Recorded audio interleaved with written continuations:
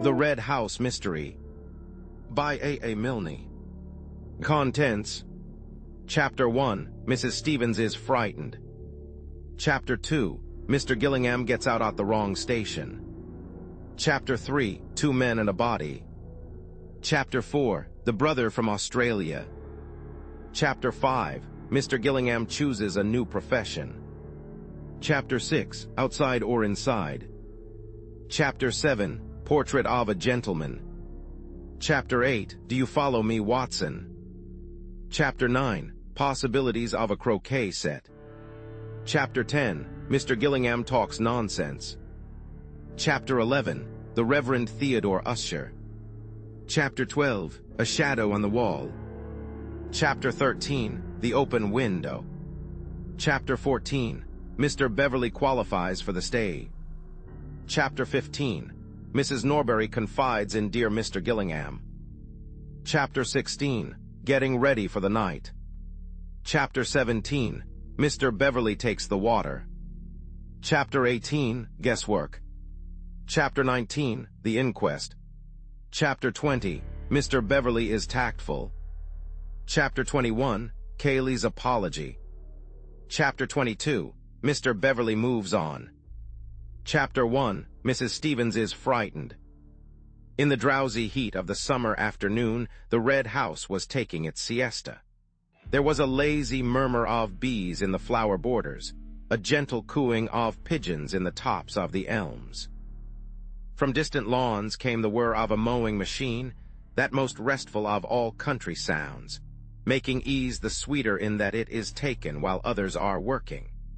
It was the hour when even those whose business it is to attend to the wants of others have a moment or two for themselves. In the housekeeper's room, Audrey Stevens, the pretty parlor maid, retrimmed her best hat and talked idly to her aunt, the cook-housekeeper of Mr. Mark Abelt's bachelor home. "For Joe," said Mrs. Stevens placidly, her eye on the hat. Audrey nodded. She took a pin from her mouth, found a place in the hat for it, and said, "He likes a bit of pink." "I don't say I mind a bit of pink myself," said her aunt. "Joe Turner isn't the only one." "It isn't everybody's color," said Audrey, holding the hat out at arm's length and regarding it thoughtfully. "Stylish, isn't it? Oh, it'll suit you all right, and it would have suited me at your age. A bit too dressy for me now, though wearing better than some other people, I dare say. I was never the one to pretend to be what I was. If I'm 55, I'm 55, that's what I say. 58, isn't it, Auntie?" "I was just giving that as an example," said Mrs. Stevens with great dignity. Audrey threaded a needle, held her hand out, and looked at her nails critically for a moment, and then began to sew. "Funny thing that about Mr. Mark's brother. Fancy not seeing your brother for 15 years. She gave a self-conscious laugh and went on, "Wonder what I should do if I didn't see Joe for 15 years. "As I told you all this morning," said her aunt, "I've been here 5 years and never heard of a brother. I could say that before everybody if I was going to die tomorrow. There's been no brother here while I've been here. You could have knocked me down with a feather when he spoke about him at breakfast this morning. I didn't hear what went before, naturally, but they was all talking about the brother when I went in. Now what was it I went in for? Hot milk, was it, or toast?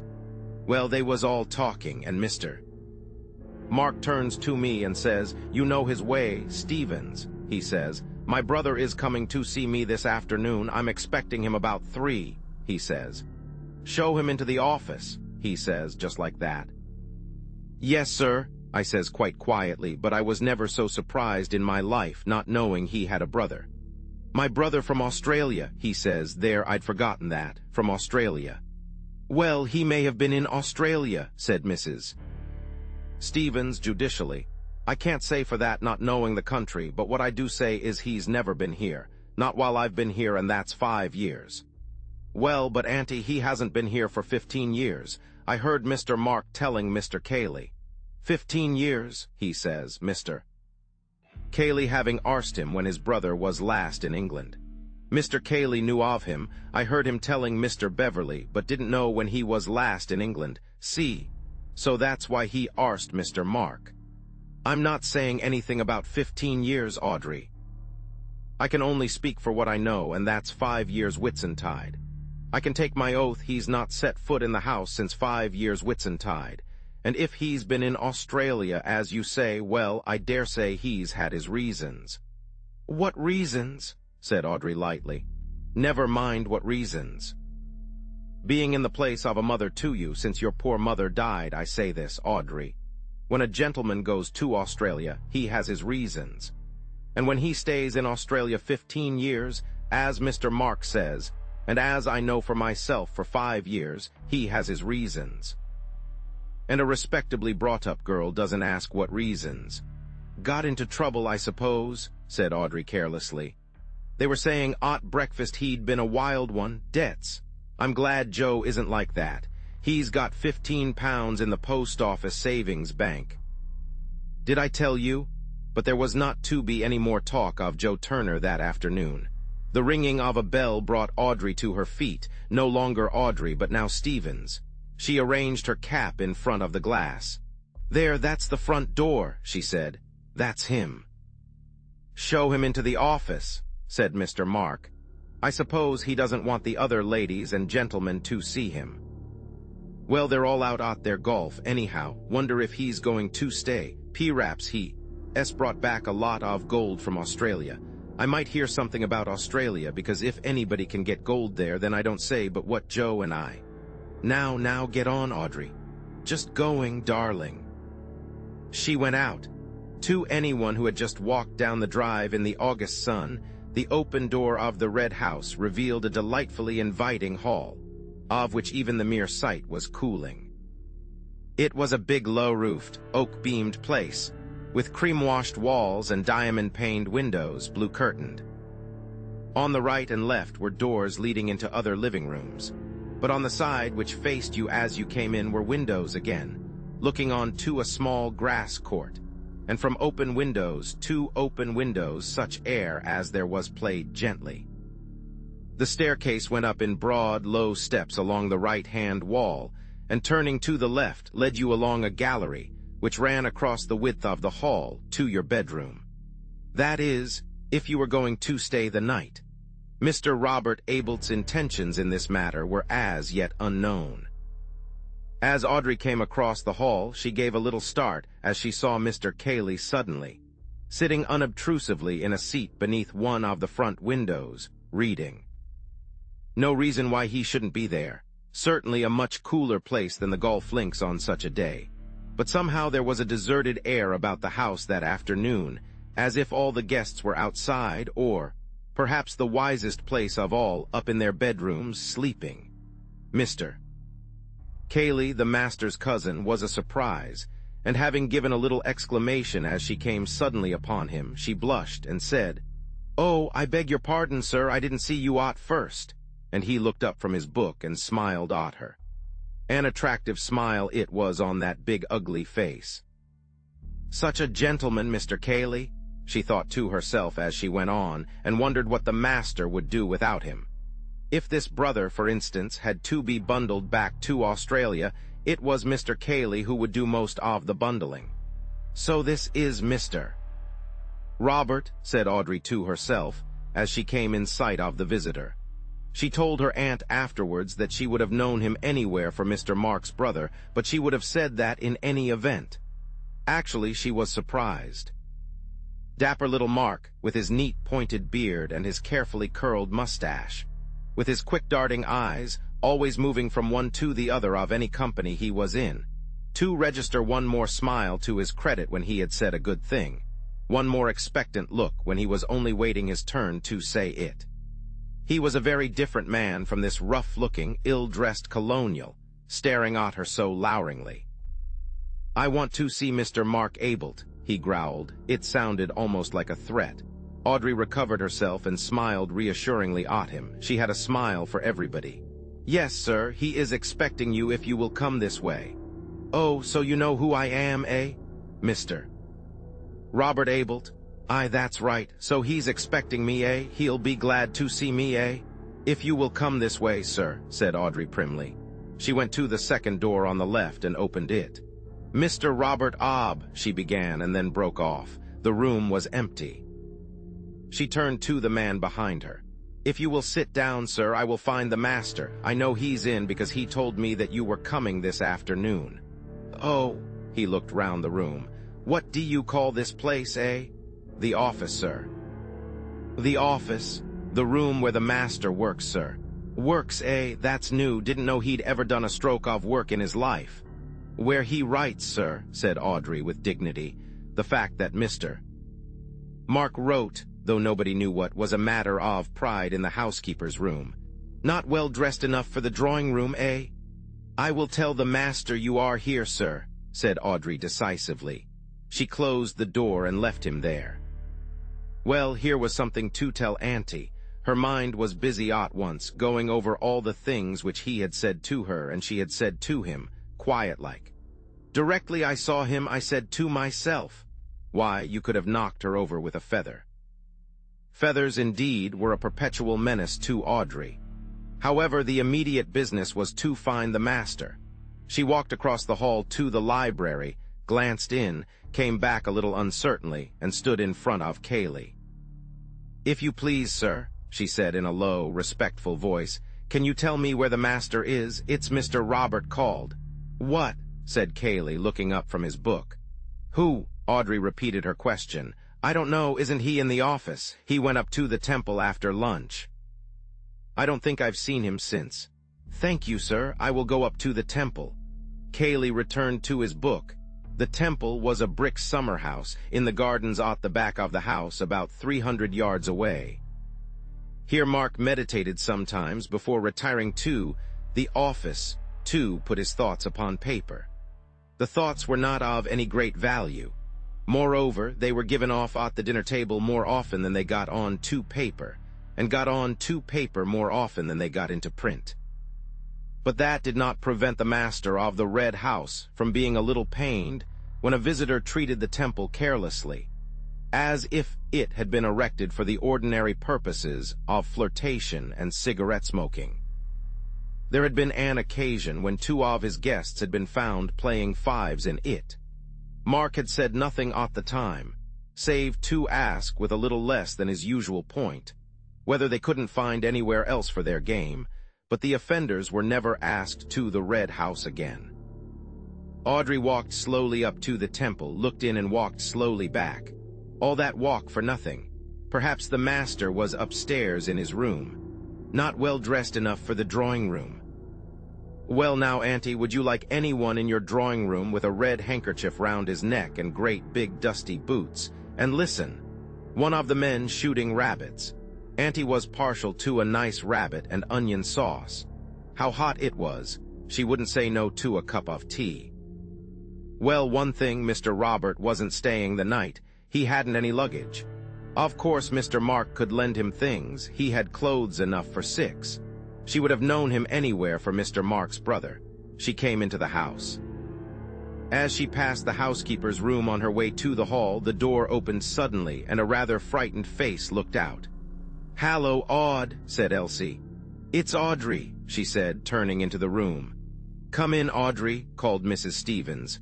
"What's up?" said Audrey, looking in at the door. "Oh, my dear, you gave me such a turn. Where have you been?" "Up to the temple. Did you hear anything?" "Hear what?" "Bangs and explosions and terrible things." "Oh," said Audrey, rather relieved. "One of the men shooting rabbits." "Why, I said to myself as I came along, Auntie's partial to a nice rabbit," I said, "and I shouldn't be surprised if—" "Rabbits," said her aunt scornfully. "It was inside the house, my girl." "Straight it was," said Elsie. "She was one of the housemaids." "I said to Mrs. Stevens, didn't I, Mrs. Stevens, that was in the house," I said. Audrey looked at her aunt and then at Elsie. "Do you think he had a revolver with him?" she said in a hushed voice. "Who?" said Elsie excitedly. "That brother of his from Australia." I said as soon as I set eyes on him, "You're a bad lot, my man." That's what I said, Elsie, even before he spoke to me. "Rude," she turned to her aunt. "Well, I give you my word. If you remember, Audrey, I always said there was no saying with anyone from Australia." Mrs. Stevens lay back in her chair, breathing rather rapidly.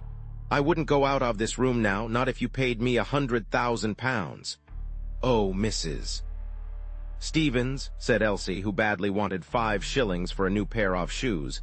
I wouldn't go as far as that, not myself, but— There, cried Mrs. Stevens, sitting up with a start. They listened anxiously, the 2 girls instinctively coming closer to the older woman's chair. A door was being shaken, kicked, rattled. Listen! Audrey and Elsie looked at each other with frightened eyes. They heard a man's voice, loud, angry. Open the door, it was shouting.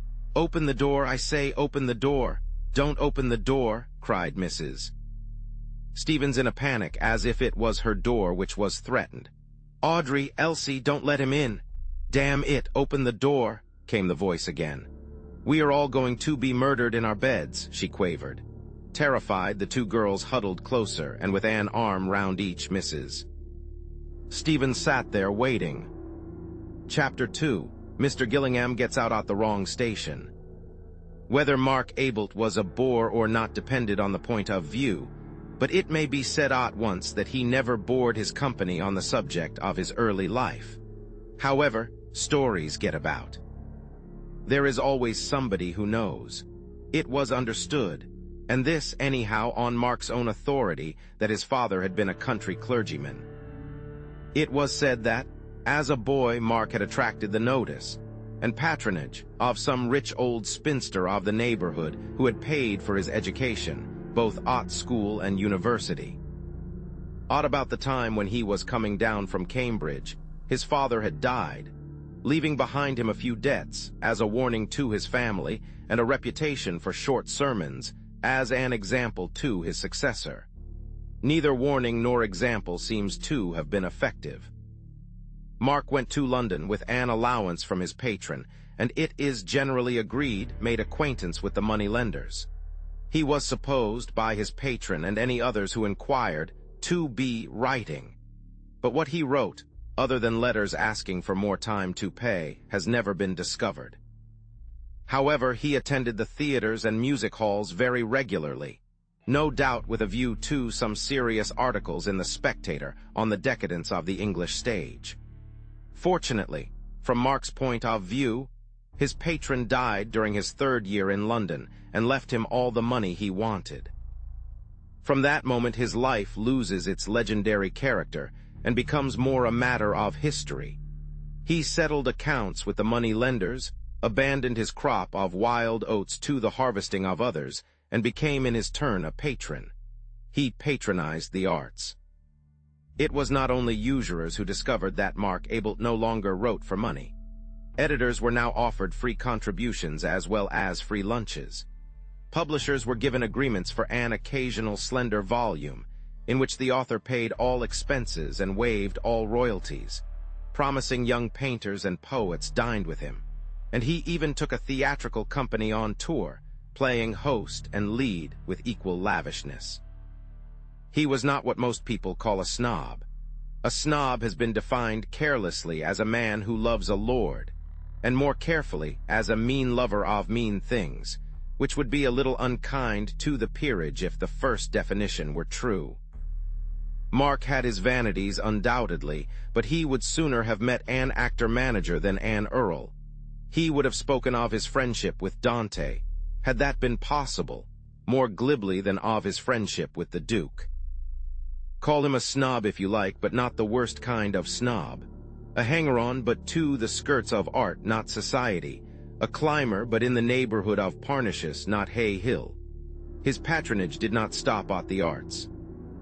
It also included Matthew Cayley, a small cousin of 13, whose circumstances were as limited as had been Mark's own before his patron had rescued him.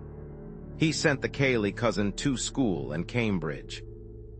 His motives, no doubt, were unworldly enough at first, a mere repaying to his account in the recording angel's book of the generosity which had been lavished on himself, a laying up of treasure in heaven.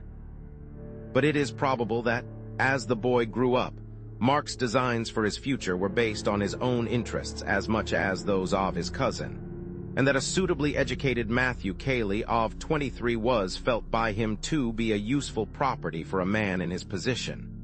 A man, that is to say, whose vanities left him so little time for his affairs. Cayley then, at 23, looked after his cousin's affairs. By this time Mark had bought the Red House and the considerable amount of land which went with it. Cayley superintended the necessary staff. His duties, indeed, were many. He was not quite secretary, not quite land agent, not quite business advisor, not quite companion, but something of all four. Mark leant upon him and called him Key, objecting quite rightly in the circumstances to the name of Matthew.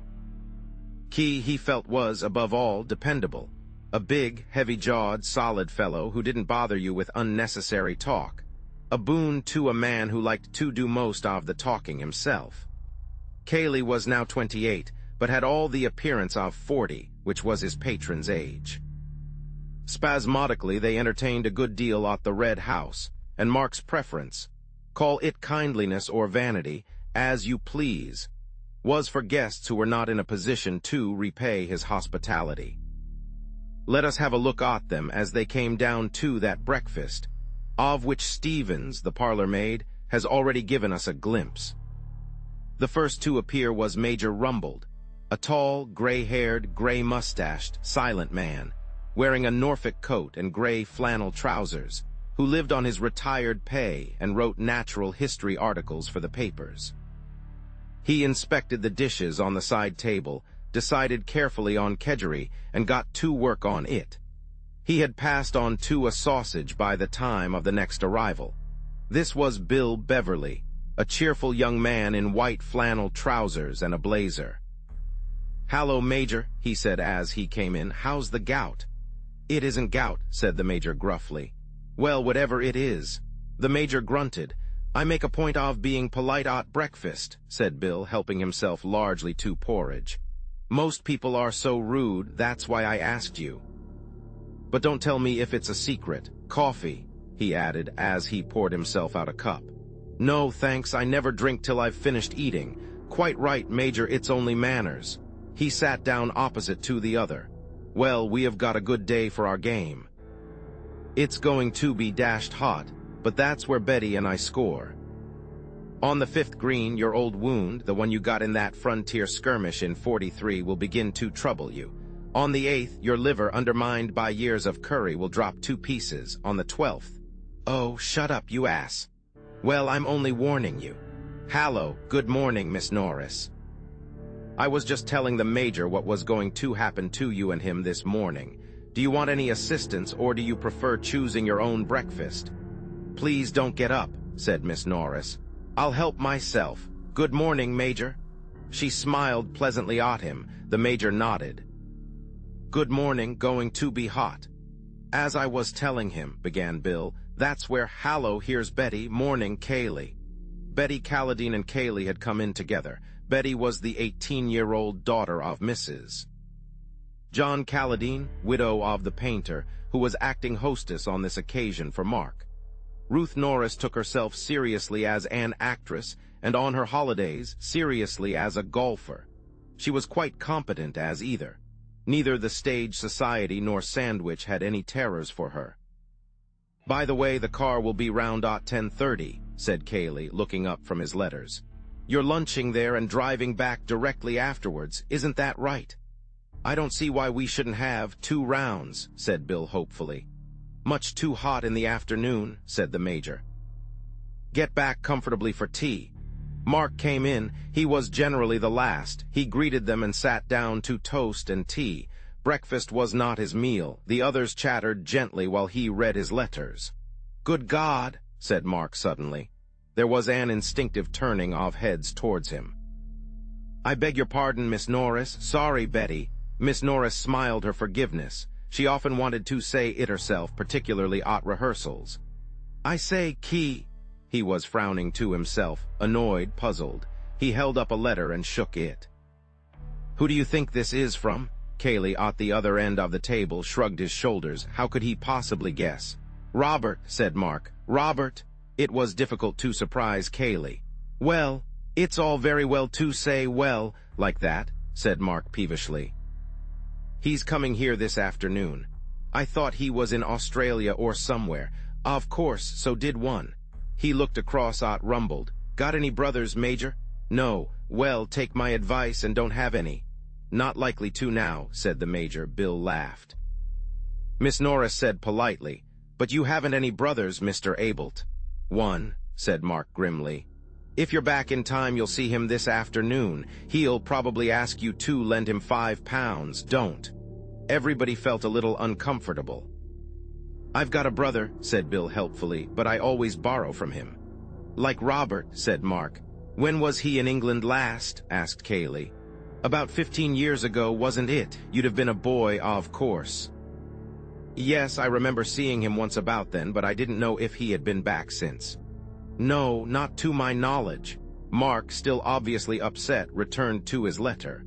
Personally, said Bill, I think relations are a great mistake. All the same, said Betty a little daringly, it must be rather fun having a skeleton in the cupboard. Mark looked up, frowning. If you think it's fun, I'll hand him over to you, Betty. If he's anything like he used to be and like his few letters have been, well, he knows. Cayley grunted. All I knew was that one didn't ask questions about him. It may have been meant as a hint to any too curious guest not to ask more questions, or a reminder to his host not to talk too freely in front of strangers, although he gave it the sound of a mere statement of fact. But the subject dropped, to be succeeded by the more fascinating one of the coming foursome. Mrs. Calladine was driving over with the players in order to lunch with an old friend who lived near the links, and Mark and Cayley were remaining at home on affairs.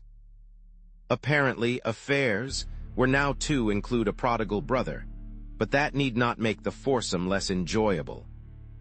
At about the time when the Major, for whatever reasons, was fluffing his tea-shot at the 16th, and Mark and his cousin were at their business at the Red House, an attractive gentleman of the name of Antony Gillingham was handing up his ticket at Woodham Station and asking the way to the village. Having received directions, he left his bag with the station master and walked off leisurely. He is an important person to this story, so that it is as well we should know something about him before letting him loose in it. Let us stop him at the top of the hill on some excuse and have a good look at him. The first thing we realize is that he is doing more of the looking than we are. Above a clean-cut, clean-shaven face, of the type usually associated with the Navy, he carries a pair of gray eyes which seem to be absorbing every detail of our person. To strangers this look is almost alarming at first, until they discover that his mind is very often elsewhere, that he has, so to speak, left his eyes on guard, while he himself follows a train of thought in another direction. Many people do this, of course, when, for instance, they are talking to one person and trying to listen to another, but their eyes betray them. Antony's never did. He had seen a good deal of the world with those eyes, though never as a sailor. When at the age of 21 he came into his mother's money, £400 a year, old Gillingham looked up from the Stockbreeder's Gazette to ask what he was going to do. See the world, said Antony. Well, send me a line from America or wherever you get to. Right, said Antony. Old Gillingham returned to his paper. Antony was a younger son, and on the whole not so interesting to his father as the cadets of certain other families. Champion Burkett, for instance. But then, Champion Burkett was the best Hereford bull he had ever bred. Antony, however, had no intention of going further away than London. His idea of seeing the world was to see, not countries, but people, and to see them from as many angles as possible. There are all sorts in London if you know how to look at them. So Antony looked at them, from various strange corners, from the viewpoint of the valet, the newspaper reporter, the waiter, the shop assistant. With the independence of £400 a year behind him, he enjoyed it immensely. He never stayed long in one job, and generally closed his connection with it by telling his employer, contrary to all etiquette as understood between master and servant, exactly what he thought of him. He had no difficulty in finding a new profession. Instead of experience and testimonials, he offered his personality and a sporting bet. He would take no wages the first month, and if he satisfied his employer, double wages the second. He always got his double wages.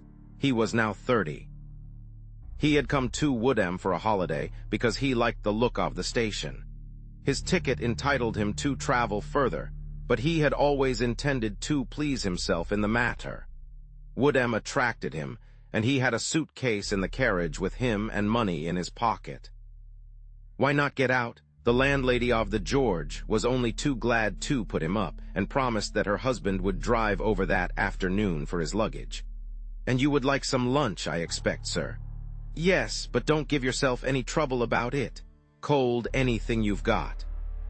"What about beef, sir?" she asked, as if she had 100 varieties of meat to select from and was offering him her best.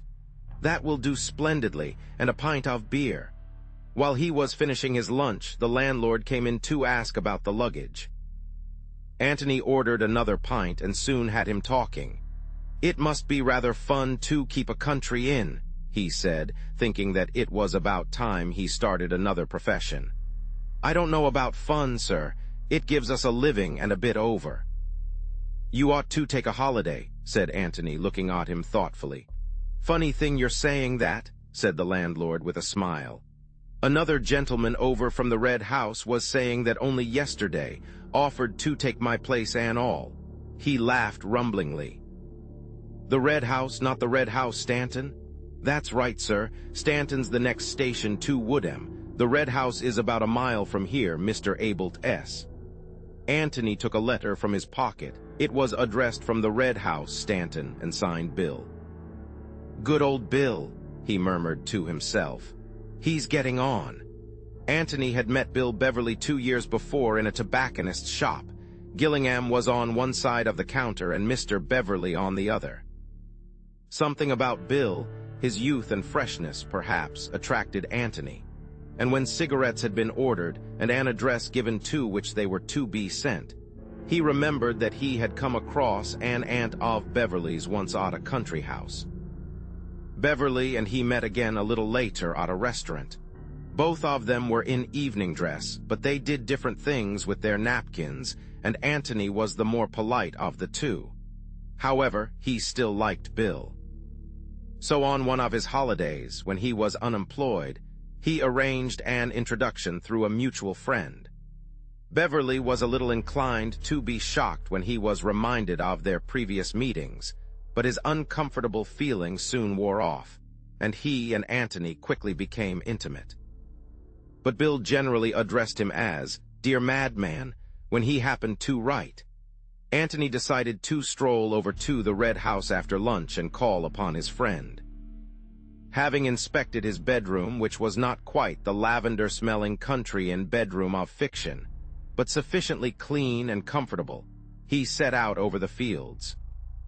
As he came down the drive and approached the old red-brick front of the house, there was a lazy murmur of bees in the flower borders, a gentle cooing of pigeons in the tops of the elms, and from distant lawns the whir of a mowing machine, that most restful of all country sounds.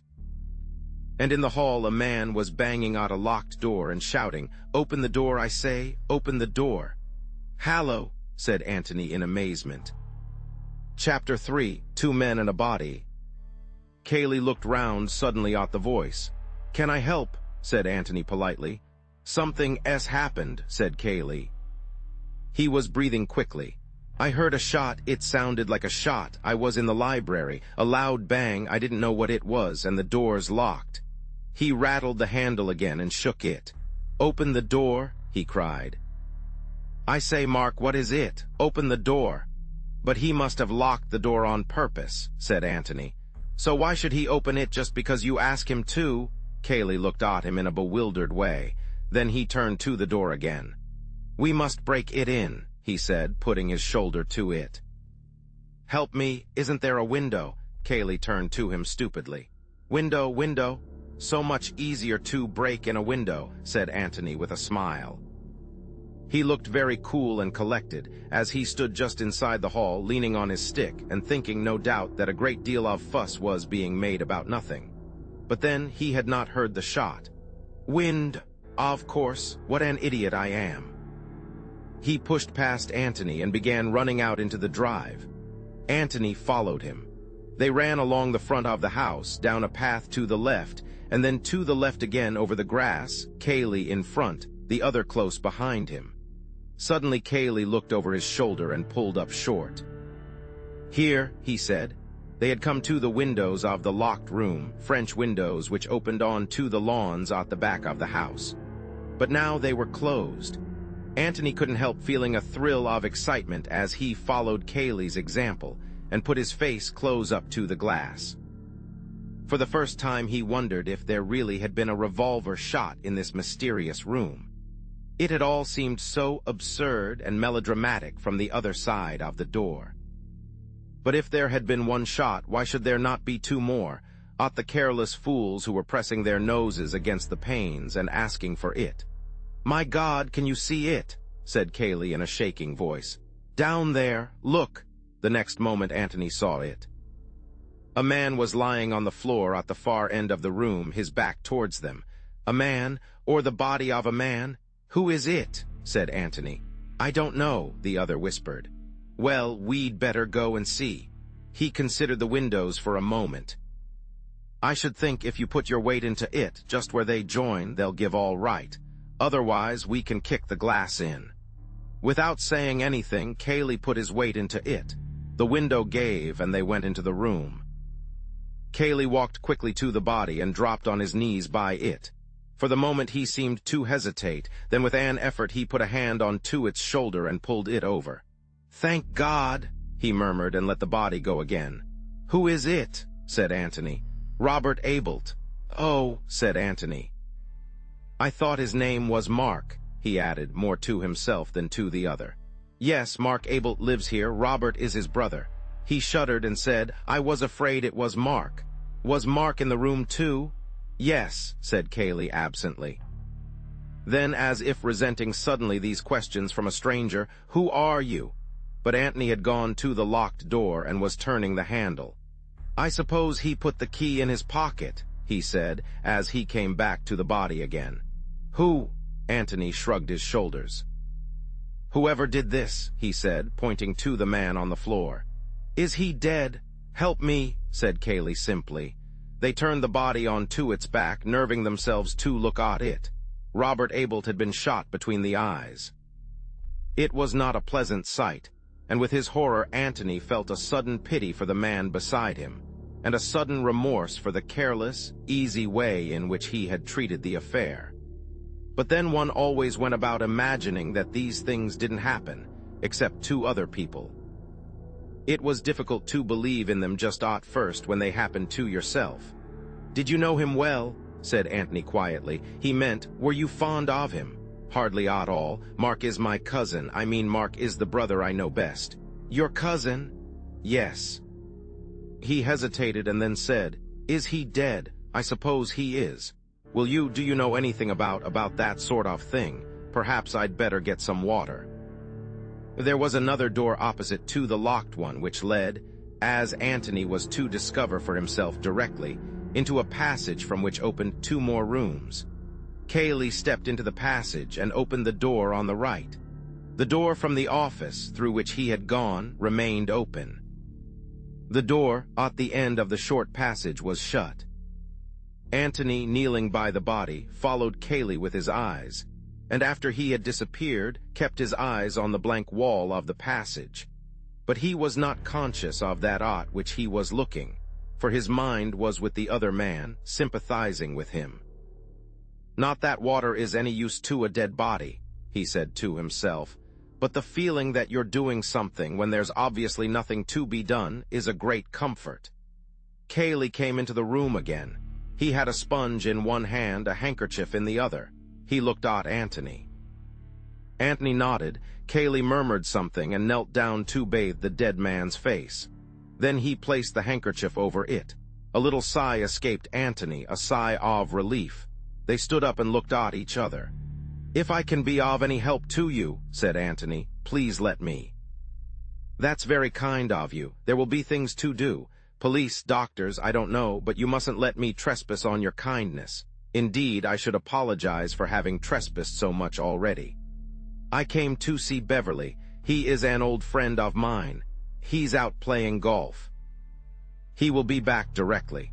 Then, as if he had only just realized it, "They will all be back directly. I will stay if I can be of any help. Please do. You see, there are women. It will be rather painful. If you would." He hesitated and gave Antony a timid little smile, pathetic in so big and self-reliant a man. "Just your moral support, you know, it would be something." "Of course." Antony smiled back at him and said cheerfully, "Well, then I'll begin by suggesting that you should ring up the police." "The police? Why, yes." He looked doubtfully at the other. "I suppose," Antony spoke frankly. "Now, look here, Mr. Cayley, I'm Mark Abelt's cousin. I live with him." "My name's Gillingham. I'm sorry, I ought to have told you before." "Well now, Mr. Cayley, we shan't do any good by pretending. Here's a man been shot. Well, somebody shot him." "He might have shot himself," mumbled Cayley. "Yes, he might have, but he didn't. Or if he did, somebody was in the room at the time, and that somebody isn't here now. And that somebody took a revolver away with him. Well, the police will want to say a word about that, won't they?" Cayley was silent, looking on the ground. "Oh, I know what you're thinking, and believe me, I do sympathize with you, but we can't be children about it. If your cousin Mark Abelt was in the room with this," he indicated the body, "this man, then." "Who said he was?" said Cayley, jerking his head up suddenly at Antony. "You did." "I was in the library. Mark went in. He may have come out again. I know nothing. Somebody else may have gone in." Yes," said Antony patiently, as if to a little child. "You know your cousin, I don't. Let's agree that he had nothing to do with it. But somebody was in the room when this man was shot, and well, the police will have to know, don't you think?" He looked at the telephone. "Or would you rather I did it?" Cayley shrugged his shoulders and went to the telephone. "May I, look round a bit?" Antony nodded towards the open door. "Oh, do, yes." He sat down and drew the telephone towards him. "You must make allowances for me, Mr. Gillingham. You see, I've known Mark for a very long time, but of course you're quite right, and I'm merely being stupid." He took off the receiver. "Let us suppose that, for the purpose of making a first acquaintance with this office, we are coming into it from the hall, through the door which is now locked, but which, for our special convenience, has been magically unlocked for us. As we stand just inside the door, the length of the room runs right and left, or more accurately, to the right only, for the left-hand wall is almost within our reach. Immediately opposite to us, across the breadth of the room, some 15 feet, is that other door by which Cayley went out and returned a few minutes ago.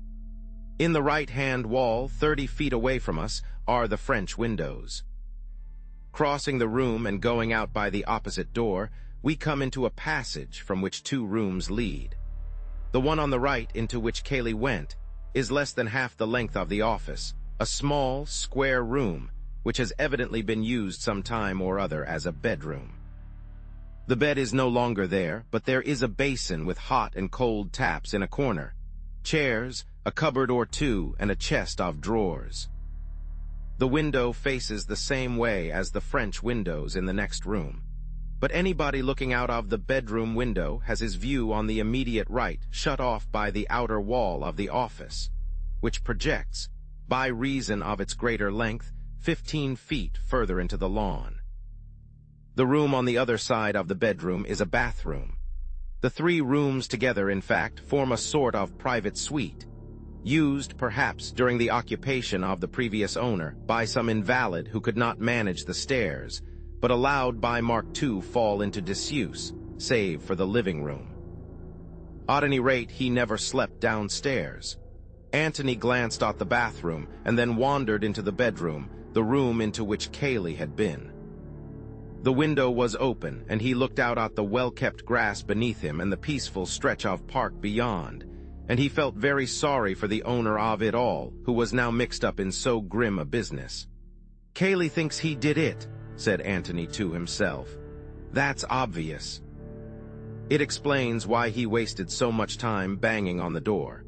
Why should he try to break a lock when it's so much easier to break a window? Of course, he might just have lost his head. On the other hand, he might. Well, he might have wanted to give his cousin a chance of getting away. The same about the police and, oh, lots of things. Why, for instance, did we run all the way round the house in order to get to the windows? Surely there's a back way out through the hall. I must have a look later on. Antony, it will be observed, had by no means lost his head. There was a step in the passage outside, and he turned round to see Kaylee in the doorway.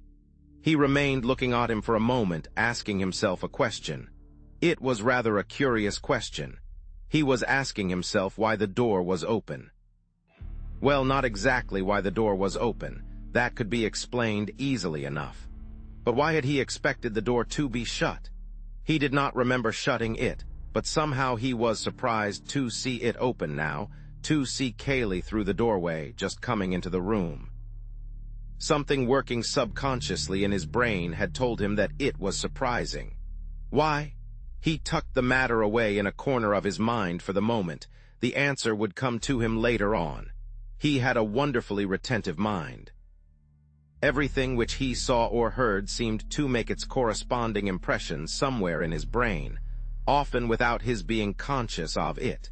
And these photographic impressions were always there ready for him when he wished to develop them. Kaylee joined him at the window. "I've telephoned," he said.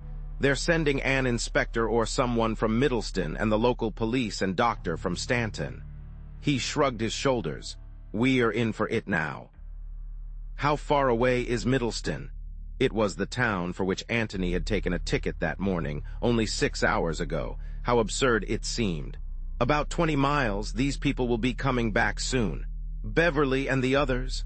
Yes, I expect they'll want to go away at once. Much better that they should. Yes. Kaylee was silent for a little, then he said, "You're staying near here?" "I'm at the George, at Woodham." "If you're by yourself, I wish you'd put up here. You see," he went on awkwardly, "you'll have to be here for the inquest and so on. If I may offer you my cousin's hospitality and his. I mean, if he doesn't, if he really has."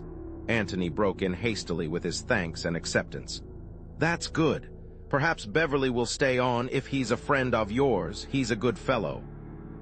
Antony felt quite sure, from what Kaylee had said and had hesitated to say, that Mark had been the last to see his brother alive. It didn't follow that Mark Abelt was a murderer. Revolvers go off accidentally, and when they have gone off, people lose their heads and run away, fearing that their story will not be believed. Nevertheless, when people run away, whether innocently or guiltily, one can't help wondering which way they went.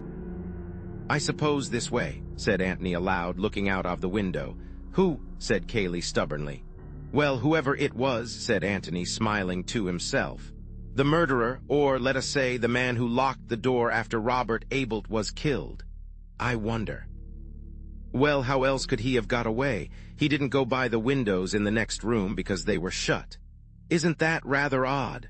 Well, I thought so at first, but—" He pointed to the wall jutting out on the right. "You see, you're protected from the rest of the house if you get out here, and you're quite close to the shrubbery. If you go out at the French windows, I imagine you're much more visible. All that part of the house," he waved his right hand. "The west, well, northwest almost, where the kitchen parts are, you see, you're hidden from them here." Oh, yes, he knew the house, whoever it was, and he was quite right to come out of this window. He'd be into the shrubbery at once. Kaylee looked at him thoughtfully. "It seems to me, Mr. Gillingham, that you know the house pretty well, considering that this is the first time you've been to it." Antony laughed. "Oh, well, I notice things, you know. I was born noticing." "But I'm right, aren't I, about why he went out this way?" "Yes, I think you are." Kaylee looked away towards the shrubbery. "Do you want to go noticing in there now?" He nodded at it. "I think we might leave that to the police," said Antony gently. Well, there's no hurry." Kaylee gave a little sigh, as if he had been holding his breath for the answer and could now breathe again. "Thank you, Mr. Gillingham," he said. Chapter 4. The brother from Australia. Guests at the Red House were allowed to do what they liked within reason, the reasonableness or otherwise of it being decided by Mark. But when once they or Mark had made up their minds as to what they wanted to do, the plan had to be kept. Mrs. Calladine, who knew this little weakness of their host, resisted, therefore, the suggestion of Bill that they should have a second round in the afternoon and drive home comfortably after tea. The other golfers were willing enough, but Mrs. Calladine, without actually saying that Mr. Abel wouldn't like it, was firm on the point that, having arranged to be back by 4, they should be back by 4. "I really don't think Mark wants us, you know," said the Major.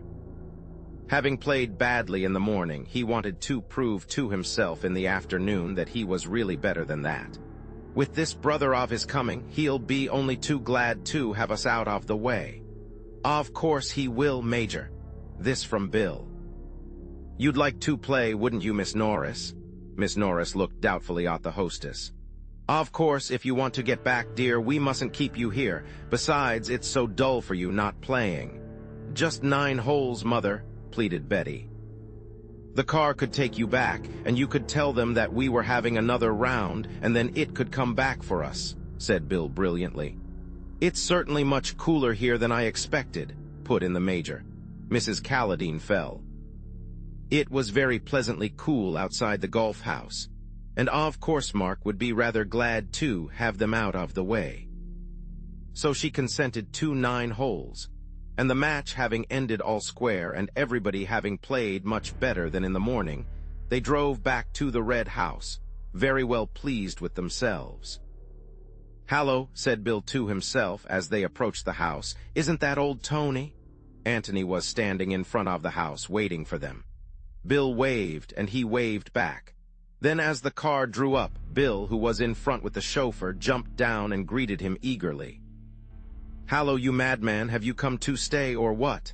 He had a sudden idea. "Don't say you're Mark Abelt's long-lost brother from Australia, though I could quite believe it of you." He laughed boyishly. "Hallo, Bill," said Antony quietly. "Will you introduce me? I'm afraid I've got some bad news." Bill, rather sobered by this, introduced him. The Major and Mrs. Calladine were on the near side of the car, and Antony spoke to them in a low voice. "I'm afraid I'm going to give you rather a shock," he said. "Robert Abelt, Mr. Mark Abelt's brother has been killed." He jerked a thumb over his shoulder. "In the house." "Good God," said the Major. "Do you mean that he has killed himself?" asked Mrs. Calladine. "Just now?" "It was about 2 hours ago. I happened to come here." He half-turned to Beverley and explained. "I was coming to see you, Bill, and I arrived just after the death. Mr. Cayley and I found the body. Mr. Cayley being busy just now, there are police and doctors and so on in the house. He asked me to tell you. He says that no doubt you would prefer, the house party having been broken up in this tragic way, to leave as soon as possible." He gave a pleasant, apologetic little smile and went on. "I am putting it badly, but what he means, of course, is that you must consult your own feelings in the matter entirely, and please make your own arrangements about ordering the car for whatever train you wish to catch. There is one this evening, I understand, which you could go by if you wished it." Bill gazed with open mouth at Antony. He had no words in his vocabulary to express what he wanted to say, other than those the Major had already used. Betty was leaning across to Miss Norris and saying, "Who's killed?" in an awestruck voice, and Miss Norris, who was instinctively looking as tragic as she looked on the stage when a messenger announced the death of one of the cast, stopped for a moment in order to explain. Mrs. Calladine was quietly mistress of herself. "We shall be in the way, yes, I quite understand," she said. "But we can't just shake the dust of the place off our shoes because something terrible has happened there. I must see Mark, and we can arrange later what to do. He must know how very deeply we feel for him. Perhaps we," she hesitated. "The Major and I might be useful anyway," said Bill. "Isn't that what you mean, Mrs. Calladine?" "Where is Mark?" said the Major suddenly, looking hard at Antony. Antony looked back unwaveringly and said nothing. "I think," said the Major gently, leaning over to Mrs. Calladine, "that it would be better if you took Betty back to London tonight." "Very well," she agreed quietly. "You will come with us, Ruth?" "I'll see you safely there," said Bill in a meek voice. He didn't quite know what was happening, and having expected to stay at the Red House for another week, he had nowhere to go to in London, but London seemed to be the place that everyone was going to, and when he could get Tony alone for a moment, Tony no doubt would explain. "Kaylee wants you to stay, Bill. You have to go anyhow tomorrow," Major rumbled. "Yes, I'll come with you, Mrs. Calladine. Mr. Kaylee would wish me to say again that you will please not hesitate to give your own orders, both as regard the car and as regard any telephoning or telegraphing that you want done." He smiled again and added, "Please forgive me if I seem to have taken a good deal upon myself, but I just happened to be handy as a mouthpiece for Kaylee." He bowed to them and went into the house. "Well," said Miss Norris dramatically. As Antony re-entered the hall, the inspector from Middleston was just crossing into the library with Kaylee. The latter stopped and nodded to Antony. "Wait a moment, Inspector. Here's Mr. Gillingham. He'd better come with us." And then to Antony, "This is Inspector Birch."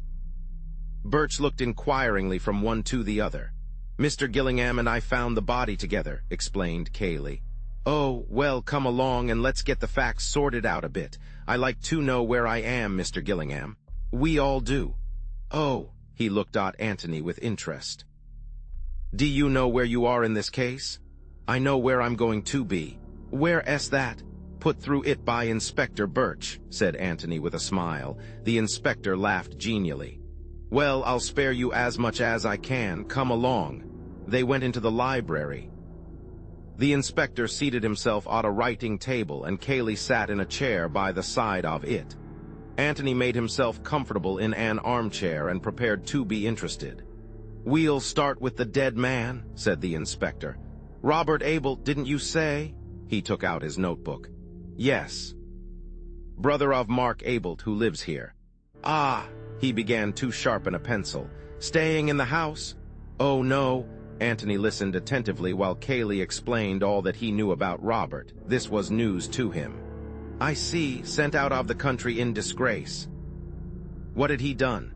"I hardly know. I was only about 12 at the time, the sort of age when you're told not to ask questions." "Inconvenient questions?" "Exactly. So you don't really know whether he had been merely wild or wicked?" "No, old Mr. Abel was a clergyman," added Kaylee. "Perhaps what might seem wicked to a clergyman might seem only wild to a man of the world." "I dare say, Mr. Kaylee," smiled the inspector. "Anyhow, it was more convenient to have him in Australia?" "Yes. Mark Abel never talked about him. Hardly ever. He was very much ashamed of him, and well, very glad he was in Australia." "Did he write Mark sometimes?" "Occasionally, perhaps 3 or 4 times in the last 5 years. Asking for money?" "Something of the sort. I don't think Mark always answered them." "As far as I know, he never sent any money." "Now your own private opinion, Mr. Kaylee. Do you think that Mark was unfair to his brother, unduly hard on him?" "They'd never liked each other as boys. There was never any affection between them. I don't know whose fault it was in the first place, if anybody's. Still, Mark might have given him a hand." "I understand," said Kaylee, "that Robert spent his whole life asking for hands." The inspector nodded. "I know that sort. Well, now we'll go on to this morning. This letter that Mark got, did you see it?" "Not at the time. He showed it to me afterwards." "Any address?" "No, a half-sheet of rather dirty paper." "Where is it now?" "I don't know. In Mark's pocket, I expect." "Ah," he pulled out his beard. "Well, we'll come to that. Can you remember what it said?" "As far as I remember, something like this: Mark, your loving brother is coming to see you tomorrow, all the way from Australia. I give you warning so that you will be able to conceal your surprise, but not, I hope, your pleasure. Expect him at 3 or thereabouts." "Ah," the inspector copied it down carefully. "Did you notice the postmark? London. And what was Mark's attitude?" Annoyance, disgust, Cayley hesitated. Apprehension? And no, not exactly.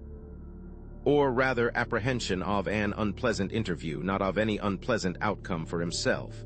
You mean that he wasn't afraid of violence or blackmail or anything of that sort? He didn't appear to be. Right.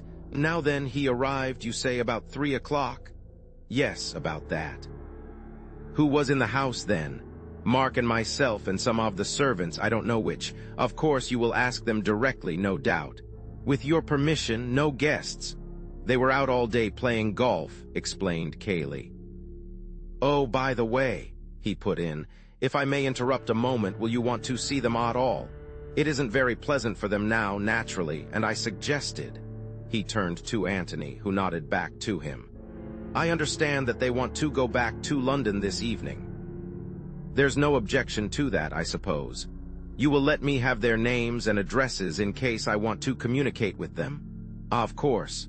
One of them is staying on if you would like to see him later, but they only came back from their golf as we crossed the hall. That's all right, mister. Cayley, well now then, let's go back to 3 o'clock. Where were you when Robert arrived? Cayley explained how he had been sitting in the hall, how Audrey had asked him where the master was, and how he had said that he had last seen him going up to the temple. She went away and I went on with my book. There was a step on the stairs and I looked up to see Mark coming down. He went into the office and I went on with my book again. I went into the library for a moment to refer to another book, and when I was in there I heard a shot. At least it was a loud bang. I wasn't sure if it was a shot. I stood and listened. Then I came slowly to the door and looked out. Then I went back again, hesitated a bit, you know, and finally decided to go across to the office and make sure that it was all right. I turned the handle of the door and found it was locked. Then I got frightened, and I banged at the door and shouted, and, well, that was when Mr. Gillingham arrived. He went on to explain how they had found the body. The inspector looked at him with a smile. Yes, well, we shall have to go over some of that again, Mr. Cayley. Mr. Mark now, you thought he was in the temple. Could he have come in and gone up to his room without your seeing him?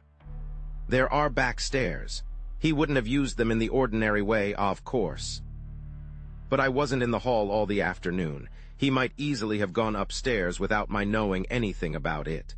So that you weren't surprised when you saw him coming down? Oh, not a bit. Well, did he say anything? He said, Robert's here, or something of the sort.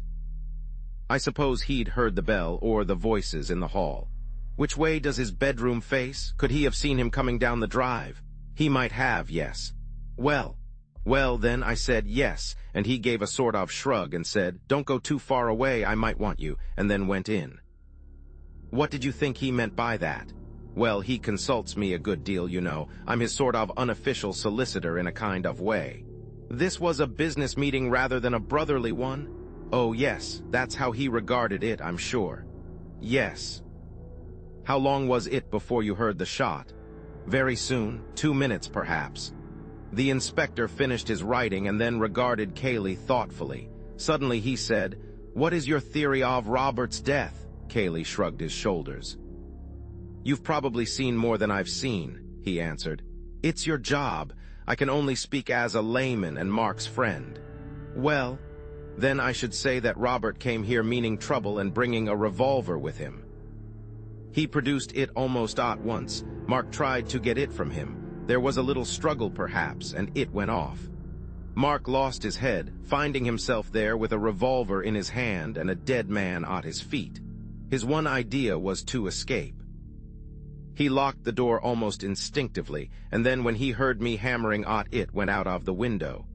Why, yes. Well, that sounds reasonable enough. What do you say, mister? Gillingham, I should hardly call it reasonable to lose your head, said Antony, getting up from his chair and coming towards them. Well, you know what I mean. It explains things. Oh, yes, any other explanation would make them much more complicated. Have you any other explanation? Not one. Are there any points on which you would like to correct Mr. Cayley? Anything that he left out after you arrived here? No, thanks. He described it all very accurately. Ah, well now, about yourself. You're not staying in the house, I gather? Antony explained his previous movements. Yes, did you hear the shot? Antony put his head on one side as if listening. Yes, just as I came in sight of the house. It didn't make any impression at the time, but I remember it now. Where were you then?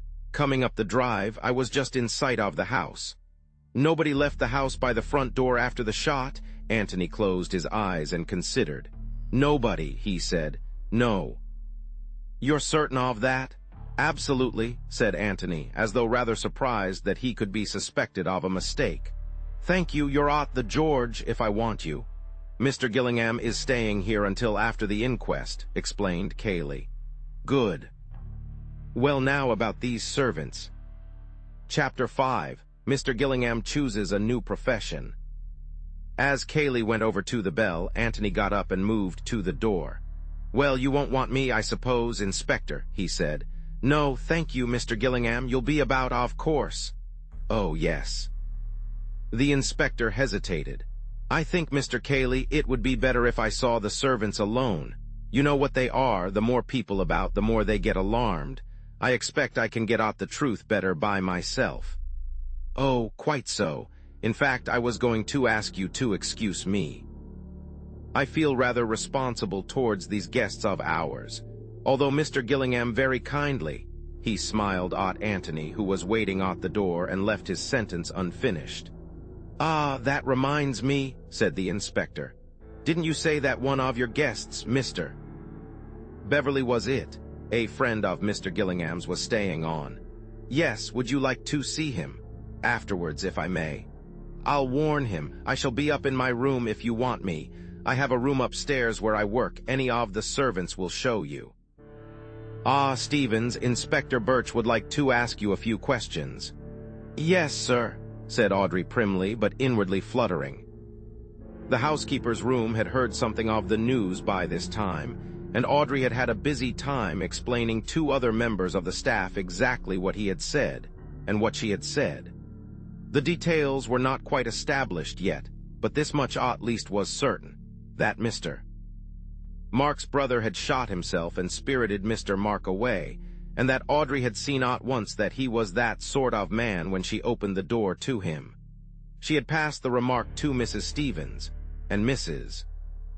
Stevens, if you remember, Audrey, had always said that people didn't go away to Australia except for very good reasons. Elsie agreed with both of them, but she had a contribution of her own to make. She had actually heard Mr. Mark in the office, threatening his brother. You mean Mr. Robert, said the second parlor maid. She had been having a little nap in her room, but she had heard the bang. In fact, it had woken her up, just like something going off. It was Mr. Mark's voice, said Elsie firmly. Pleading for mercy, said an eager-eyed kitchen maid hopefully from the door, and was hurried out again by the others, wishing that she had not given her presence away. But it was hard to listen in silence when she knew so well from her novelettes just what happened on these occasions. I shall have to give that girl a piece of my mind, said Mrs. Stevens. Well, Elsie, he said, I heard him say it with my own ears. It's my turn now, he said, triumphant-like. Well, if you think that's a threat, dear, you're very particular, I must say. But Audrey remembered Elsie's words when she was in front of Inspector Birch. She gave her own evidence with the readiness of one who had already repeated it several times, and was examined and cross-examined by the inspector with considerable skill. The temptation to say, "Never mind about what you said to him," was strong, but he resisted it, knowing that in this way he would discover best what he said to her. By this time, both his words and the looks he gave her were getting their full value from Audrey, but the general meaning of them seemed to be well established. Then you didn't see Mr. Mark at all? No, sir. He must have come in before and gone up to his room. Or come in by the front door, likely enough, while I was going out by the back. Yes, well, I think that's all that I want to know, thank you very much. Now what about the other servants? Elsie heard the master and Mr. Robert talking together, said Audrey eagerly. He was saying, Mr. Mark, I mean. "Ah, well, I think Elsie had better tell me that herself. Who is Elsie, by the way?" "One of the housemaids. Shall I send her to you, sir?" "Please." Elsie was not sorry to get the message. It interrupted a few remarks from Mrs. Stevens about Elsie's conduct that afternoon, which were, Elsie thought, much better interrupted. In Mrs. Stevens' opinion, any crime committed that afternoon in the office was as nothing to the double crime committed by the unhappy Elsie. For Elsie realized too late that she would have done better to have said nothing about her presence in the hall that afternoon. She was bad at concealing the truth, and Mrs. Stevens was good at discovering it. Elsie knew perfectly well that she had no business to come down the front stairs, and it was no excuse to say that she happened to come out of Miss Norris' room just at the head of the stairs, and didn't think it would matter, as there was nobody in the hall, and what was she doing anyhow in Miss Norris' room at that time? Returning a magazine. Lent by Miss Norris, might she ask? Well, not exactly lent. Really, Elsie, and this in a respectable house. In vain for poor Elsie to plead that a story by her favorite author was advertised on the cover, with a picture of the villain falling over the cliff. "That's where you'll go to, my girl, if you aren't careful," said Mrs. Stevens firmly. But of course there was no need to confess all these crimes to Inspector Birch. All that interested him was that she was passing through the hall and heard voices in the office. "And stopped to listen?" "Certainly not," said Elsie with dignity, feeling that nobody really understood her. "I was just passing through the hall, just as you might have been yourself, and not supposing they was talking secrets, didn't think to stop my ears, as no doubt I ought to have done." And she sniffed slightly. "Come, come," said the inspector soothingly, "I didn't mean to suggest." "Everyone is very unkind to me," said Elsie between sniffs. "And there's that poor man lying dead there, and sorry they'd have been, if it had been me, to have spoken to me as they have done this day." "Nonsense, we are going to be very proud of you. I shouldn't be surprised if your evidence were of very great importance. Now then, what was it you heard? Try to remember the exact words." "Something about working in a passage," thought Elsie. "Yes, but who said it?" "Mr. Robert." "How do you know it was Mr. Robert? Had you heard his voice before?" "I don't take it upon myself to say that I had had any acquaintance with Mr. Robert, but seeing that it was Mr. Mark, nor yet Mr. Cayley, nor any other of the gentlemen, and Miss Stevens had shown Mr. Robert into the office not 5 minutes before." "Quite so," said the inspector hurriedly. "Mr. Robert undoubtedly working in a passage." "That was what it sounded like, sir." Working a passage over, could that have been it?" "That's right, sir," said Elsie eagerly. "He'd worked his passage over. Well," and then Mr. Mark said loudly, sort of triumphant like, "It's my turn now, you wait." Triumphantly, as much as to say his chance had come. "And that's all you heard?" "That's all, sir, not standing there listening, but just passing through the hall as it might be any time." "Yes, well, that's really very important, Elsie, thank you." Elsie gave him a smile and returned eagerly to the kitchen. She was ready for Mrs. Stevens or anybody now. Meanwhile, Antony had been exploring a little on his own. There was a point which was puzzling him. He went through the hall to the front of the house and stood at the open door, looking out on to the drive. He and Cayley had run round the house to the left.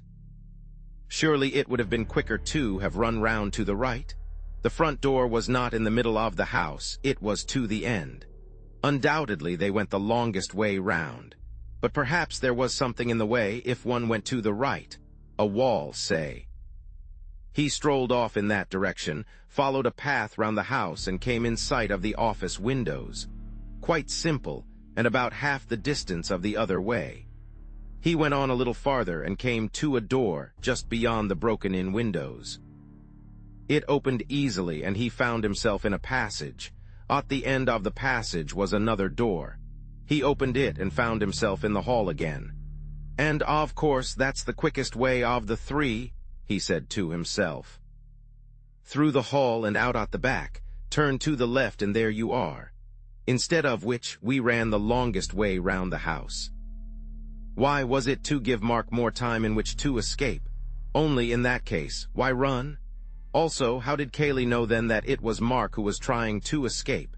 If he had guessed, well, not guessed, but been afraid, that one had shot the other, it was much more likely that Robert had shot Mark. Indeed, he had admitted that this was what he thought. The first thing he had said when he turned the body over was, "Thank God, I was afraid it was Mark." But why should he want to give Robert time in which to get away? And again, why run if he did want to give him time? Antony went out of the house again to the lawns at the back and sat down on a bench in view of the office windows. "Now then," he said, "let's go through Cayley's mind carefully and see what we get." Cayley had been in the hall when Robert was shown into the office. The servant goes off to look for Mark, and Cayley goes on with his book. Mark comes down the stairs, warns Cayley to stand by in case he is wanted, and goes to meet his brother. What does Cayley expect? Possibly that he won't be wanted at all. Possibly that his advice may be wanted in the matter, say, of paying Robert's debts or getting him a passage back to Australia. Possibly that his physical assistance may be wanted to get an obstreperous Robert out of the house.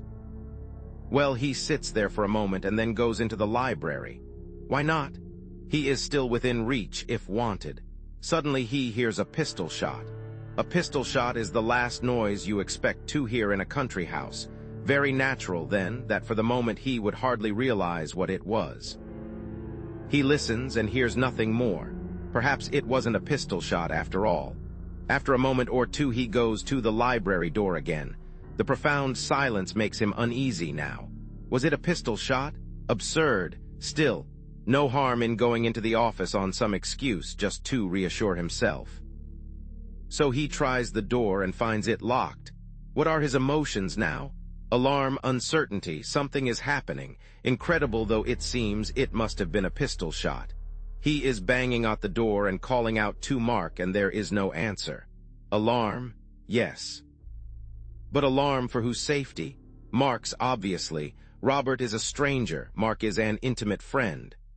Robert has written a letter that morning, the letter of a man in a dangerous temper. Robert is the tough customer, Mark the highly civilized gentleman. If there has been a quarrel, it is Robert who has shot Mark. He bangs at the door again. Of course, to Antony, coming suddenly upon this scene, Cayley's conduct had seemed rather absurd, but then, just for the moment, Cayley had lost his head. Anybody else might have done the same.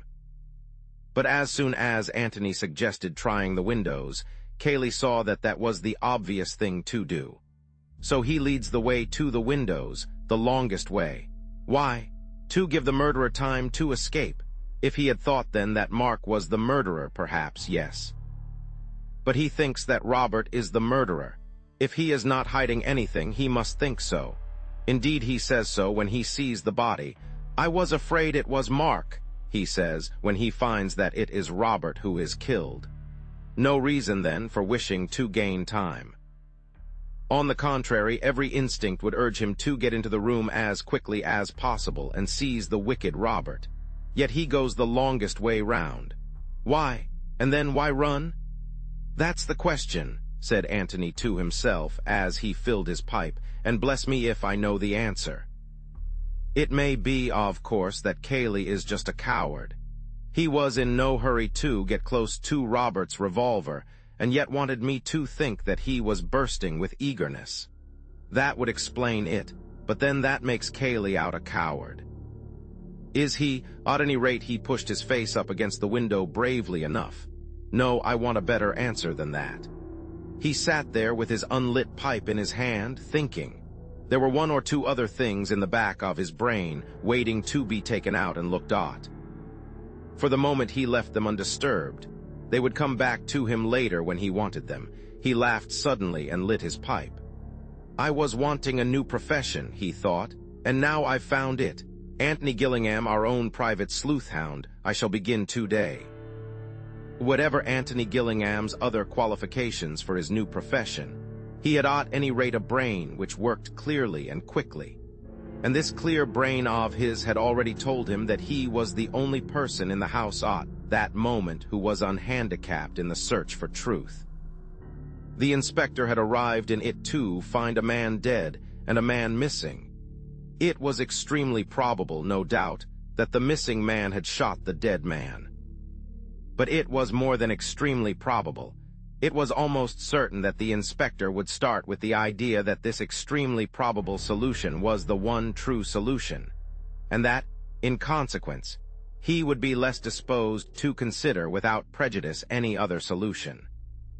As regards all the rest of them, Cayley, the guests, the servants, they also were prejudiced, in favor of Mark or possibly, for all he knew, against Mark, in favor of or against each other. They had formed some previous opinion from what had been said that morning of the sort of man Robert was. No one of them could consider the matter with an unbiased mind. But Antony could.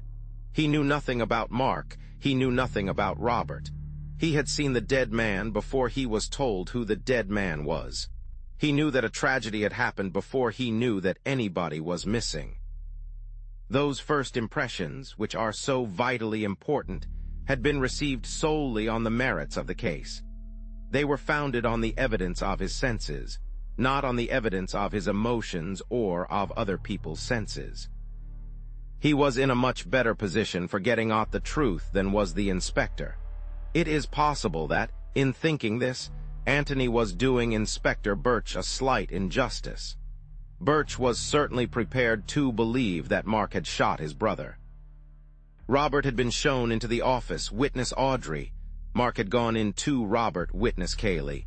Mark and Robert had been heard talking, witness Elsie.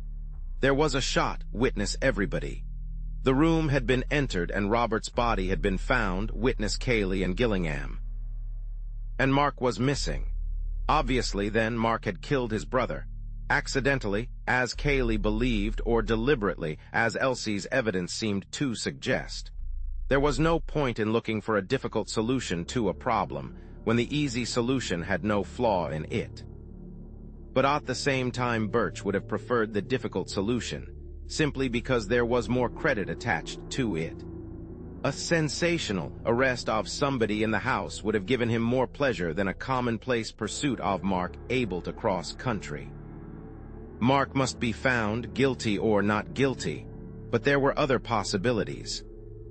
It would have interested Antony to know that, just at the time when he was feeling rather superior to the prejudiced inspector, the inspector himself was letting his mind dwell lovingly upon the possibilities in connection with Mr. Gillingham.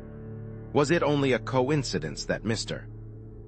Gillingham had turned up just when he did, and Mr. Beverley's curious answers when asked for some account of his friend? An assistant in a tobacconist's, a waiter. An odd man, Mr. Gillingham, evidently. It might be as well to keep an eye on him. Chapter 6, Outside or Inside. The guests had said goodbye to Cayley, according to their different manner. The major gruff and simple. "If you want me, command me. Anything I can do, goodbye." Betty, silently sympathetic, with everything in her large eyes which she was too much overawed to tell. Mrs. Calladine, protesting that she did not know what to say, but apparently finding plenty. And Miss Norris, crowding so much into one despairing gesture that Cayley's unvarying, "Thank you very much," might have been taken this time as gratitude for an artistic entertainment. Bill had seen them into the car, had taken his own farewells, with a special squeeze of the hand for Betty, and had wandered out to join Antony on his garden seat. "Well, this is a rum show," said Bill as he sat down. "Very rum, William." "And you actually walked right into it." "Right into it," said Antony. "Then you're the man I want. There are all sorts of rumors and mysteries about. And that inspector fellow simply wouldn't keep to the point when I wanted to ask him about the murder, or whatever it is, but kept asking me questions about where I'd met you first, and all sorts of dull things like that. Now, what really happened?" Antony told him as concisely as he could all that he had already told the inspector, Bill interrupting him here and there with appropriate good lords and whistles. "I say, it's a bit of a business, isn't it? Where do I come in exactly?" "How do you mean?" Well, everybody else is bundled off except me, and I get put through it by that inspector as if I knew all about it. What's the idea? Antony smiled at him. Well, there's nothing to worry about, you know. Naturally, Birch wanted to see one of you so as to know what you'd all been doing all day. And Kaylee was nice enough to think that you'd be company for me, as I knew you already. And, well, that's all. You're staying here in the house, said Bill eagerly. Good man, that's splendid. It reconciles you to the departure of some of the others, Bill blushed. Oh, well, I shall see her again next week anyway, he murmured. I congratulate you, I liked her looks and that gray dress. A nice, comfortable sort of woman. You fool, that's her mother. Oh, I beg your pardon, but anyhow, Bill, I want you more than she does just now, so try and put up with me. I say, do you really? Said Bill, rather flattered.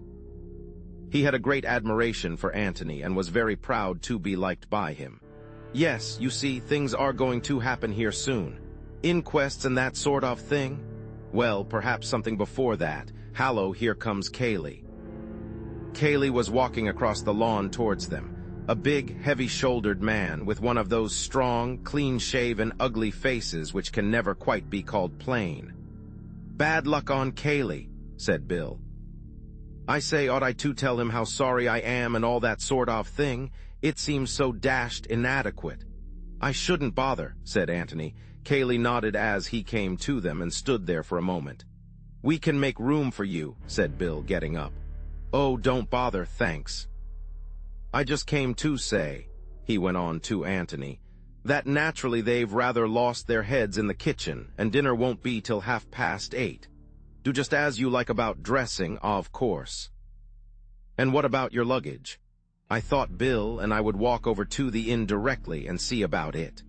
The car can go and fetch it as soon as it comes back from the station. It's very good of you, but I shall have to go over myself anyhow, to pack up and pay my bill. Besides, it's a good evening for a walk. If you wouldn't mind it, Bill, I should love it. Well then, if you leave the bag there, I'll send the car round for it later. Thanks very much. Having said what he wanted to say, Kaylee remained there a little awkwardly, as if not sure whether to go or to stay. Antony wondered whether he wanted to talk about the afternoon's happenings, or whether it was the one subject he wished to avoid. To break the silence, he asked carelessly if the inspector had gone. Kaylee nodded. Then he said abruptly, "He's getting a warrant for Mark's arrest." Bill made a suitably sympathetic noise, and Antony said with a shrug of the shoulders, "Well, he was bound to do that, wasn't he? It doesn't follow that. Well, it doesn't mean anything. They naturally want to get hold of your cousin, innocent or guilty. Which do you think he is, mister?" "Gillingham," said Kaylee, looking at him steadily. "Mark, it's absurd," said Bill impetuously. "Bill's loyal, you see, Mr. Kaylee, and you owe no loyalty to anyone concerned." "Exactly, so perhaps I might be too frank." Bill had dropped down on the grass, and Kaylee took his place on the seat and sat there heavily, his elbows on his knees, his chin on his hands, gazing at the ground. "I want you to be quite frank," he said at last. "Naturally, I am prejudiced where Mark is concerned. So I want to know how my suggestion strikes you, who have no prejudices either way." "Your suggestion?" "My theory that if Mark killed his brother, it was purely accidental, as I told the inspector." Bill looked up with interest. "You mean that Robert did the hold-up business," he said, "and there was a bit of a struggle and the revolver went off and then Mark lost his head and bolted. That sort of idea?" "Exactly." "Well, that seems all right." He turned to Antony. "There's nothing wrong with that, is there? It's the most natural explanation to anyone who knows Mark." Antony pulled out his pipe. "I suppose it is," he said slowly, "but there's one thing that worries me rather." "What's that?" Bill and Kaylee asked the question simultaneously. "The key." "The key," said Bill. Kaylee lifted his head and looked at Antony. "What about the key?" he asked. "Well, there may be nothing in it. I just wondered. Suppose Robert was killed, as you say, and suppose Mark lost his head and thought of nothing but getting away before anyone could see him. Well, very likely he'd lock the door and put the key in his pocket. He'd do it without thinking, just to gain a moment's time. Yes, that's what I suggest. It seems sound enough, said Bill. Sort of thing you do without thinking. Besides, if you are going to run away, it gives you more of a chance. Yes, that's all right if the key is there, but suppose it isn't there. The suggestion, made as if it were already an established fact, startled them both. They looked at him wonderingly. What do you mean? Said Kaylee. Well, it's just a question of where people happen to keep their keys. You go up to your bedroom, and perhaps you like to lock your door in case anybody comes wandering in when you've only got one sock and a pair of braces on. Well, that's natural enough. And if you look round the bedrooms of almost any house, you'll find the keys all ready so that you can lock yourself in at a moment's notice. But downstairs people don't lock themselves in. It's really never done at all. Bill, for instance, has never locked himself into the dining room in order to be alone with the sherry. On the other hand, all women, and particularly servants, have a horror of burglars.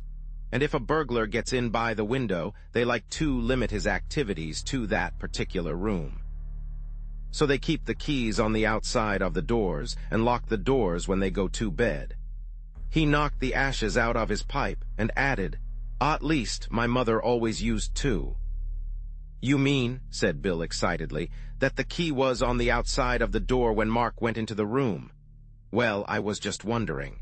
Have you noticed the other rooms, the billiard room and library and so on? Said Kaylee.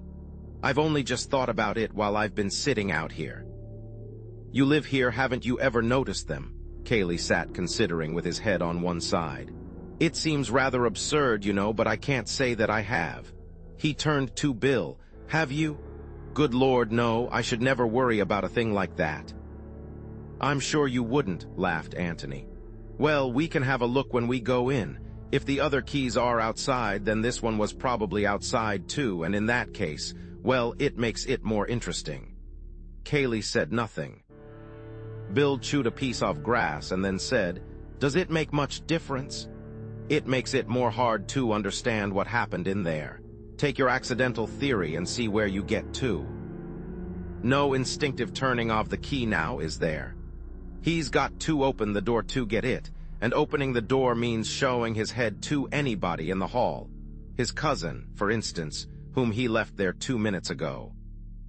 Is a man in Mark's state of mind, frightened to death lest he should be found with the body, going to do anything so foolhardy as that? He needn't have been afraid of me, said Kaylee.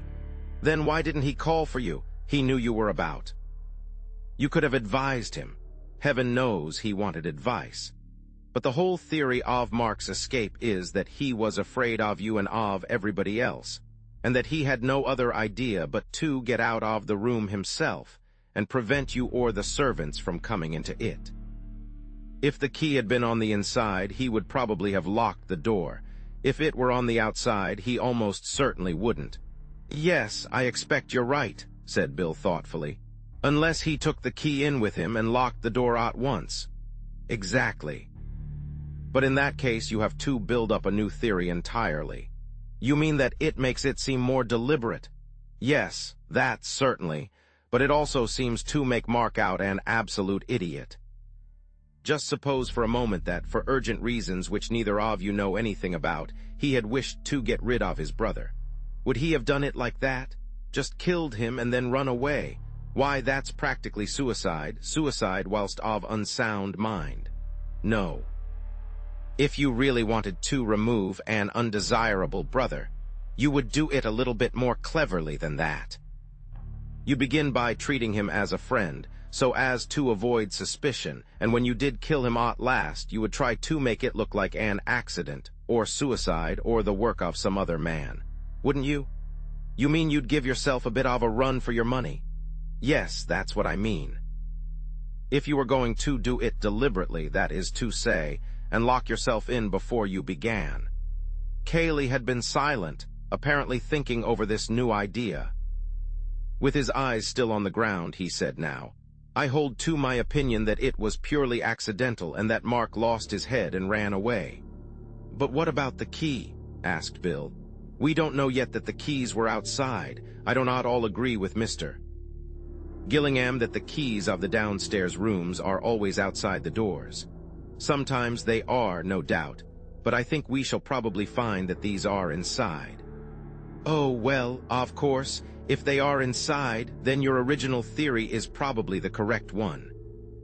Having often seen them outside, I just wondered, that's all. You asked me to be quite frank, you know, and tell you what I thought. But no doubt you're right, and we shall find them inside, as you say." "Even if the key was outside," went on Cayley stubbornly, "I still think it might have been accidental. He might have taken it in with him, knowing that the interview would be an unpleasant one and not wishing to be interrupted. But he had just told you to stand by in case he wanted you. So why should he lock you out? Besides, I should think that if a man were going to have an unpleasant interview with a threatening relation, the last thing he would do would be to barricade himself in with him. He would want to open all the doors and say, 'Get out of it.'" Cayley was silent, but his mouth looked obstinate. Antony gave a little apologetic laugh and stood up. "Well, come on, Bill," he said. "We ought to be stepping." He held out a hand and pulled his friend up. Then, turning to Cayley, he went on, "You must forgive me if I have let my thoughts run on rather. Of course, I was considering the matter purely as an outsider, just as a problem, I mean, which didn't concern the happiness of any of my friends." "That's all right, Mr. Gillingham," said Cayley, standing up too. "It is for you to make allowances for me. I'm sure you will. You say that you're going up to the inn now about your bag." "Yes." He looked up at the sun and then round the parkland stretching about the house. "Let me see, it's over in that direction, isn't it?" He pointed southwards. "Can we get to the village that way, or must we go by the road?" "I'll show you, my boy," said Bill. "Bill will show you. The park reaches almost as far as the village. Then I'll send the car round in about half an hour." "Thanks very much." Cayley nodded and turned to go into the house. Antony took hold of Bill's arm and walked off with him in the opposite direction. Chapter 7. Portrait of a Gentleman. They walked in silence for a little, until they had left the house and gardens well behind them. In front of them and to the right the park dipped and then rose slowly, shutting out the rest of the world. A thick belt of trees on the left divided them from the main road. "Ever been here before?" said Antony suddenly. "Oh, rather, dozens of times. I meant just here where we are now, or do you stay indoors and play billiards all the time?" "Oh, Lord, no. Well, tennis and things. So many people with beautiful parks never by any chance use them, and all the poor devils passing by on the dusty road think how lucky the owners are to have them, and imagine them doing all sorts of jolly things inside." He pointed to the right. "Ever been over there?" Bill laughed, as if a little ashamed. "Well, not very much. I've often been along here, of course, because it's the short way to the village."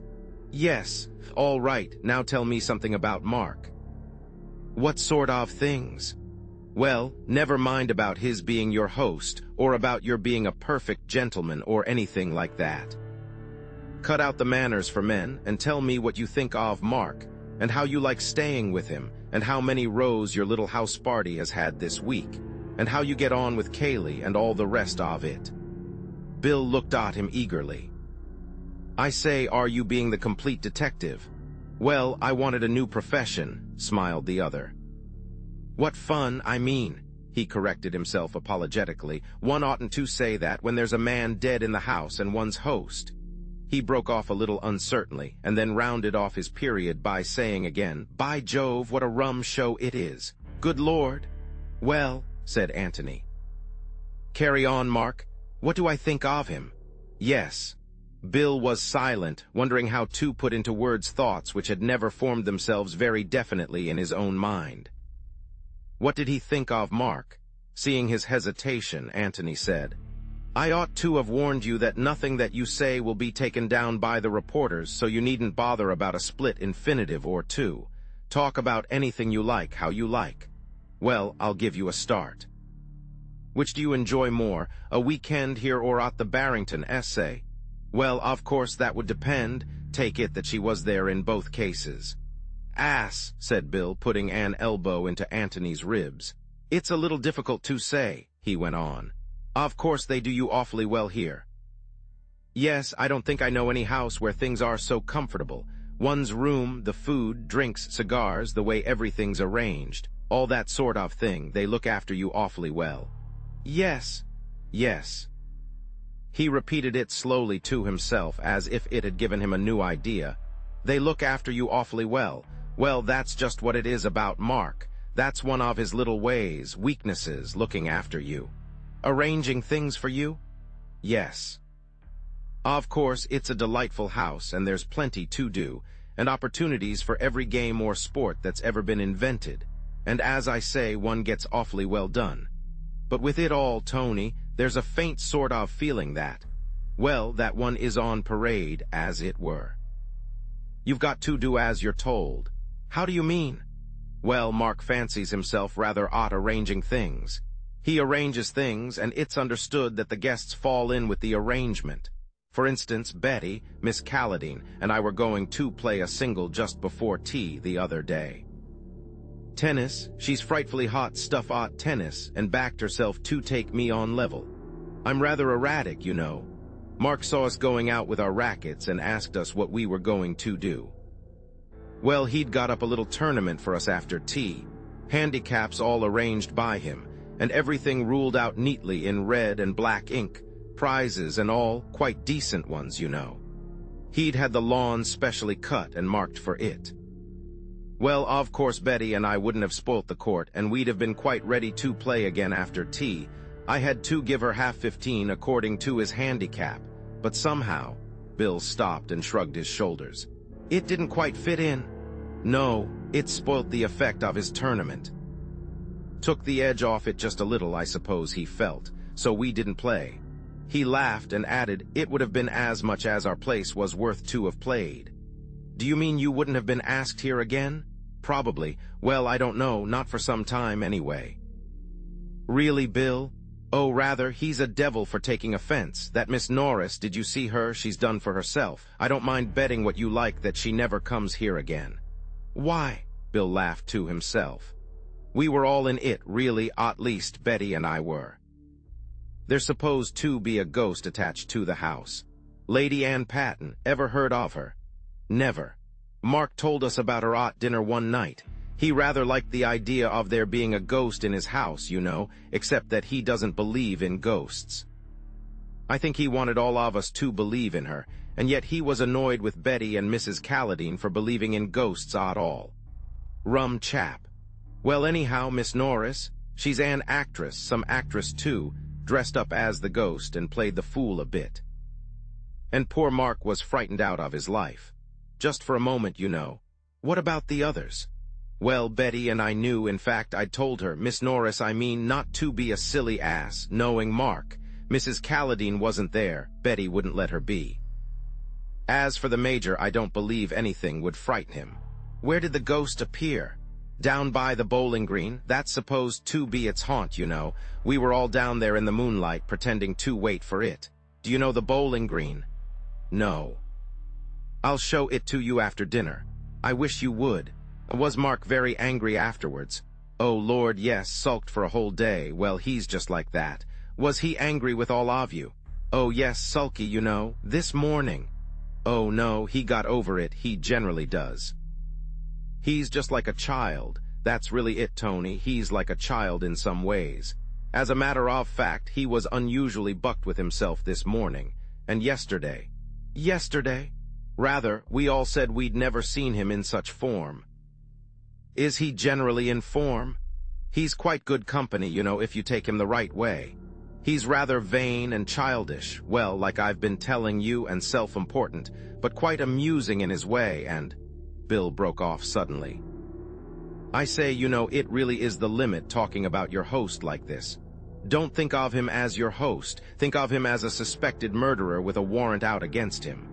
Oh, but that's all rot, you know. It's the fact, Bill. Yes, but I mean he didn't do it. He wouldn't murder anybody. It's a funny thing to say, but, well, he's not big enough for it. He's got his faults like all of us, but they aren't on that scale. One can kill anybody in a childish fit of temper. Bill grunted assent, but without prejudice to Mark. All the same, he said, I can't believe it, that he would do it deliberately, I mean. Suppose it was an accident, as Cayley says, would he lose his head and run away? Bill considered for a moment. Yes, I really think he might, you know. He nearly ran away when he saw the ghost. Of course, that's different, rather. Oh, I don't know. In each case, it's a question of obeying your instinct instead of your reason. They had left the open land and were following a path through the bordering trees. Two abreast was uncomfortable, so Antony dropped behind, and further conversation was postponed until they were outside the boundary fence and in the high road. The road sloped gently down to the village of Whodunit, a few red-roofed cottages, and the gray tower of a church showing above the green. Well now, said Antony as they stepped out more quickly, what about Cayley? How do you mean, what about him? I want to see him. I can see Mark perfectly, thanks to you, Bill. You were wonderful. Now let's have Cayley's character. Cayley from within. Bill laughed in pleased embarrassment and protested that he was not a blooming novelist. Besides, he added, Mark's easy. Cayley's one of these heavy, quiet people who might be thinking about anything. Mark gives himself away. Ugly black-jawed devil, isn't he? Some women like that type of ugliness. Yes, that's true. Between ourselves, I think there's one here who does. Rather a pretty girl, Aunt Jallan's. He waved his left hand, down that way. What's Jallan's? Well, I suppose it used to be a farm belonging to a bloke called Jalland, but now it's a country cottage belonging to a widow called Norbury. Mark and Cayley used to go there a good deal together. Miss Norbury, the girl, has been here once or twice for tennis, seemed to prefer Cayley to the rest of us. But of course he hadn't much time for that sort of thing. What sort of thing? Walking about with a pretty girl and asking her if she's been to any theaters lately. He nearly always had something to do. Mark kept him busy. Yes, Mark never seemed quite happy unless he had Cayley doing something for him. He was quite lost and helpless without him, and funnily enough, Cayley seemed lost without Mark. He was fond of him. Yes, I should say so. In a protective kind of way. He'd sized Mark up, of course, his vanity, his self-importance, his amateurishness, and all the rest of it, but he liked looking after him, and he knew how to manage him. Yes. What sort of terms was he on with the guests? You and Miss Norris and all of them. Just polite and rather silent, you know, keeping himself to himself. We didn't see so very much of him, except at meals. We were here to enjoy ourselves, and, well, he was. He wasn't there when the ghost walked? No, I heard Mark calling for him when he went back to the house. I expect Cayley stroked down his feathers a bit and told him that girls will be girls. Hallo, here we are. They went into the inn, and while Bill made himself pleasant to the landlady, Antony went upstairs to his room. It appeared that he had not very much packing to do, after all. He returned his brushes to his bag, glanced round to see that nothing else had been taken out, and went down again to settle his bill. He had decided to keep on his room for a few days, partly to save the landlord and his wife the disappointment of losing a guest so suddenly, partly in case he found it undesirable later on to remain at the Red House. For he was taking himself seriously as a detective. Indeed, he took himself seriously, while getting all the fun out of it which was possible, at every new profession he adopted. At present he was staying in the house merely as a necessary witness, and since he was there, Cayley could not object to him using his eyes. But if, after the inquest, it appeared that there was still work for a pair of independent and very keen eyes to do, then he must investigate, either with his host's approval or from beneath the roof of some other host. The landlord of the George, for instance, who had no feelings in the matter. For of one thing Antony was certain. Cayley knew more than he professed to know. That is to say, he knew more than he wanted other people to know he knew. Antony was one of the other people. If therefore he was for trying to find out what it was that Cayley knew, he could hardly expect Cayley's approval of his labors. It would be the George, then, for Antony after the inquest. What was the truth? Not necessarily discreditable to Cayley, even though he were hiding something. All that could be said against him at the moment was that he had gone the longest way round to get into the locked office, and that this did not fit in with what he had told the inspector. But it did fit in with the theory that he had been an accessory after the event, and that he wanted, while appearing to be in a hurry, to give his cousin as much time as possible in which to escape. That might not be the true solution, but it was at least a workable one. The theory which he had suggested to the inspector was not. However, there would be a day or two before the inquest, in which Antony could consider all these matters from within the Red House.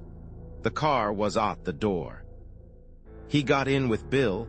The landlord put his bag on the front seat next to the chauffeur, and they drove back.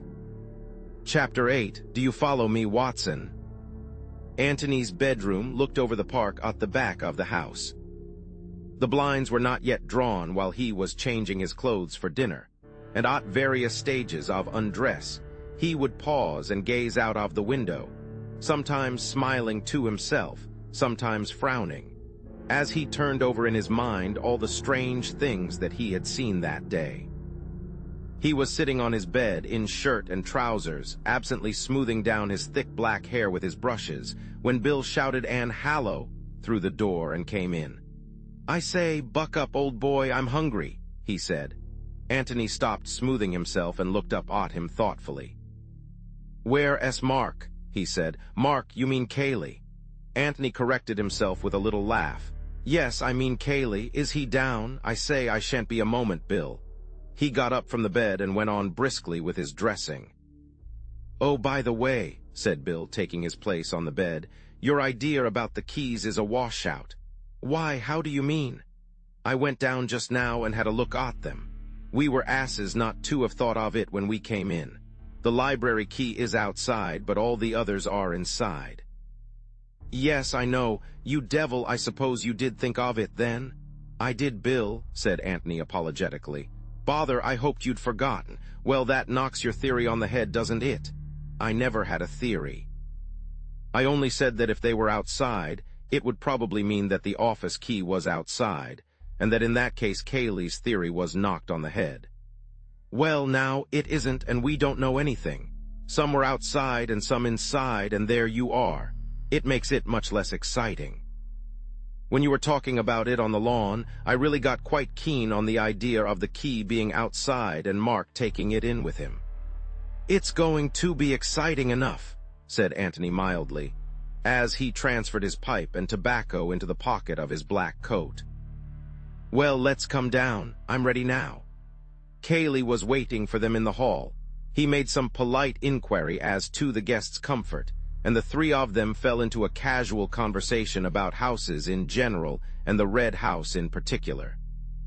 "You were quite right about the keys," said Bill during a pause.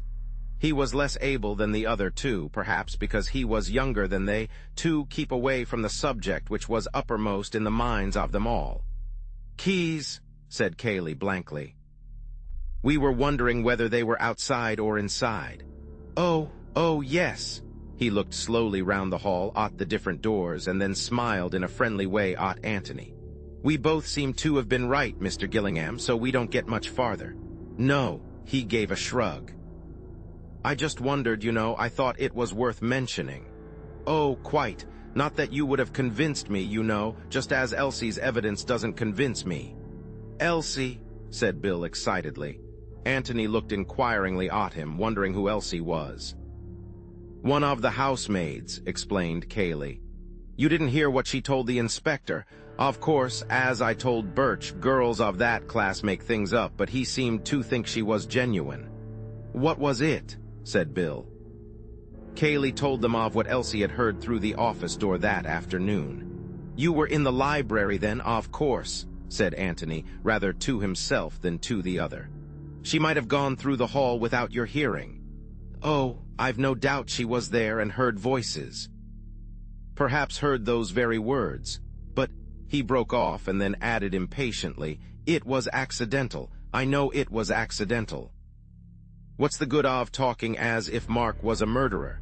Dinner was announced at that moment, and as they went in, he added, "What's the good of talking about it at all if it comes to that?"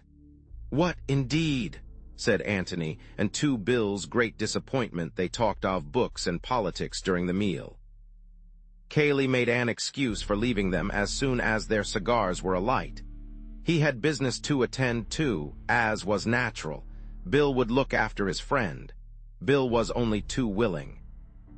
He offered to beat Antony at billiards, to play him at piquet, to show him the garden by moonlight, or indeed to do anything else with him that he required. "Thank the Lord you're here," he said piously. "I couldn't have stood it alone." "Let's go outside," suggested Antony. "It's quite warm." "Somewhere where we can sit down right away from the house. I want to talk to you."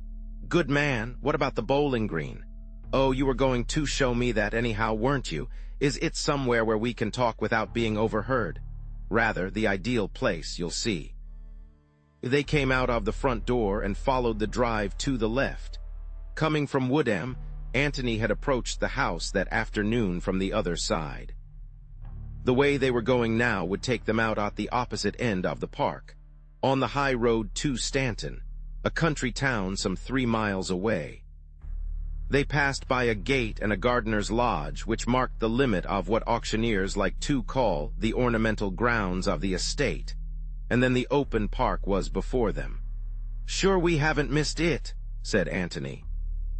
The park lay quietly in the moonlight on either side of the drive, wearing a little way ahead of them a deceptive air of smoothness which retreated always as they advanced. "Rum, isn't it?" said Bill. "An absurd place for a bowling green, but I suppose it was always here." "Yes, but always where? It's short enough for golf, perhaps, but hallo!" They had come to the place. The road bent round to the right, but they kept straight on over a broad grass path for 20 yards, and there in front of them was the green.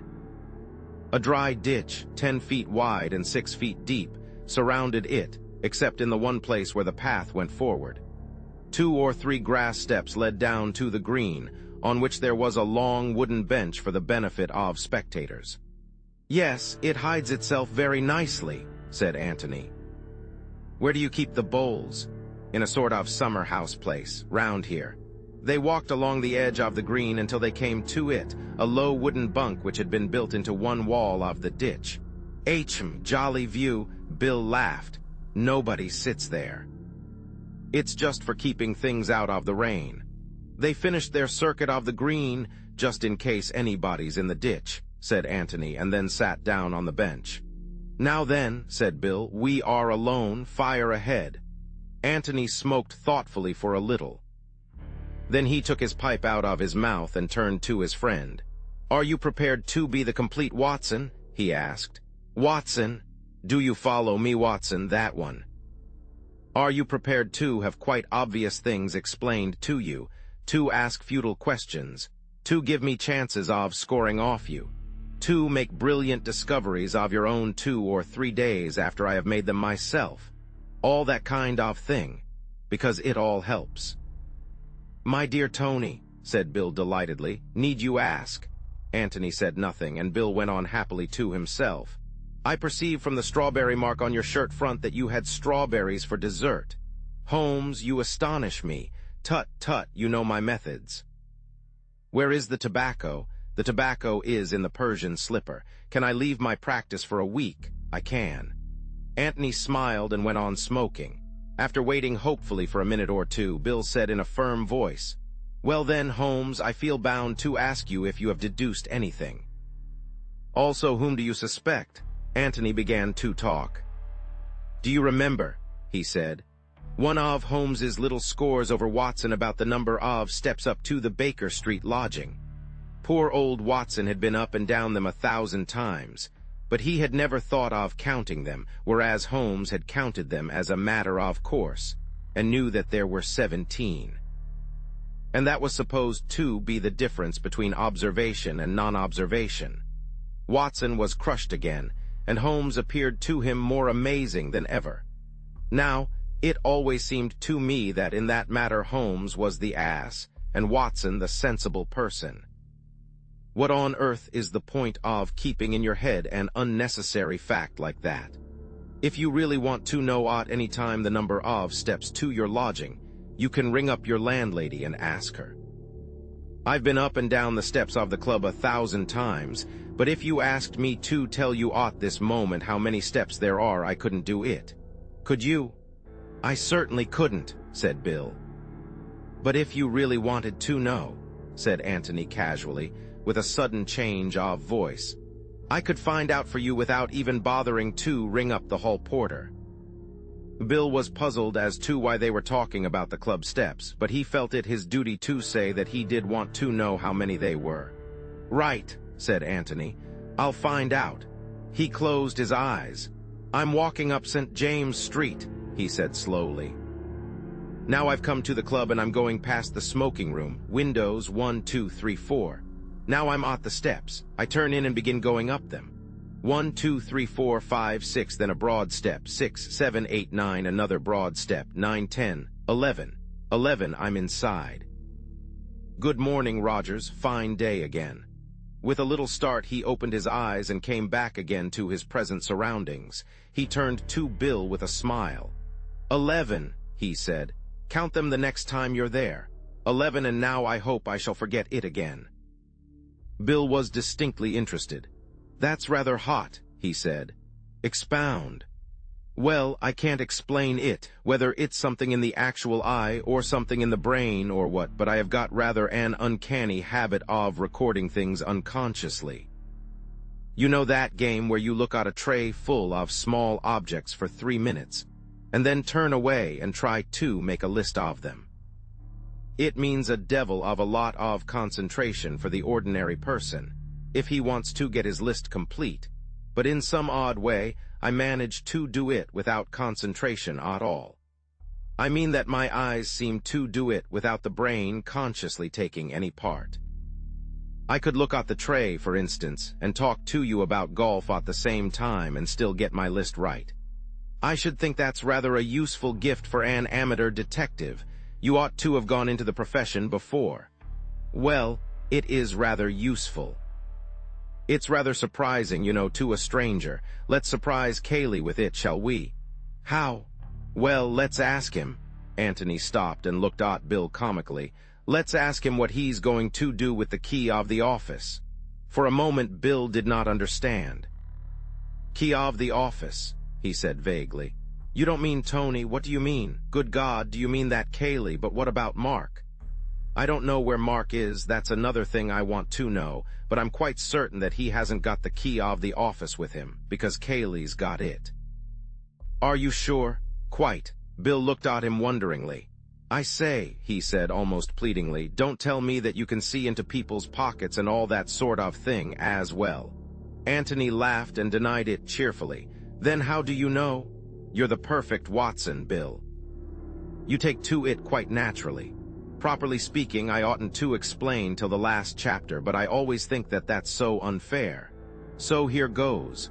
Of course, I don't really know that he's got it, but I do know that he had it. I know that when I came on him this afternoon, he had just locked the door and put the key in his pocket. You mean you saw him at the time, but that you've only just remembered it, reconstructed it, in the way you were explaining just now? No, I didn't see him, but I did see something. I saw the key of the billiard room. Where? Outside the billiard room door. Outside, but it was inside when we looked just now. Exactly. Who put it there? Obviously Cayley, but let's go back to this afternoon. I don't remember noticing the billiard room key at the time. I must have done so without knowing. Probably when I saw Cayley banging at the door, I may have wondered subconsciously whether the key of the room next to it would fit. Something like that, I dare say. Well, when I was sitting out by myself on that seat just before you came along, I went over the whole scene in my mind, and I suddenly saw the billiard room key there, outside. And I began to wonder if the office key had been outside, too. When Cayley came up, I told you my idea, and you were both interested. but Cayley was just a shade too interested. I dare say you didn't notice it, but he was. By Jove! Well, of course that proved nothing, and the key business didn't really prove anything, because whatever side of the door the other keys were, Mark might have locked his own private room from the inside sometimes. But I piled it on and pretended that it was enormously important, and quite altered the case altogether, and having got Cayley thoroughly anxious about it, I told him that we should be well out of the way for the next hour or so, and that he would be alone in the house to do what he liked about it. And as I expected, he couldn't resist it. He altered the keys and gave himself away entirely. But the library key was still outside. Why didn't he alter that? Because he's a clever devil. For one thing, the inspector had been in the library and might possibly have noticed it already. And for another, Antony hesitated. What? Said Bill after waiting for him to go on.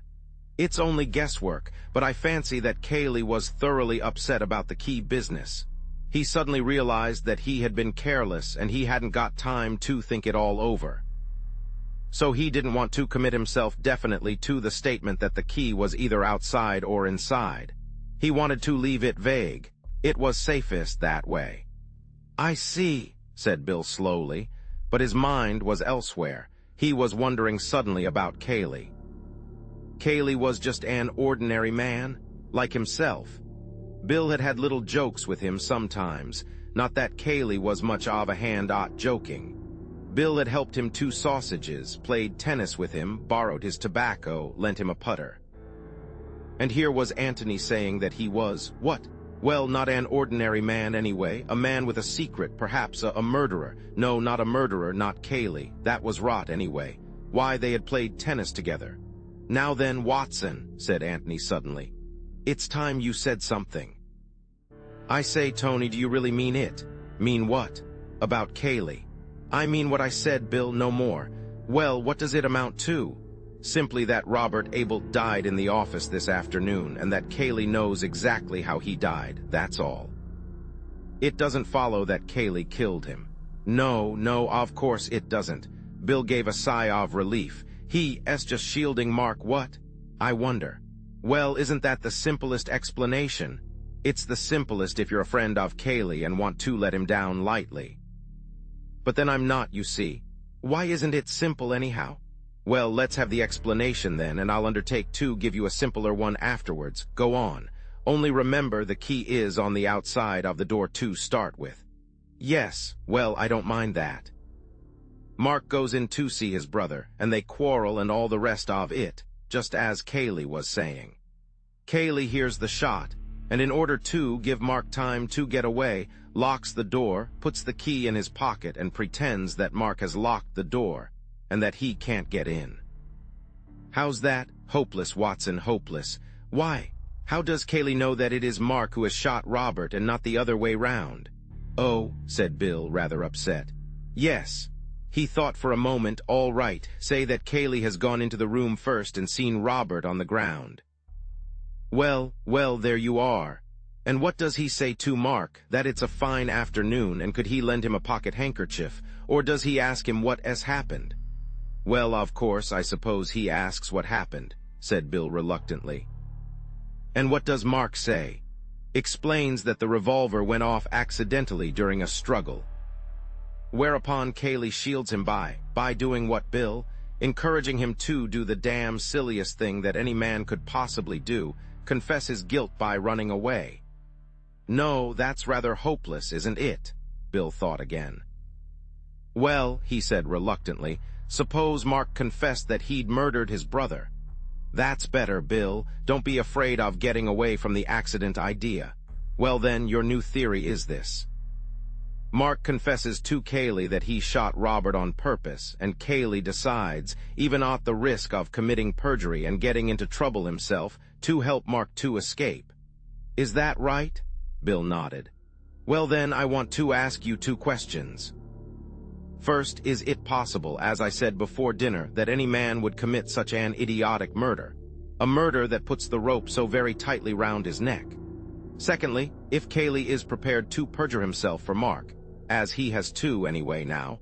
Wouldn't it be simpler for him to say that he was in the office all the time, and that Robert's death was accidental? Bill considered this carefully, and then nodded slowly again.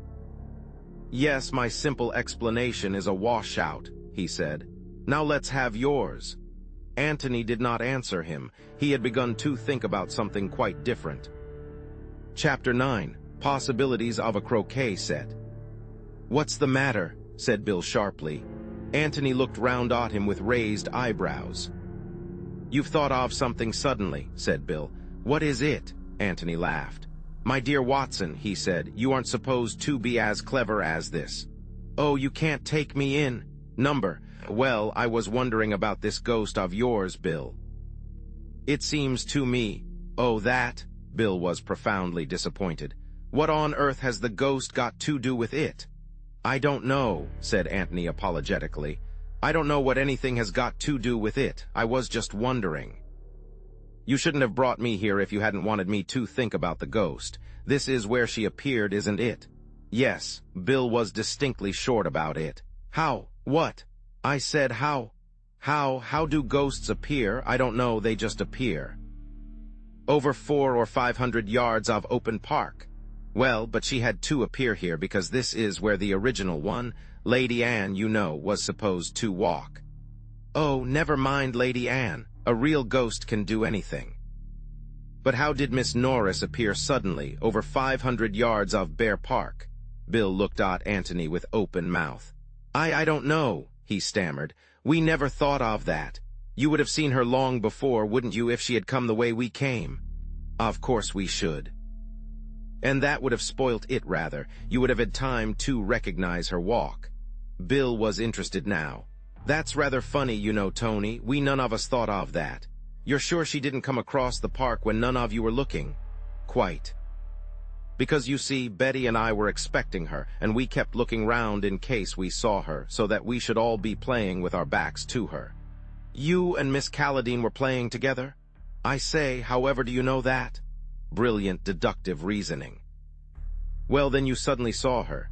"Yes, she walked across that side of the lawn." He indicated the opposite side, nearer to the house. "She couldn't have been hiding in the ditch. Do you call it the moat, by the way?"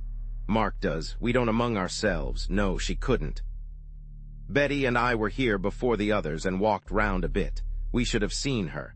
"Then she must have been hiding in the shed, or do you call it the summer house?" "We had to go there for the bowls, of course. She couldn't have been there." "Oh, it's dashed funny," said Bill after an interval for thought.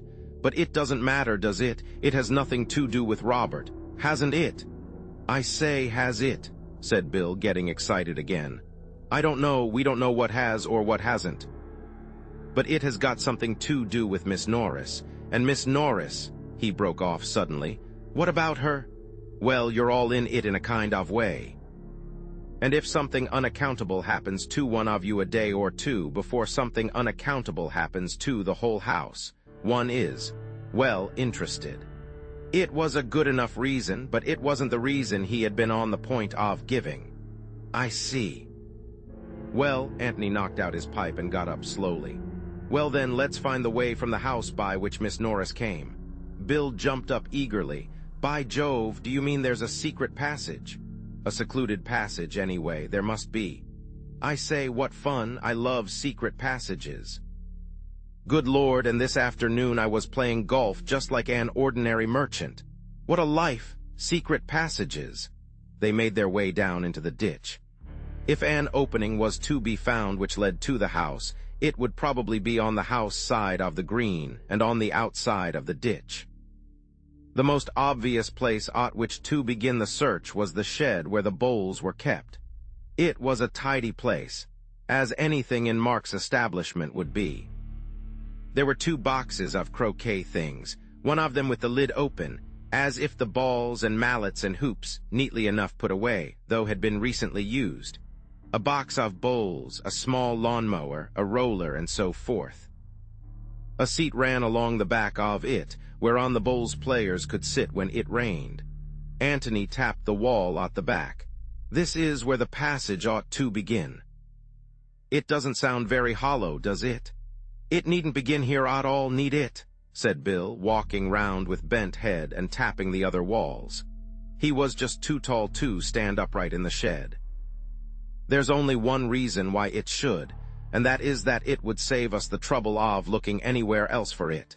Surely Mark didn't let you play croquet on his bowling green." He pointed to the croquet things. "He didn't encourage it at one time, but this year he got rather keen about it. There's really nowhere else to play. Personally, I hate the game. He wasn't very keen on bowls, you know, but he liked calling it the bowling green and surprising his visitors with it." Antony laughed. "I love you on Mark," he said. "You're priceless." He began to feel in his pockets for his pipe and tobacco, and then suddenly stopped and stiffened to attention. For a moment he stood listening with his head on one side, holding up a finger to bid Bill listen too. "What is it?" whispered Bill. Antony waved him to silence and remained listening. Very quietly he went down on his knees and listened again. Then he put his ear to the floor. He got up and dusted himself quickly, walked across to Bill and whispered in his ear, "Footsteps, somebody coming. When I begin to talk, back me up." Bill nodded. Antony gave him an encouraging pat on the back and stepped firmly across to the box of bowls, whistling loudly to himself. He took the bowls out, dropped one with a loud bang on the floor, said, "Oh, Lord," and went on, "I say, Bill, I don't think I want to play bowls after all." "Well, why did you say you did?" grumbled Bill. Antony flashed a smile of appreciation at him. "Well, I wanted to when I said I did, and now I don't want to." "Then what do you want to do?" "Talk." "Oh, righto," said Bill eagerly. "There's a seat on the lawn, I saw it. Let's bring these things along in case we want to play after all." "Righto," said Bill again. He felt safe with that, not wishing to commit himself until he knew what he was wanted to say. As they went across the lawn, Antony dropped the bowls and took out his pipe. "Got a match," he said loudly. As he bent his head over the match, he whispered, "There'll be somebody listening to us. You take the Cayley view," and then went on in his ordinary voice, "I don't think much of your matches, Bill," and struck another. They walked over to the seat and sat down. "What a heavenly night," said Antony. "Ripping. I wonder where that poor devil Mark is now. It's a rum business." "You agree with Cayley that it was an accident?" "Yes. You see, I know Mark." "H-m."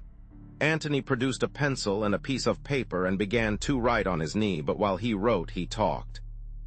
He said that he thought Mark had shot his brother in a fit of anger, and that Cayley knew, or anyhow guessed, this and had tried to give his cousin a chance of getting away.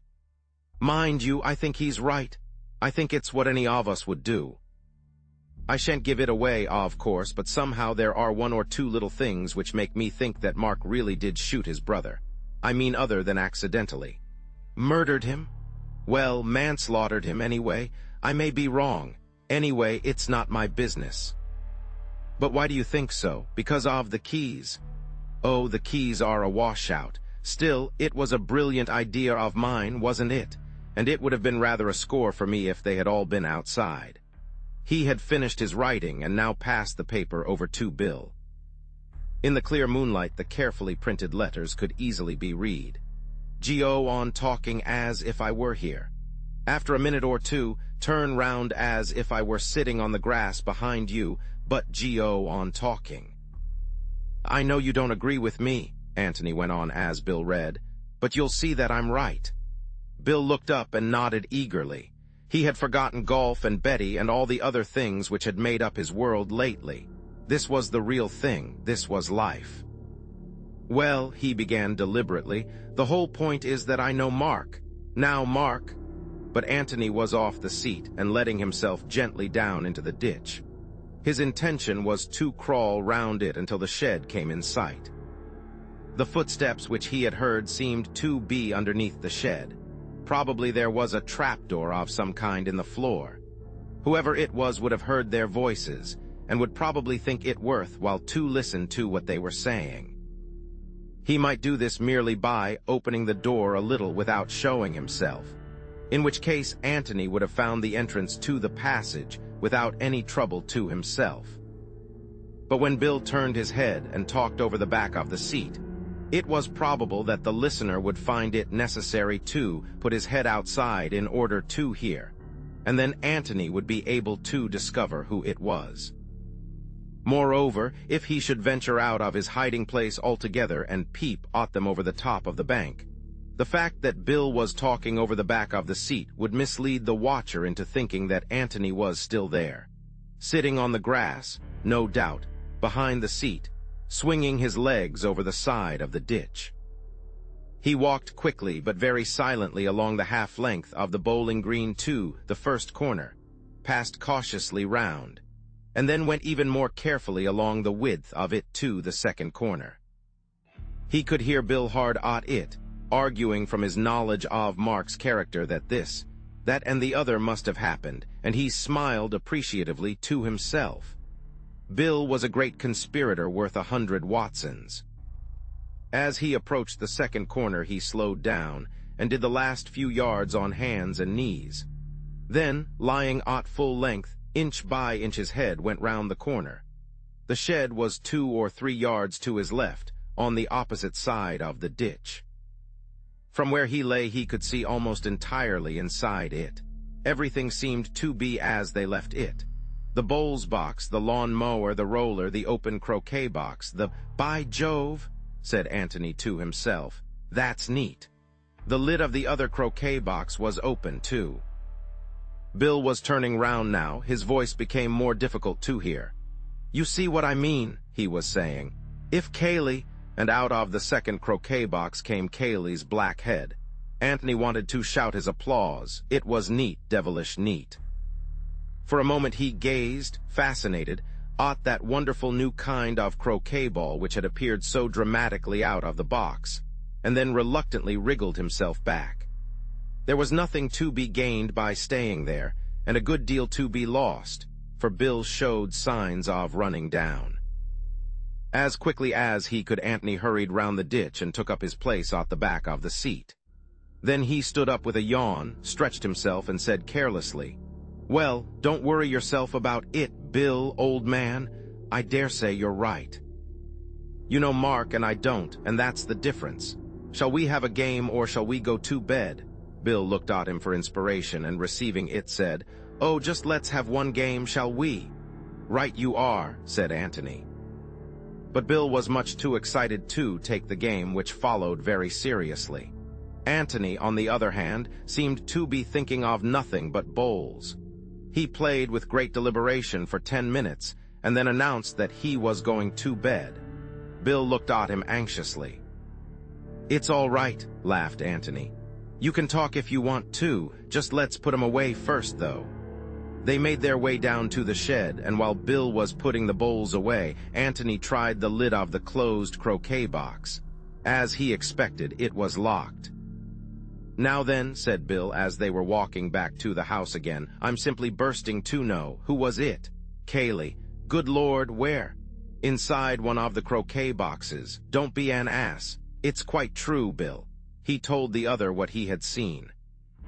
"But aren't we going to have a look at it?" asked Bill in great disappointment.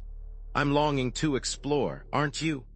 Tomorrow and tomorrow and tomorrow we shall see Cayley coming along this way directly. Besides, I want to get in from the other end if I can. I doubt very much if we can do it this end without giving ourselves away. Look, there's Cayley." They could see him coming along the drive towards them. When they were a little closer, they waved to him and he waved back. "I wondered where you were," he said, as he got up to them. "I rather thought you might be along this way. What about bed?" "Bed it is," said Antony. "We have been playing bowls," added Bill, "and talking, and playing bowls. Ripping night, isn't it?" But he left the rest of the conversation as they wandered back to the house to Antony. He wanted to think. There seemed to be no doubt now that Cayley was a villain. Bill had never been familiar with a villain before. It didn't seem quite fair of Cayley, somehow. He was taking rather a mean advantage of his friends. Lot of funny people there were in the world, funny people with secrets. Look at Tony, that first time he had met him in a tobacconist's shop. Anybody would have thought he was a tobacconist's assistant. And Cayley, Anybody would have thought that Cayley was an ordinary decent sort of person. And Mark, dash it, one could never be sure of anybody. Now Robert was different. Everybody had always said that Robert was a shady fellow. But what on earth had Miss Norris got to do with it? What had Miss Norris got to do with it? This was a question which Antony had already asked himself that afternoon, and it seemed to him now that he had found the answer. As he lay in bed that night, he reassembled his ideas, and looked at them in the new light which the events of the evening threw upon the dark corners in his brain. Of course, it was natural that Cayley should want to get rid of his guests as soon as the tragedy was discovered. He would want this for their own sake as well as for his. But he had been a little too quick about suggesting it, and about seeing the suggestion carried out. They had been bustled off as soon as they could be packed. The suggestion that they were in his hands, to go or stay as he wished, could have been left safely to them. As it was, they had been given no alternative, and Miss Norris, who had proposed to catch an after-dinner train at the junction, in the obvious hope that she might have in this way a dramatic cross-examination at the hands of some keen-eyed detective, was encouraged tactfully, but quite firmly, to travel by the earlier train with the others. Antony had felt that Cayley, in the tragedy which had suddenly befallen the house, ought to have been equally indifferent to her presence or absence. But he was not, and Antony assumed from this that Cayley was very much alive to the necessity for her absence. Why, well, that question was not to be answered offhand. But the fact that it was so had made Antony interested in her, and it was for this reason that he had followed up so alertly Bill's casual mention of her in connection with the dressing-up business. He felt that he wanted to know a little more about Miss Norris and the part she had played in the Red House circle. By sheer luck, as it seemed to him, he had stumbled on the answer to his question. Miss Norris was hurried away because she knew about the secret passage. The passage, then, had something to do with the mystery of Robert's death. Miss Norris had used it in order to bring off her dramatic appearance as the ghost. Possibly she had discovered it for herself. Possibly Mark had revealed it to her secretly one day, never guessing that she would make so unkind a use of it later on. Possibly Cayley, having been let into the joke of the dressing-up, had shown her how she could make her appearance on the bowling green even more mysterious and supernatural. One way or another she knew about the secret passage, so she must be hurried away.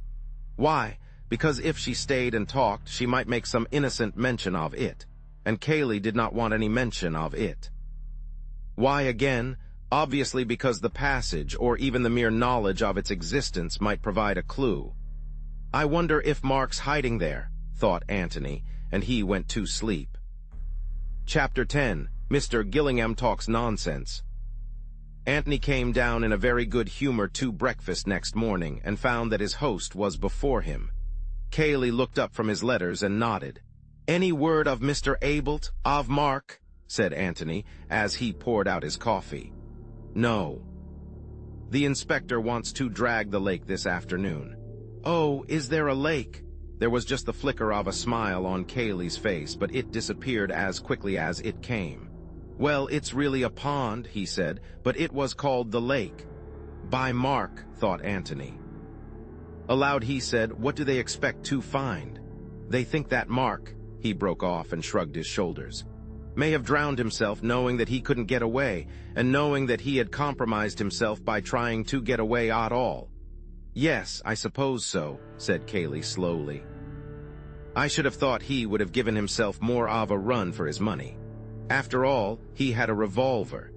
If he was determined not to be taken alive, he could always have prevented that. Couldn't he have caught a train to London before the police knew anything about it? He might just have managed it. There was a train. They would have noticed him at Woodham, of course, but he might have managed it at Stanton. He's not so well known there, naturally. The inspector has been inquiring. Nobody seems to have seen him. There are sure to be people who will say they did later on. There was never a missing man yet, but a dozen people come forward who swear to have seen him at a dozen different places at the same time. Cayley smiled. Yes. That's true. Anyhow, he wants to drag the pond first. He added dryly, from what I've read of detective stories, inspectors always do want to drag the pond first. Is it deep? Quite deep enough, said Cayley as he got up. On his way to the door he stopped and looked at Antony. I'm so sorry that we are keeping you here like this, but it will only be until tomorrow. The inquest is tomorrow afternoon. Do amuse yourself how you like till then. Beverley will look after you. Thanks very much. I shall really be quite all right. Antony went on with his breakfast. Perhaps it was true that inspectors liked dragging ponds, but the question was, did Cayley's like having them dragged? Was Cayley anxious about it, or quite indifferent? He certainly did not seem to be anxious, but he could hide his feelings very easily beneath that heavy, solid face, and it was not often that the real Cayley peeped out. Just a little too eager once or twice, perhaps, but there was nothing to be learnt from it this morning. Perhaps he knew that the pond had no secrets to give up. After all, inspectors were always dragging ponds. Bill came in noisily. Bill's face was an open book.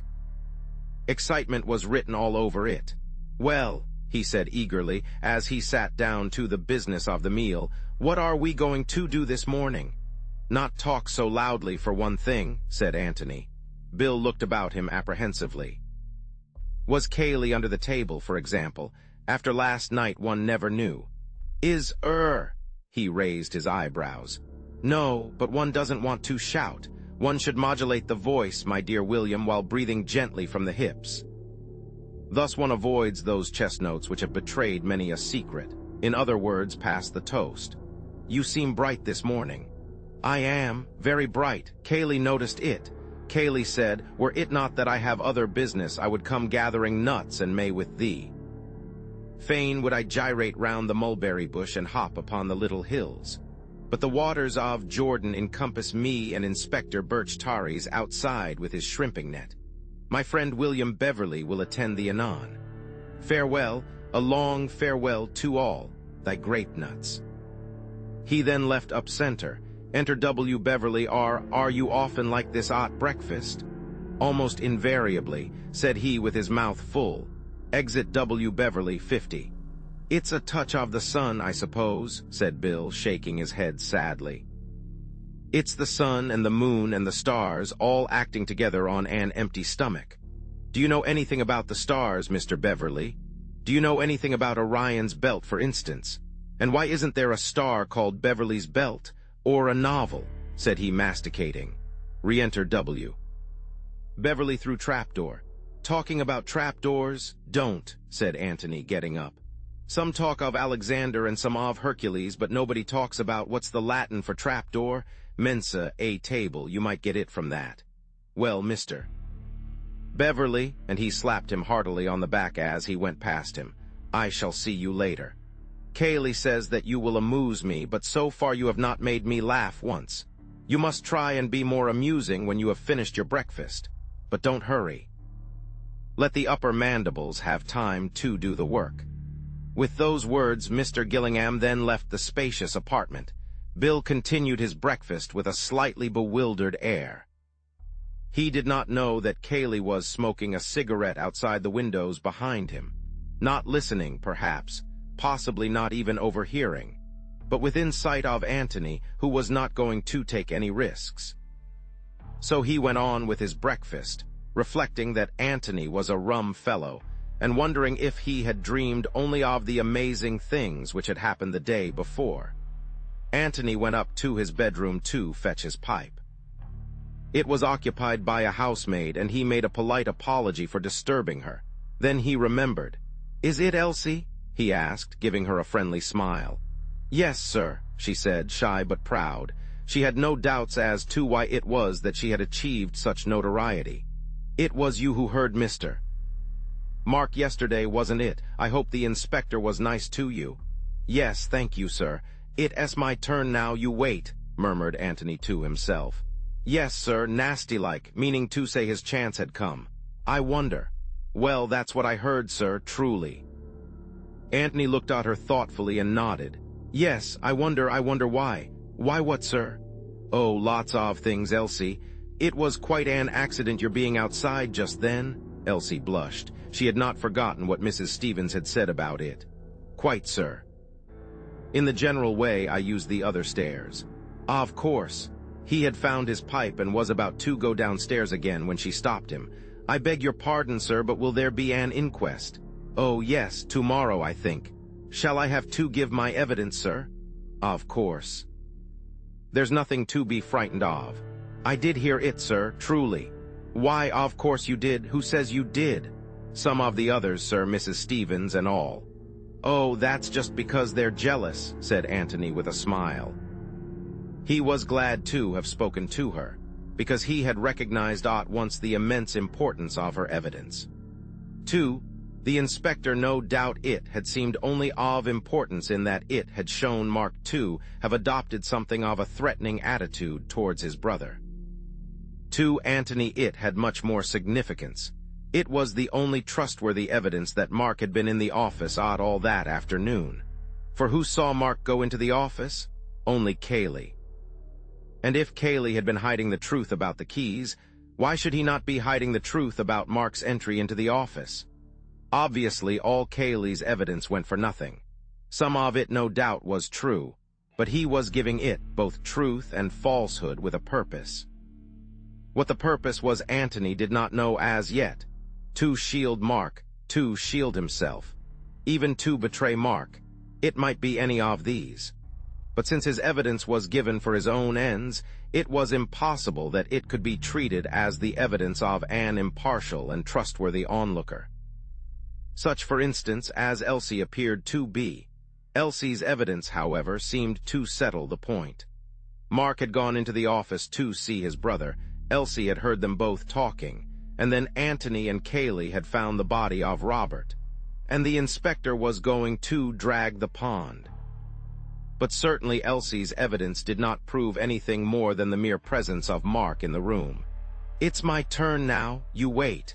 That was not an immediate threat, it was a threat for the future. If Mark had shot his brother immediately afterwards, it must have been an accident, the result of a struggle, say, provoked by that nasty-like tone of voice. Nobody would say, you wait, to a man who was just going to be shot. You wait meant you wait, and see what's going to happen to you later on. The owner of the Red House had had enough of his brother's sponging, his brother's blackmail. Now it was Mark's turn to get a bit of his own back. Let Robert just wait a bit, and he would see. The conversation which Elsie had overheard might have meant something like this. It couldn't have meant murder. Anyway, not murder of Robert by Mark. It's a funny business, thought Antony. The one obvious solution is so easy and yet so wrong. And I've got 100 things in my head and I can't fit them together. And this afternoon will make 101. I mustn't forget this afternoon. He found Bill in the hall and proposed a stroll. Bill was only too ready. Where do you want to go? He asked. I don't mind much. Show me the park. Righto. They walked out together. Watson, old man, said Antony as soon as they were away from the house, you really mustn't talk so loudly indoors. There was a gentleman outside just behind you all the time. Oh, I say, said Bill, going pink. I'm awfully sorry. So that's why you were talking such rot. Partly yes, and partly because I do feel rather bright this morning. We are going to have a busy day. Are we really? What are we going to do? They're going to drag the pond, beg its pardon, the lake. Where is the lake? We are on the way to it now, if you'd like to see it. We may as well look at it. Do you haunt the lake much in the ordinary way? Oh no, rather not. There's nothing to do there. You can't bathe. Well, I shouldn't care to. Too dirty. I see. This is the way we came yesterday, isn't it? The way to the village. Yes, we go off a bit to the right directly. What are they dragging it for? Mark. Oh, rot, said Bill uneasily. He was silent for a little, and then, forgetting his uncomfortable thoughts in his sudden remembrance of the exciting times they were having, said eagerly, I say, when are we going to look for that passage? We can't do very much while Kaylee's in the house. What about this afternoon when they're dragging the pond? He's sure to be there. Antony shook his head. There's something I must do this afternoon, he said. Of course we might have time for both. Has Kaylee got to be out of the house for the other thing too? Well, I think he ought to be. I say, is it anything rather exciting? I don't know, it might be rather interesting. I dare say I could do it at some other time, but I rather fancy it at 3 o'clock somehow. I've been specially keeping it back for then. I say, what fun, you do want me, don't you?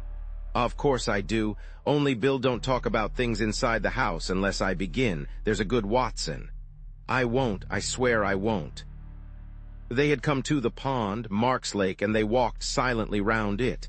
When they had made the circle, Antony sat down on the grass and relit his pipe. Bill followed his example. Well, Mark isn't there, said Antony. No, said Bill. At least I don't quite see why you know he is. It is knowing, it-s guessing, said Antony rapidly.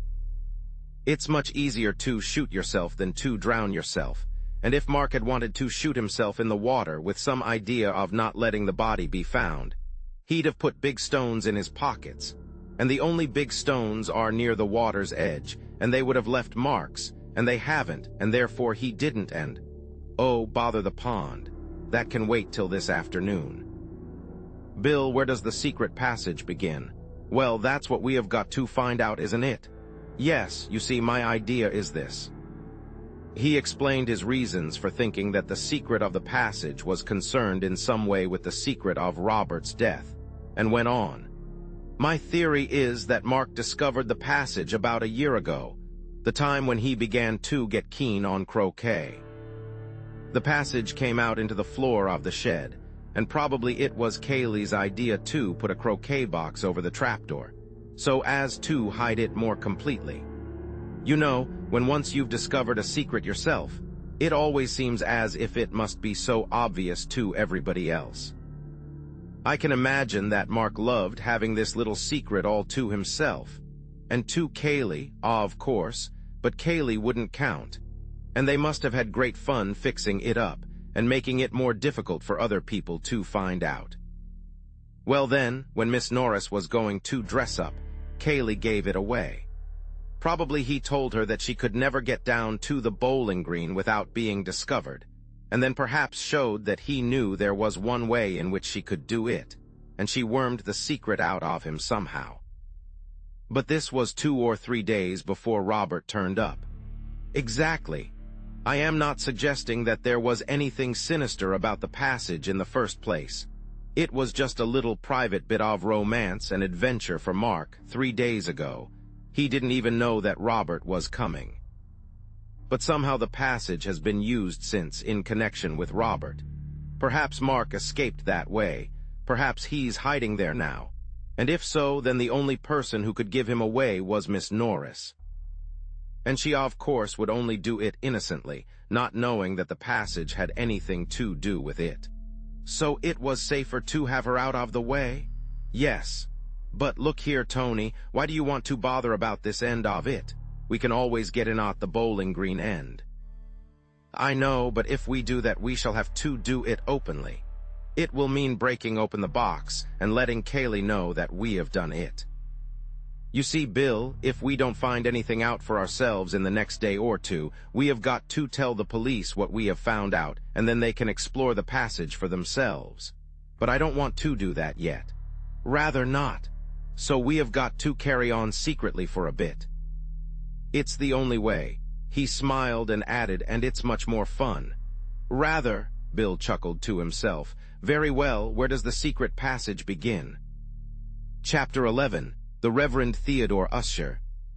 There's one thing which we have got to realize at once, said Antony, and that is that if we don't find it easily, we shan't find it at all. You mean that we shan't have time? Neither time nor opportunity. Which is rather a consoling thought to a lazy person like me. But it makes it much harder if we can't really look properly. Harder to find, yes, but so much easier to look. For instance, the passage might begin in Kaylee's bedroom. Well, now we know that it doesn't. We don't know anything of the sort, protested Bill. We know for the purposes of our search. Obviously, we can't go tailing into Kaylee's bedroom and tapping his wardrobes, and obviously, therefore, if we are going to look for it at all, we must assume that it doesn't begin there. Oh, I see. Bill chewed a piece of grass thoughtfully. Anyhow, it wouldn't begin on an upstairs floor, would it? Probably not. Well, we're getting on. You can wash out the kitchen and all that part of the house, said Bill after more thought. We can't go there. Right. And the cellars, if there are any. Well, that doesn't leave us much. No, of course it's only 100 to 1 chance that we find it, but what we want to consider is which is the most likely place of the few places in which we can look safely. All it amounts to, said Bill, is the living rooms downstairs, dining room, library, hall, billiard room, and the office rooms. Yes, that's all.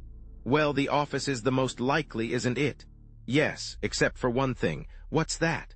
Well, it's on the wrong side of the house. One would expect the passage to start from the nearest place to which it is going. Why make it longer by going under the house first? Yes, that's true. Well, then, you think the dining room or the library? Yes, and the library for choice. I mean for our choice. There are always servants going into dining rooms. We shouldn't have much of a chance of exploring properly in there. Besides, there's another thing to remember. Mark has kept this a secret for a year. Could he have kept it a secret in the dining room? Could Miss Norris have got into the dining room and used the secret door just after dinner without being seen? It would have been much too risky. Bill got up eagerly. Come along, he said. Let's try the library. If Kaylee comes in, we can always pretend we are choosing a book. Antony got up slowly, took his arm and walked back to the house with him. The library was worth going into, passages or no passages. Antony could never resist another person's bookshelves. As soon as he went into the room, he found himself wandering round it to see what books the owner read, or more likely, did not read, but kept for the air which they lent to the house. Mark had prided himself on his library. It was a mixed collection of books. Books which he had inherited both from his father and from his patron. Books which he had bought because he was interested in them or, if not in them, in the authors to whom he wished to lend his patronage.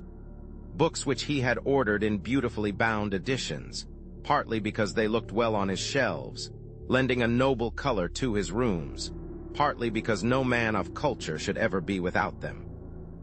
Old editions, new editions, expensive books, cheap books, a library in which everybody, whatever his taste, could be sure of finding something to suit him.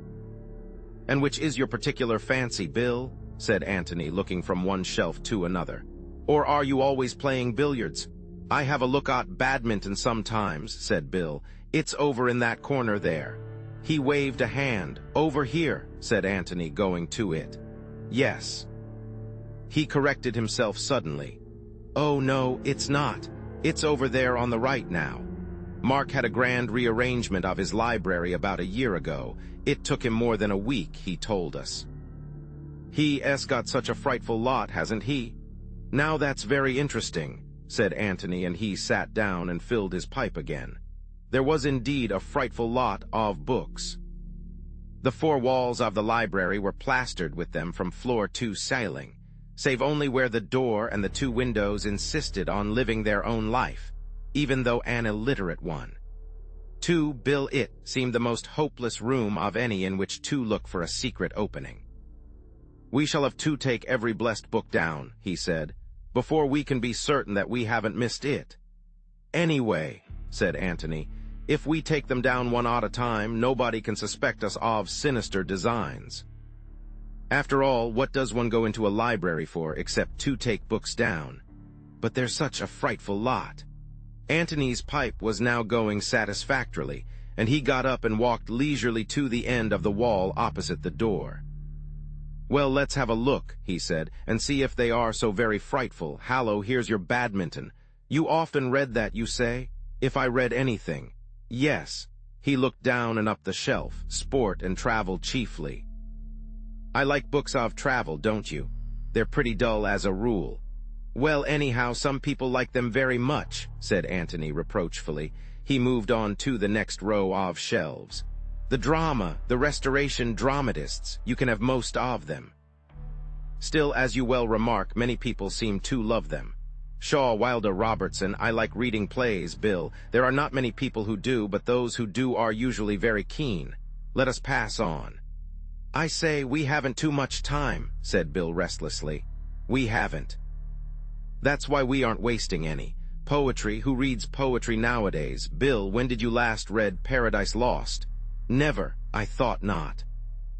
And when did Miss Calladine last read The Excursion aloud to you?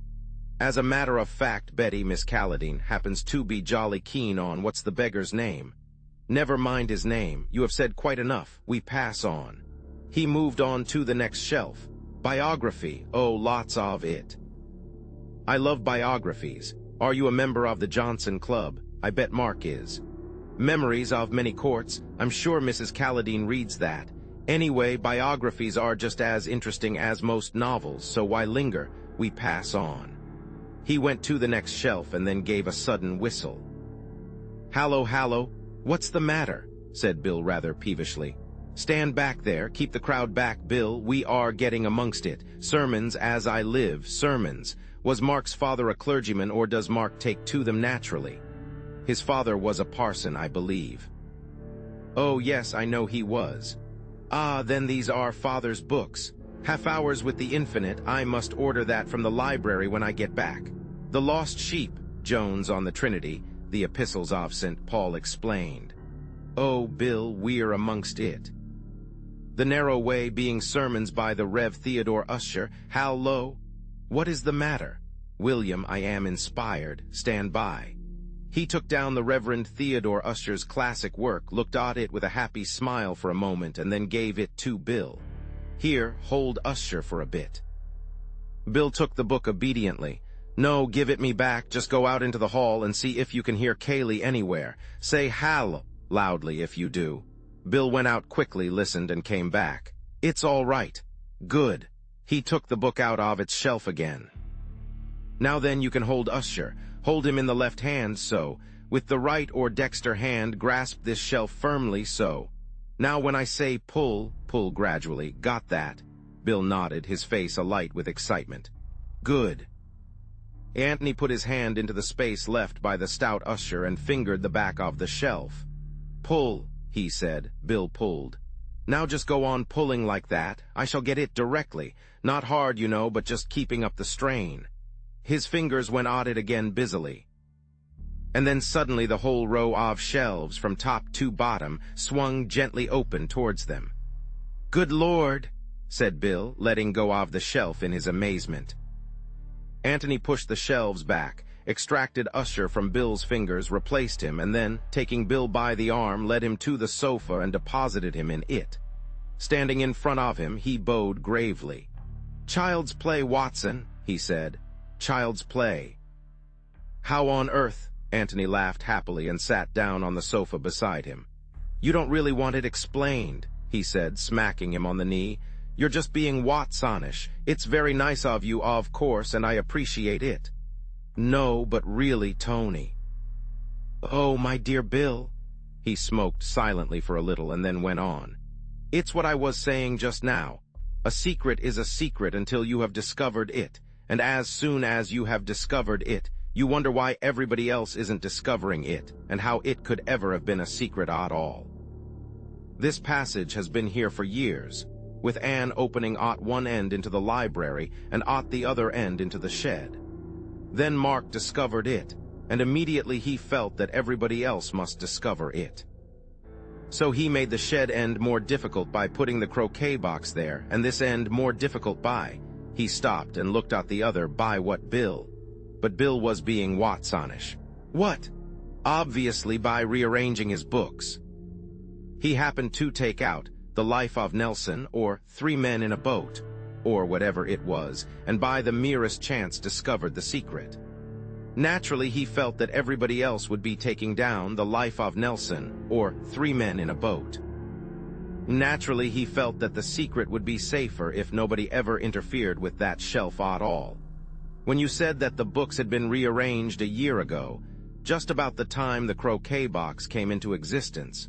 Of course, I guessed why. So I looked about for the dullest books I could find, the books nobody ever read. Obviously, the collection of sermon books of a mid-Victorian clergyman was the shelf we wanted. Yes, I see. But why were you so certain of the particular place? Well, he had to mark the particular place by some book. I thought that the joke of putting the narrow way just over the entrance to the passage might appeal to him. Apparently it did. Bill nodded to himself thoughtfully several times. Yes, that's very neat, he said. You're a clever devil, Tony. Tony laughed. You encourage me to think so, which is bad for me but very delightful. Well, come on then, said Bill, and he got up and held out a hand. Come on where? To explore the passage, of course. Antony shook his head. Why ever not? Well, what do you expect to find there? I don't know, but you seem to think that we might find something that would help. Suppose we find Mark, said Antony quietly. I say, do you really think he's there? Suppose he is. Well then, there we are. Antony walked over to the fireplace, knocked out the ashes of his pipe, and turned back to Bill. He looked at him gravely without speaking. What are you going to say to him? He said at last. How do you mean? Are you going to arrest him or help him to escape? Well, of course began Bill, stammering, and then ended lamely. Well, I don't know. Exactly. We have got to make up our minds, haven't we? Bill didn't answer. Very much disturbed in his mind, he walked restlessly about the room, frowning to himself, stopping now and then at the newly discovered door and looking at it as if he were trying to learn what lay behind it. Which side was he on if it came to choosing sides, Mark's or the law's? You know, you can't just say, hallo, to him, said Antony, breaking rather appropriately into his thoughts. Bill looked up at him with a start. Nor, went on Antony, can you say, this is my friend Mr. Gillingham, who is staying with you. We were just going to have a game of bowls. Yes, it's dashed difficult. I don't know what to say. I've been rather forgetting about Mark. He wandered over to the window and looked out onto the lawns. There was a gardener clipping the grass edges. No reason why the lawn should be untidy just because the master of the house had disappeared. It was going to be a hot day again. Dash it. Of course he had forgotten Mark. How could he think of him as an escaped murderer, a fugitive from justice, when everything was going on just as it did yesterday, and the sun was shining just as it did when they all drove off to their golf only 24 hours ago? How could he help feeling that this was not real tragedy, but merely a jolly kind of detective game that he and Antony were playing? He turned back to his friend. All the same, he said, you wanted to find the passage and now you found it. Aren't you going into it at all? Antony took his arm. Let's go outside again, he said. We can't go into it now anyhow. It's too risky with Kaylee about. Bill, I feel like you, just a little bit frightened. But what I'm frightened of I don't quite know. Anyway, you want to go on with it, don't you? Yes, said Bill firmly. We must. Then we'll explore the passage this afternoon if we get the chance, and if we don't get the chance, then we'll try it tonight. They walked across the hall and out into the sunlight again. Do you really think we might find Mark hiding there? Asked Bill. It's possible, said Antony. Either Mark or... He pulled himself up quickly. No, he murmured to himself. I won't let myself think that, not yet anyway. It's too horrible. Chapter 12. A Shadow on the Wall. In the 20 hours or so at his disposal, Inspector Birch had been busy. He had telegraphed to London a complete description of Mark in the brown flannel suit which he had last been seen wearing. He had made inquiries at Stanton as to whether anybody answering to this description had been seen leaving by the 4:20, and though the evidence which had been volunteered to him had been inconclusive, it made it possible that Mark had indeed caught that train, and had arrived in London before the police at the other end had been ready to receive him. But the fact that it was market day at Stanton, and that the little town would be more full than usual of visitors, made it less likely that either the departure of Mark by the 4:20 or the arrival of Robert by the 2:10 earlier in the afternoon would have been particularly noticed. As Antony had said to Cayley, there would always be somebody ready to hand the police a circumstantial story of the movements of any man in whom the police were interested. That Robert had come by the 2:10 seemed fairly certain.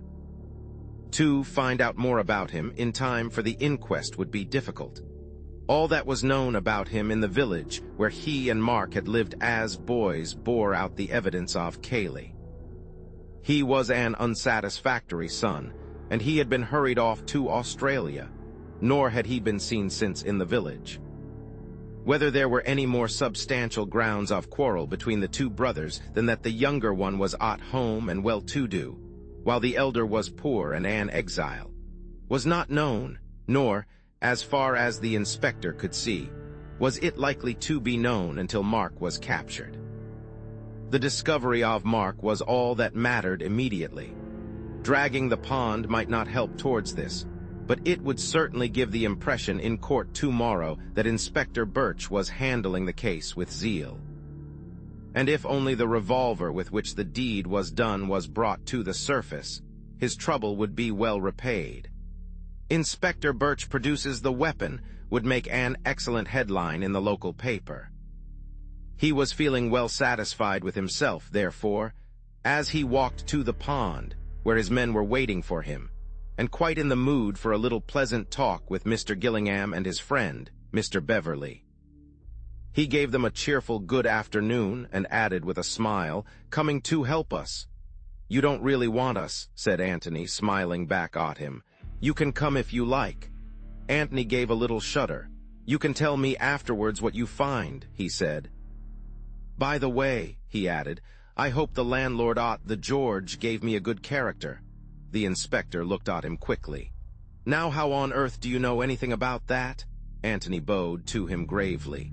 "Because I guessed that you were a very efficient member of the force." The inspector laughed. "Well, you came out all right, Mr. Gillingham. You got a clean bill, but I had to make certain about you." "Of course you did. Well, I wish you luck, but I don't think you'll find much at the pond." "It's rather out of the way, isn't it, for anybody running away?" "That's just what I told Mr. Cayley when he called my attention to the pond. However, we shan't do any harm by looking. It's the unexpected that's the most likely in this sort of case." "You're quite right, Inspector."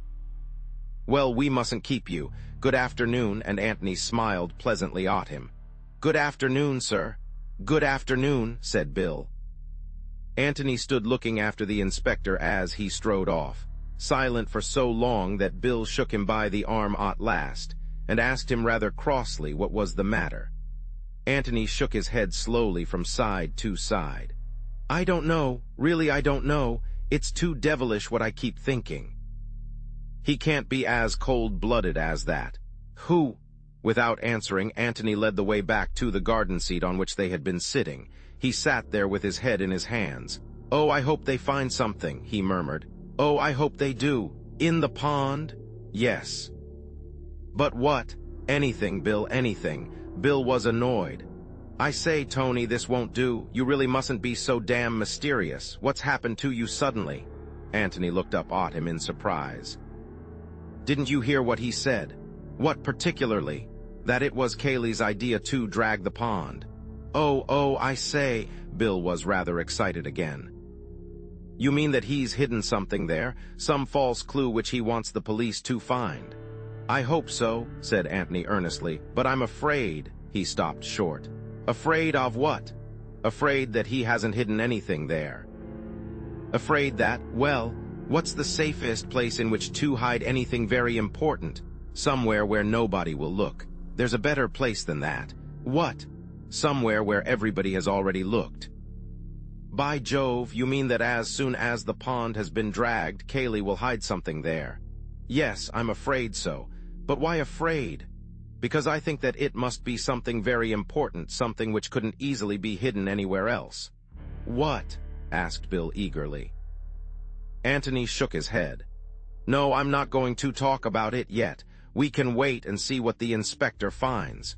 He may find something, I don't know what, something that Cayley has put there for him to find." But if he doesn't, then it will be because Kaylee is going to hide something there tonight. "What?" asked Bill again. "You will see what, Bill," said Antony, "because we shall be there." "Are we going to watch him?" "Yes, if the inspector finds nothing." "That's good," said Bill. If it were a question of Kaylee or the law, he was quite decided as to which side he was taking. Previous to the tragedy of yesterday, he had got on well enough with both of the cousins, without being in the least intimate with either. Indeed, of the two he preferred, perhaps, the silent, solid Kaylee to the more volatile Mark. Kaylee's qualities, as they appeared to Bill, may have been chiefly negative.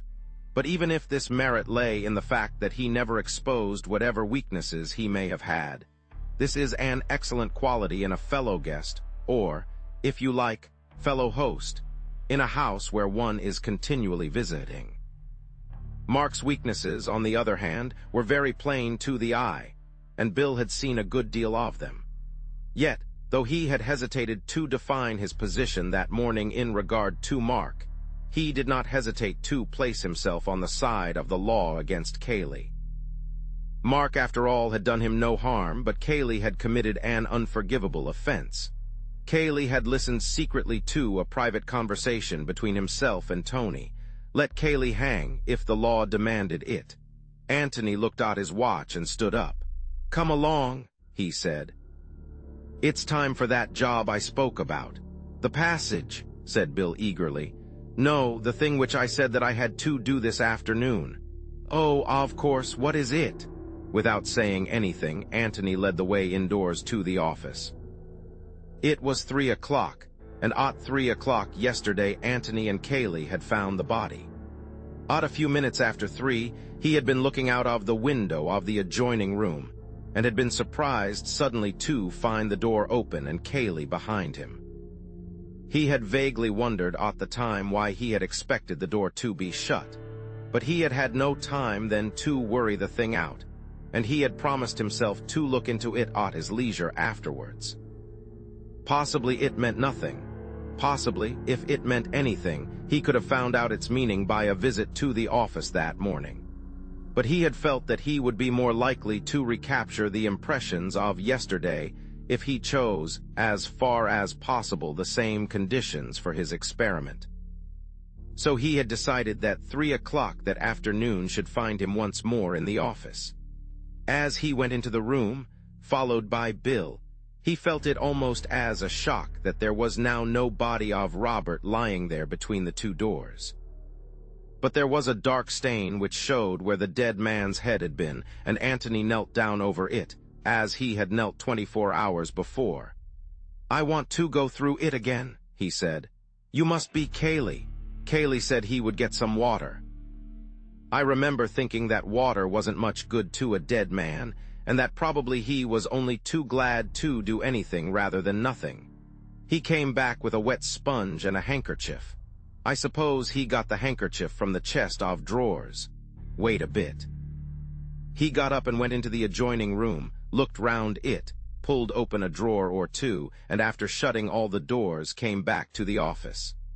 "The sponge is there, and there are handkerchiefs in the top right-hand drawer.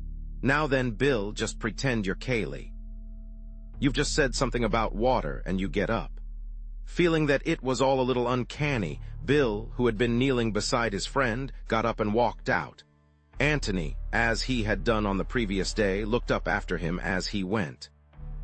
Bill turned into the room on the right, opened the drawer and got the handkerchief, damped the sponge, and came back.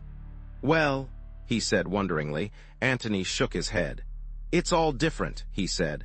"For one thing, you made a devil of a noise and Kaylee didn't. Perhaps you weren't listening when Kaylee went in? I was, but I should have heard him if I could have heard him, and I should have remembered afterwards. Perhaps Kaylee shut the door after him. Wait!" He pressed his hand over his eyes and thought.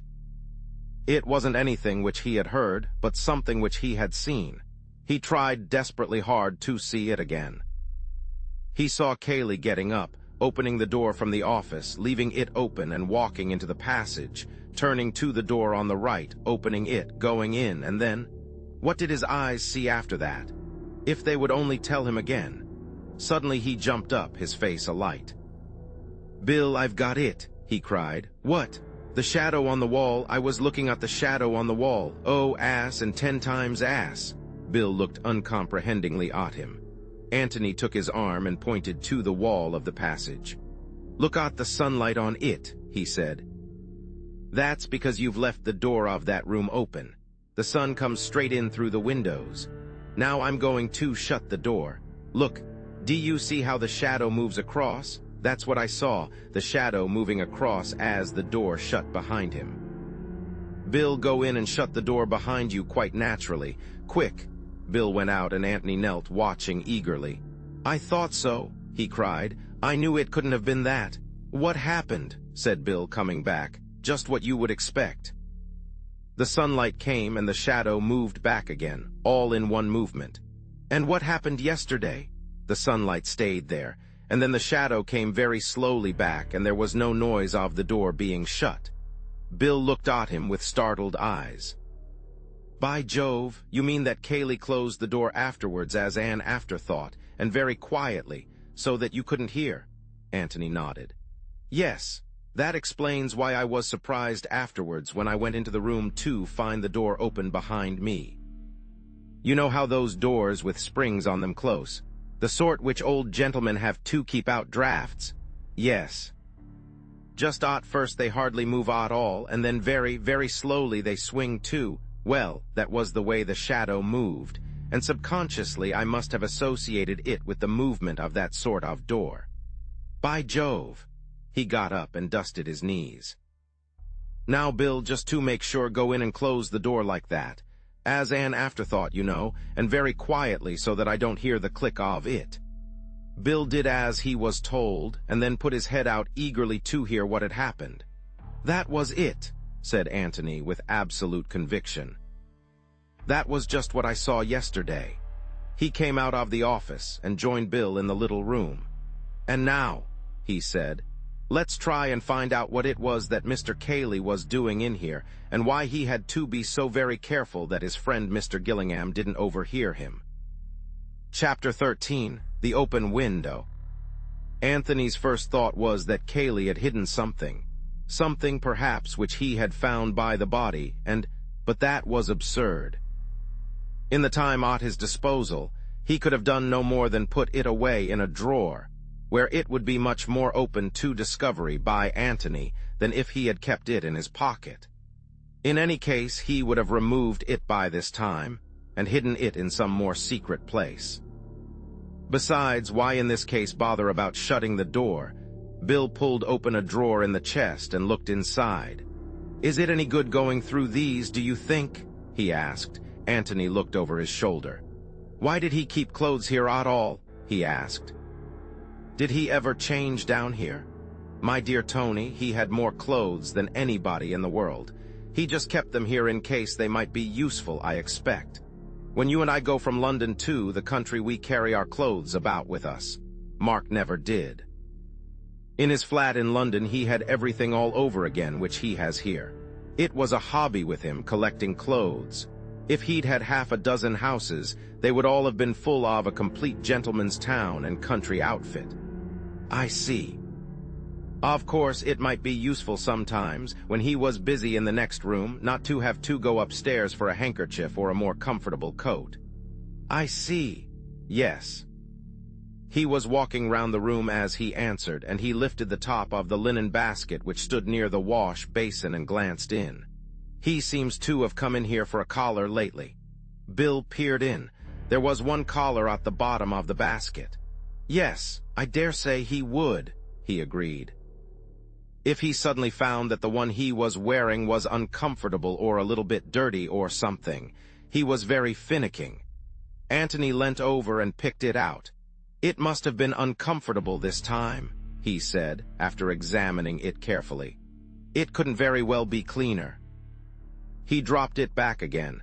"Anyway, he did come in here sometimes?" "Oh, yes, rather. Yes, but what did Cayley come in for so secretly?" "What did he want to shut the door for?" said Bill. "That's what I don't understand. You couldn't have seen him anyhow." "No." "So it follows that I might have heard him. He was going to do something which he didn't want me to hear." "By Jove, that's it," said Bill eagerly. "Yes, but what?" Bill frowned hopefully to himself, but no inspiration came. "Well, let's have some air anyway," he said at last, exhausted by the effort, and he went to the window, opened it, and looked out. Then, struck by an idea, he turned back to Antony and said, "Do you think I had better go up to the pond to make sure that they're still at it? Because—" He broke off suddenly at the sight of Antony's face. "Oh, idiot, idiot," Antony cried. "Oh, most super-excellent of Watsons! Oh, you lamb, you blessing! Oh, Gillingham, you incomparable ass! What on earth—" the window, cried Antony, pointing to it. Bill turned back to the window, expecting it to say something.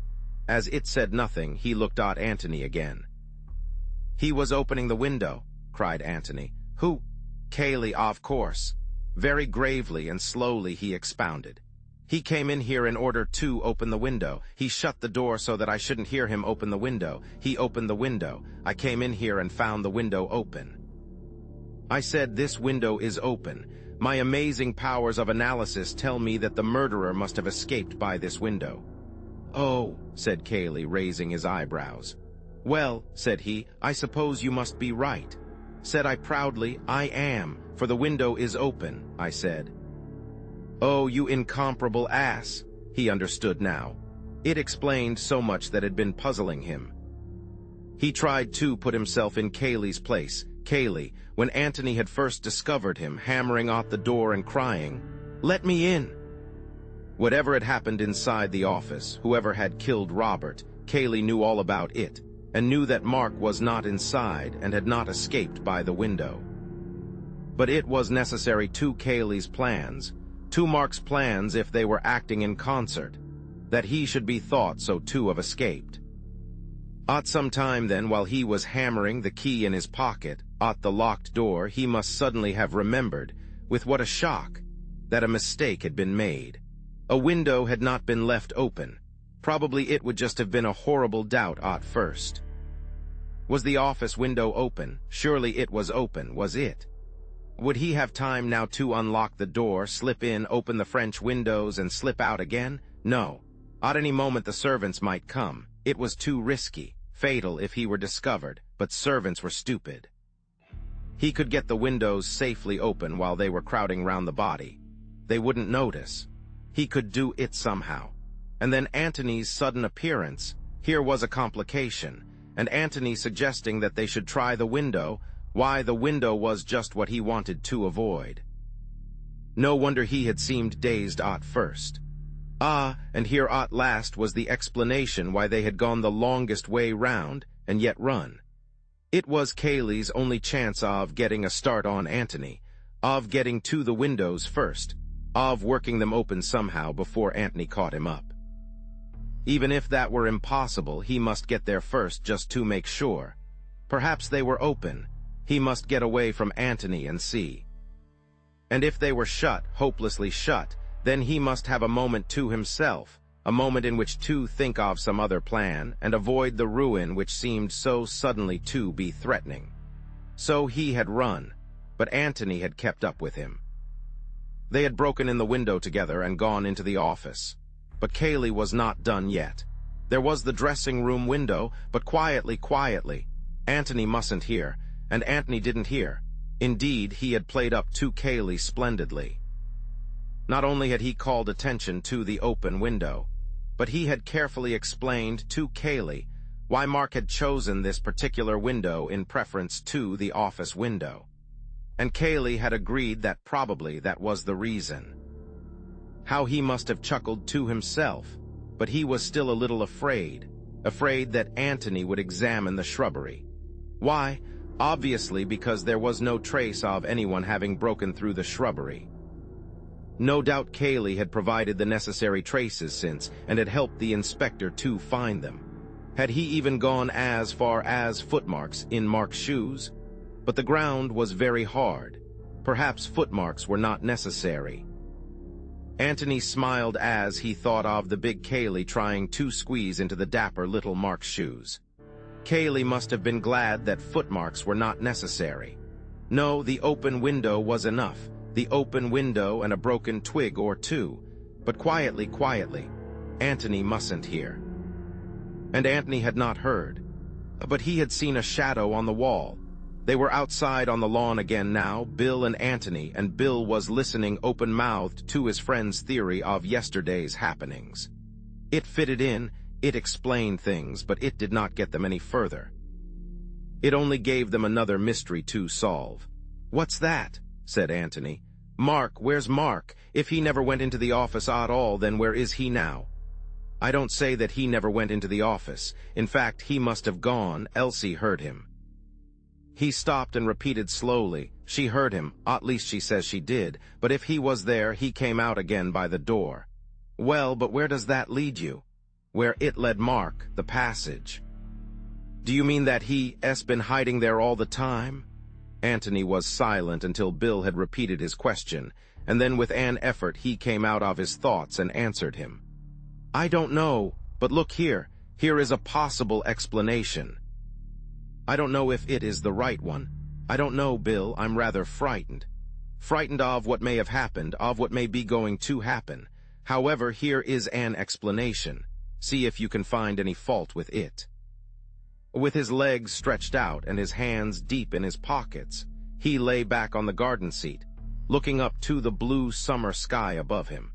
And just as if he saw up there the events of yesterday being enacted over again, he described them slowly to Bill as they happened. "We'll begin at the moment when Mark shoots Robert. Call it an accident, probably it was. Mark would say it was anyhow. He is in a panic, naturally. But he doesn't lock the door and run away. For one thing, the key is on the outside of the door. For another, he is not quite such a fool as that. But he is in a horrible position. He is known to be on bad terms with his brother. He has just uttered some foolish threat to him, which may possibly have been overheard. What is he to do? He does the natural thing, the thing which Mark would always do in such circumstances. He consults Cayley, the invaluable, inevitable Cayley. Cayley is just outside. Cayley must have heard the shot. Cayley will tell him what to do. He opens the door just as Cayley is coming to see what is the matter. He explains rapidly. "What's to be done, Key? What's to be done? It was an accident. I swear it was an accident. He threatened me. He would have shot me if I hadn't." "Think of something quick." Cayley has thought of something. "Leave it to me," he says. "You clear out altogether. I shot him if you like. I'll do all the explaining. Get away, hide. Nobody saw you go in. Into the passage, quick. I'll come to you there as soon as I can." Good Cayley. Faithful Cayley. Mark's courage comes back. Cayley will explain all right. Cayley will tell the servants that it was an accident. He will ring up the police. Nobody will suspect Cayley. Cayley has no quarrel with Robert. And then Cayley will come into the passage and tell him that it is all right, and Mark will go out by the other end and saunter slowly back to the house. He will be told the news by one of the servants. Robert accidentally shot? Good heavens! So, greatly reassured, Mark goes into the library. And Cayley goes to the door of the office and locks it, and then he bangs on the door and shouts, "Let me in!" Antony was silent. Bill looked at him and shook his head. "Yes, Tony, but that doesn't make sense." "What's the point of Cayley behaving like that?" Antony shrugged his shoulders without answering. "And what has happened to Mark since?" Antony shrugged his shoulders again. "Well, the sooner we go into that passage, the better," said Bill. "You're ready to go?" "Quite," said Bill, surprised. "You're quite ready for what we may find. You're being dashed mysterious, old boy. I know I am." He gave a little laugh and went on, "Perhaps I'm being an ass, just a melodramatic ass. Well, I hope I am." He looked at his watch. "It's safe, is it? They're still busy at the pond. We'd better make certain." "Could you be a sleuth hound, Bill, one of those that travel on their stomachs very noiselessly? I mean, could you get near enough to the pond to make sure that Cayley is still there without letting him see you?" "Rather." He got up eagerly. "You wait." Antony's head shot up suddenly.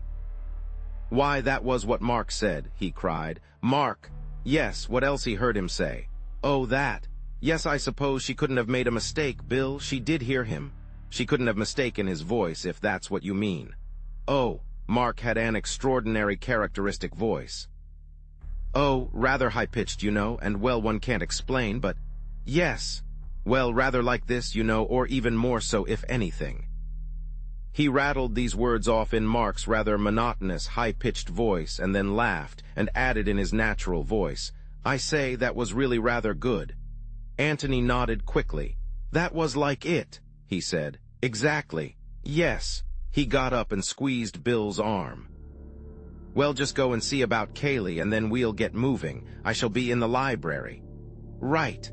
Bill nodded and walked off in the direction of the pond. This was glorious fun. This was life. The immediate program could hardly be bettered. First of all, he was going to stalk Kaylee. There was a little copse above the level of the pond, and about 100 yards away from it. He would come into this from the back, creep cautiously through it, taking care that no twigs cracked, and then drawing himself on his stomach to the edge, peer down upon the scene below him. People were always doing that sort of thing in books, and he had been filled with a hopeless envy of them. Well, now he was actually going to do it himself. What fun! And then, when he had got back unobserved to the house and reported to Antony, they were going to explore the secret passage. Again, what fun! Unfortunately, there seemed to be no chance of buried treasure, but there might be buried clues.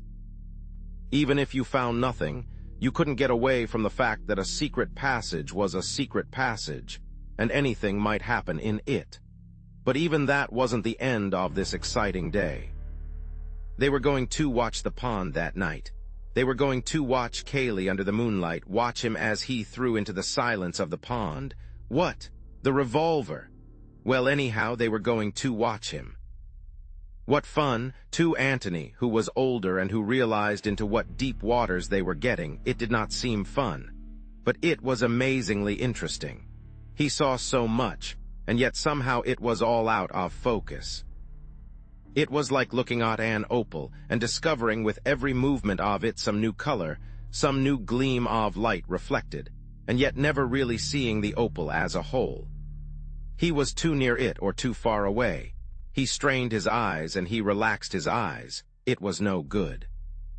His brain could not get hold of it, but there were moments when he almost had it, and then turned away from it. He had seen more of life than Bill, but he had never seen murder before, and this which was in his mind now, and to which he was afraid to listen, was not just the hot-blooded killing which any man may come to if he lose control. It was something much more horrible. Too horrible to be true. Then let him look again for the truth. He looked again, but it was all out of focus. "I will not look again," he said aloud as he began to walk towards the house. Not yet, anyway. He would go on collecting facts and impressions. Perhaps the one fact would come along, by itself, which would make everything clear. Chapter 14. Mr. Beverley qualifies for the stage. Bill had come back and had reported, rather breathless, that Kaylee was still at the pond. "But I don't think they're getting up much except mud," he said. "I ran most of the way back so as to give us as much time as possible." Antony nodded. "Well, come along then," he said. "The sooner the quicker." They stood in front of the row of sermons. Antony took down the Reverend Theodore Usher's famous volume and felt for the spring. Bill pulled. The shelves swung open towards them. "By Jove," said Bill, "it is a narrow way." There was an opening about a yard square in front of them, which had something the look of a brick fireplace, a fireplace raised about 2 feet from the ground. But save for one row of bricks in front, the floor of it was emptiness. Antony took a torch from his pocket and flashed it down into the blackness. "Look," he whispered to the eager Bill. "The steps begin down there, 6 feet down." He flashed his torch up again. There was a handhold of iron, a sort of large iron staple, in the bricks in front of them. "You swing off from there," said Bill. "At least, I suppose you do. I wonder how Ruth Norris liked doing it. Kaylee helped her, I should think. It's funny." "Shall I go first?" asked Bill, obviously longing to do so. Antony shook his head with a smile. I think I will if you don't mind very much, Bill, just in case. In case of what? Well, in case. Bill had to be content with that, but he was too much excited to wonder what Antony meant. Righto, he said. Go on. Well, we'll just make sure we can get back again first. It really wouldn't be fair on the inspector if we got stuck down here for the rest of our lives. He's got enough to do trying to find Mark, but if he has to find you and me as well, we can always get out at the other end.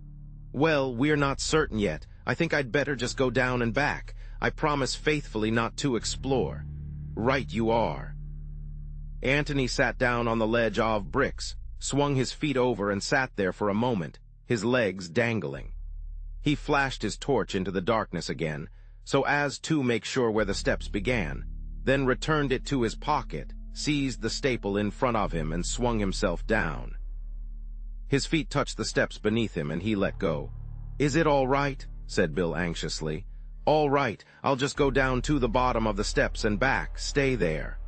The light shone down by his feet. His head began to disappear. For a little while Bill, craning down the opening, could still see faint splashes of light and could hear slow, uncertain footsteps. For a little longer he could fancy that he saw and heard them. Then he was alone. Well, not quite alone. There was a sudden voice in the hall outside. Good Lord, said Bill, turning round with a start. Cayley. If he was not so quick in thought as Antony, he was quick enough in action. Thought was not demanded now. To close the secret door safely but noiselessly, to make sure that the books were in the right places, to move away to another row of shelves so as to be discovered deep in Badminton or Baedeker, or whomever the kind gods should send to his aid. The difficulty was not to decide what to do, but to do all this in 5 seconds rather than in 6. Ah, there you are, said Cayley from the doorway. Hallo, said Bill in surprise, looking up from the 4th volume of The Life and Works of Samuel Taylor Coleridge. Have they finished? Finished what? The pond, said Bill, wondering why he was reading Coleridge on such a fine afternoon. Desperately he tried to think of a good reason. Verifying a quotation, an argument with Antony, that would do, but what quotation? Oh no, they're still at it. Where S. Gillingham? The ancient mariner, water, water everywhere, or was that something else? And where was Gillingham? Water, water everywhere. Tony! Oh, he's about somewhere. We are just going down to the village. They aren't finding anything at the pond, are they? No. But they like doing it, something off their minds when they can say they've done it. Bill, deep in his book, looked up and said yes, and went back to it again. He was just getting to the place. What's the book? Said Cayley, coming up to him. Out of the corner of his eye he glanced at the shelf of sermons as he came. Bill saw that glance and wondered, was there anything there to give away the secret? I was just looking up a quotation, he drawled. Tony and I had a bet about it. You know that thing about water, water everywhere, and not a drop to drink. But what on earth, he wondered to himself, were they betting about? Nor any drop to drink, to be accurate. Bill looked at him in surprise, then a happy smile came on his face. Quite sure, he said. Of course. Then you've saved me a lot of trouble, that's what the bet was about. He closed the book with a slam, put it back in its shelf, and began to feel for his pipe and tobacco. I was a fool to bet with Tony, he added. He always knows that sort of thing. So far, so good. But here was Cayley still in the library, and there was Antony, all unsuspecting, in the passage. When Antony came back, he would not be surprised to find the door closed, because the whole object of his going had been to see if he could open it easily from the inside. At any moment then, the bookshelf might swing back and show Antony's head in the gap. A nice surprise for Cayley. Come with us, he said casually, as he struck a match. He pulled vigorously at the flame as he waited for the answer, hoping to hide his anxiety, for if Cayley assented, he was done. I've got to go into Stanton. Bill blew out a great cloud of smoke with an expiration which covered also a heartfelt sigh of relief. Oh, a pity. You're driving, I suppose. Yes, the car will be here directly. There's a letter I must write first.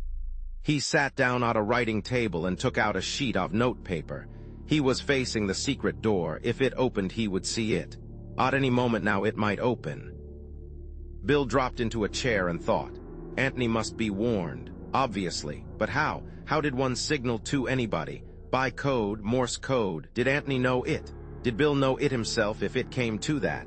He had picked up a bit in the army, not enough to send a message, of course. But a message was impossible anyhow. Kaylee would hear him tapping it out. It wouldn't do to send more than a single letter. What letters did he know? And what letter would convey anything to Antony?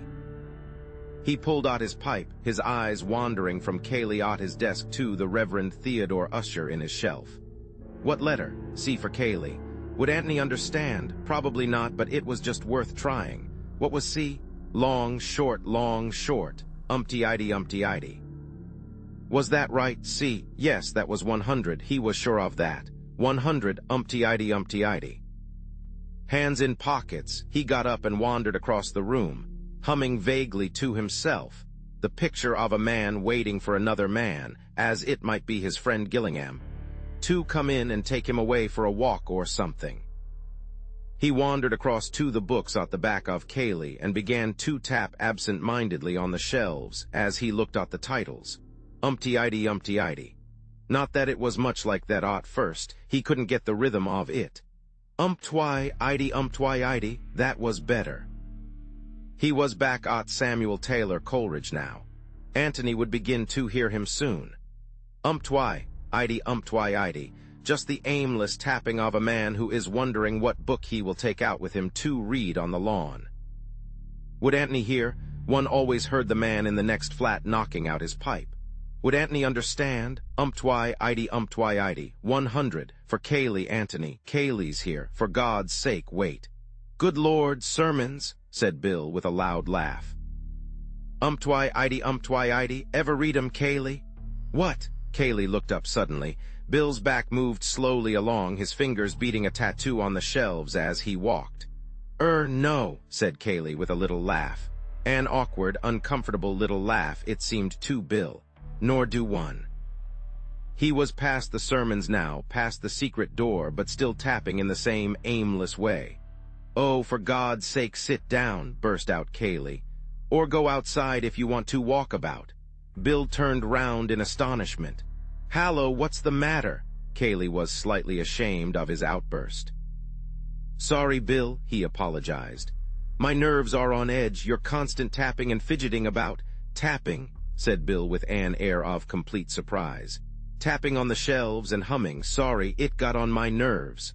My dear old chap, I'm awfully sorry. I'll go out in the hall. It's all right, said Kaylee and went on with his letter. Bill sat down in his chair again. Had Antony understood? Well, anyhow, there was nothing to do now but wait for Kaylee to go. And if you ask me, said Bill to himself, much pleased, I ought to be on the stage. That's where I ought to be, the complete actor. A minute, 2 minutes, 3 minutes, 5 minutes. It was safe now, Antony had guessed. Is the car there? Asked Kaylee as he sealed up his letter. Bill strolled into the hall, called back yes, and went out to talk to the chauffeur. Kaylee joined him, and they stood there for a moment. Hallo, said a pleasant voice behind them. They turned round and saw Antony. Sorry to keep you waiting, Bill. With a tremendous effort, Bill restrained his feelings and said casually enough that it was all right. Well, I must be off, said Kaylee. You're going down to the village. That's the idea. I wonder if you'd take this letter 2 gallons for me? Of course. Thanks very much. Well, I shall see you later. He nodded and got into the car. As soon as they were alone, Bill turned eagerly to his friend. Well, he said excitedly, come into the library. They went in and Tony sank down into a chair. You must give me a moment, he panted. I've been running. Well, of course. How do you think I got back here? You do mean you went out at the other end? Antony nodded. I say, did you hear me tapping? I did indeed, Bill, you're a genius. Bill blushed. I knew you'd understand, he said. You guessed that I meant Kaylee. I did. It was the least I could do after you had been so brilliant. You must have had rather an exciting time. Exciting? Good Lord, I should think it was. Tell me about it. As modestly as possible, Mr. Beverley explained his qualifications for a life on the stage. Good man, said Antony at the end of it. You are the most perfect Watson that ever lived, Bill, my lad, he went on dramatically, rising and taking Bill's hand in both of his. There is nothing that you and I could not accomplish together if we gave our minds to it. Silly old ass. That's what you always say when I'm being serious. Well, anyway, thanks awfully. You really saved us this time. Were you coming back? Yes, at least I think I was. I was just wondering when I heard you tapping. The fact of the door being shut was rather surprising. Of course, the whole idea was to see if it could be opened easily from the other side. But I felt somehow that you wouldn't shut it until the last possible moment, until you saw me coming back. Well, then I heard the taps, and I knew it must mean something, so I sat tight. Then when C began to come along, I said, Kaylee, be Jove, bright aren't I? And I simply hared to the other end of the passage for all I was worth, and hared back again, because I thought you might be getting rather involved in explanations about where I was and so on. You didn't see Mark then? No, nor his no, I didn't see anything. Nor what? Antony was silent for a moment. I didn't see anything, Bill, or rather I did see something. I saw a door in the wall, a cupboard, and it's locked, so if there's anything we want to find, that's where it is. Could Mark be hiding there? I called through the keyhole in a whisper, Mark, are you there? He would have thought it was Kaylee. There was no answer. Well, let's go down and try again. We might be able to get the door open. Antony shook his head. Aren't I going at all? Said Bill in great disappointment. When Antony spoke, it was to ask another question. Can Kaylee drive a car? Yes, of course. Why, then he might easily drop the chauffeur at his lodge and go off to Stanton or wherever he wanted to on his own. I suppose so, if he wanted to. Yes. Antony got up. Well, look here, as we said we were going into the village, and as we promised to leave that letter, I almost think we'd better do it. Oh, very well. Jallens, what were you telling me about that? Oh, yes, the widow Norbury. That's right. Kaylee used to be rather keen on the daughter, the letter S for her. Yes, well, let's take it, just to be on the safe side. Am I going to be done out of that secret passage altogether? Asked Bill fretfully. There's nothing to see, really, I promise you. You're very mysterious. What's upset you? You did see something down there, I'm certain of it. I did, and I've told you about it. No, you haven't. You only told me about the door in the wall. That's it, Bill, and it's locked, and I'm frightened of what's behind it. But then we shall never know what's there if we aren't going to look. We shall know tonight, said Antony, taking Bill's arm and leading him to the hall, when we watch our dear friend Kaylee dropping it into the pond.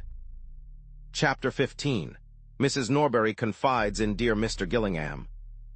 They left the road and took the path across the fields which sloped gently downwards towards Jallens. Antony was silent, and since it is difficult to keep up a conversation with a silent man for any length of time, Bill had dropped into silence too. Or rather, he hummed to himself, hit odd thistles in the grass with his stick, and made uncomfortable noises with his pipe. But he noticed that his companion kept looking back over his shoulder, almost as if he wanted to remember for a future occasion the way by which they were coming.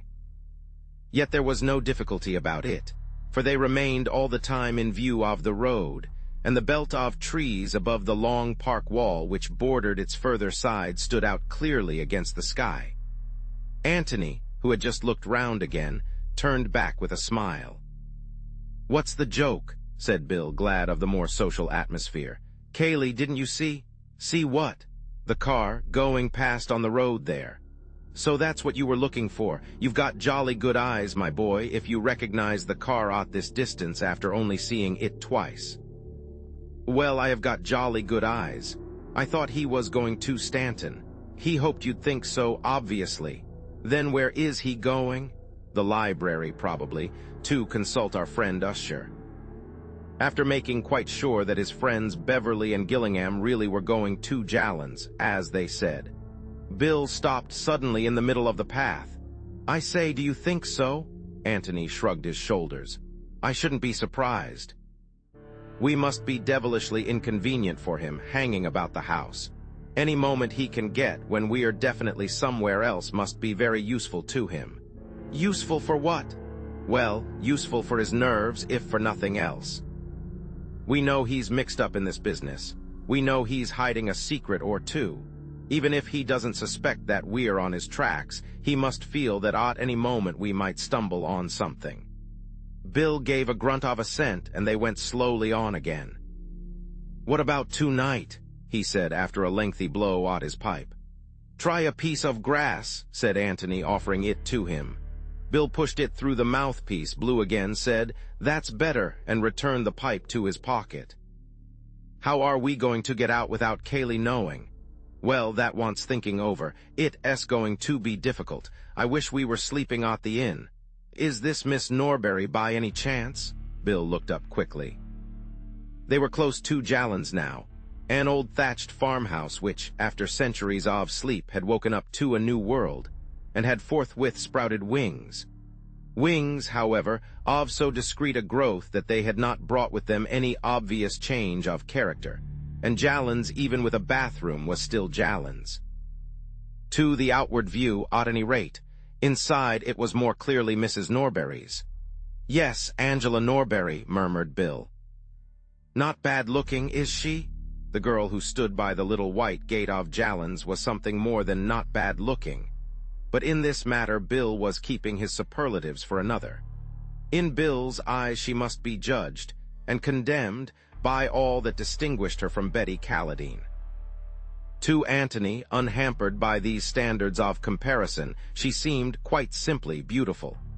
"Kaylee asked us to bring a letter along," explained Bill when the necessary handshakings and introductions were over. "Here you are. You will tell him, won't you, how dreadfully sorry I am about what has happened. It seems so hopeless to say anything, so hopeless even to believe it, if it is true what we have heard."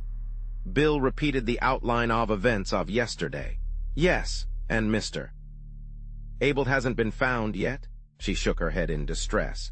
"It still seems to have happened to somebody else, somebody we didn't know at all." Then, with a sudden grave smile which included both of them, "But you must come and have some tea." "It's awfully decent of you," said Bill awkwardly, "but you will, won't you?" she said to Antony. "Thank you very much." Mrs. Norbury was delighted to see them, as she always was to see any man in her house who came up to the necessary standard of eligibility. When her life work was completed and summed up in those beautiful words, "A marriage has been arranged and will shortly take place between Angela, daughter of the late John Norbury," then she would utter a grateful Nunc Dimittis and depart in peace to a better world, if heaven insisted, but preferably to her new son-in-law's more dignified establishment. For there was no doubt that eligibility meant not only eligibility as a husband. But it was not as eligibles that the visitors from the Red House were received with such eagerness today, and even if her special smile for possibles was there, it was instinctive rather than reasoned. All that she wanted at this moment was news of Mark. For she was bringing it off at last, and if the engagement columns of the Morning Post were preceded, as in the case of its obituary columns, by a premonitory bulletin, the announcement of yesterday would have cried triumphantly to the world, or to such part of the world as mattered. "A marriage has very nearly been arranged by Mrs. Norbury, and will certainly take place between Angela, only daughter of the late John Norbury, and Mark Abel of the Red House." And, coming across it on his way to the sporting page, Bill would have been surprised, for he had thought that, if anybody, it was Kaylee. To the girl it was neither. She was often amused by her mother's ways, sometimes ashamed of them, sometimes distressed by them. The Mark Abel affair had seemed to her particularly distressing, for Mark was so obviously in league with her mother against her. Other suitors upon whom her mother had smiled had been embarrassed by that championship. Mark appeared to depend on it as much as on his own attractions, great though he thought these to be. They went a-wooing together. It was a pleasure to turn to Kaylee, that hopeless ineligible. But alas, Kaylee had misunderstood her. She could not imagine Kaylee in love until she saw it and tried, too late, to stop it. That was 4 days ago. She had not seen him since, and now here was this letter. She dreaded opening it. It was a relief to feel that at least she had an excuse for not doing so while her guests were in the house. Mrs. Norbury recognized at once that Antony was likely to be the more sympathetic listener. And when tea was over, and Bill and Angela had been dispatched to the garden with the promptness and efficiency of the expert dear Mr. Gillingham found himself on the sofa beside her, listening to many things which were of even greater interest to him than she could possibly have hoped. "It is terrible, terrible," she said. "And to suggest that dear Mr. Abelt," Antony made suitable noises. "You've seen Mr. Abelt for yourself, a kinder, more warm-hearted man." Antony explained that he had not seen Mr. Abelt. "Of course, yes, I was forgetting. But believe me, Mr. Gillingham, you can trust a woman's intuition in these matters." Antony said that he was sure of this. "Think of my feelings as a mother."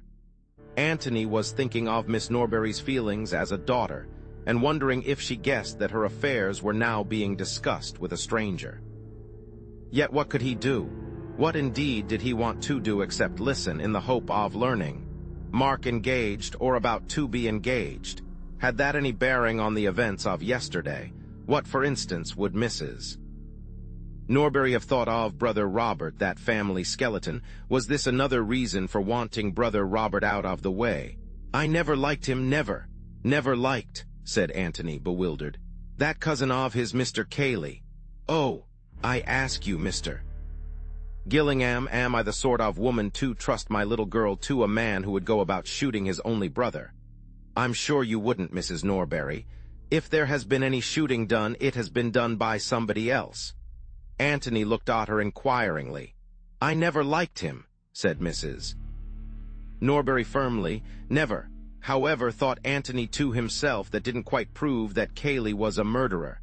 "How did Miss Norbury get on with him?" he asked cautiously. "There was nothing in that at all," said Miss Norbury's mother emphatically. "Nothing, I would say so to anybody." "Oh, I beg your pardon, I never meant—" "Nothing, I can say that for dear Angela with perfect confidence. Whether he made advances—" She broke off with a shrug of her plump shoulders. Antony waited eagerly. "Naturally they met. Possibly he might have, I don't know. But my duty as a mother was clear, Mr. Gillingham."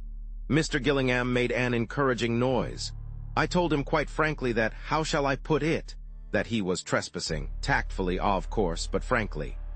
"You mean," said Antony, trying to speak calmly, "that you told him that, Mr.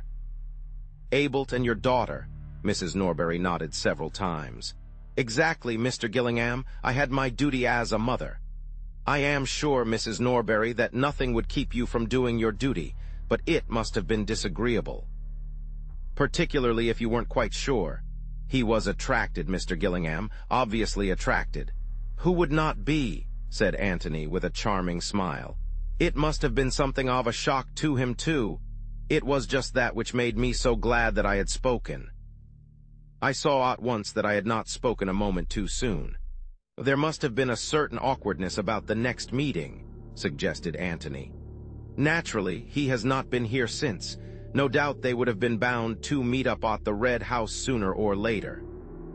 "Oh, this was only quite lately. Last week, Mr. Gillingham, I spoke just in time." "Ah," said Antony under his breath. He had been waiting for it.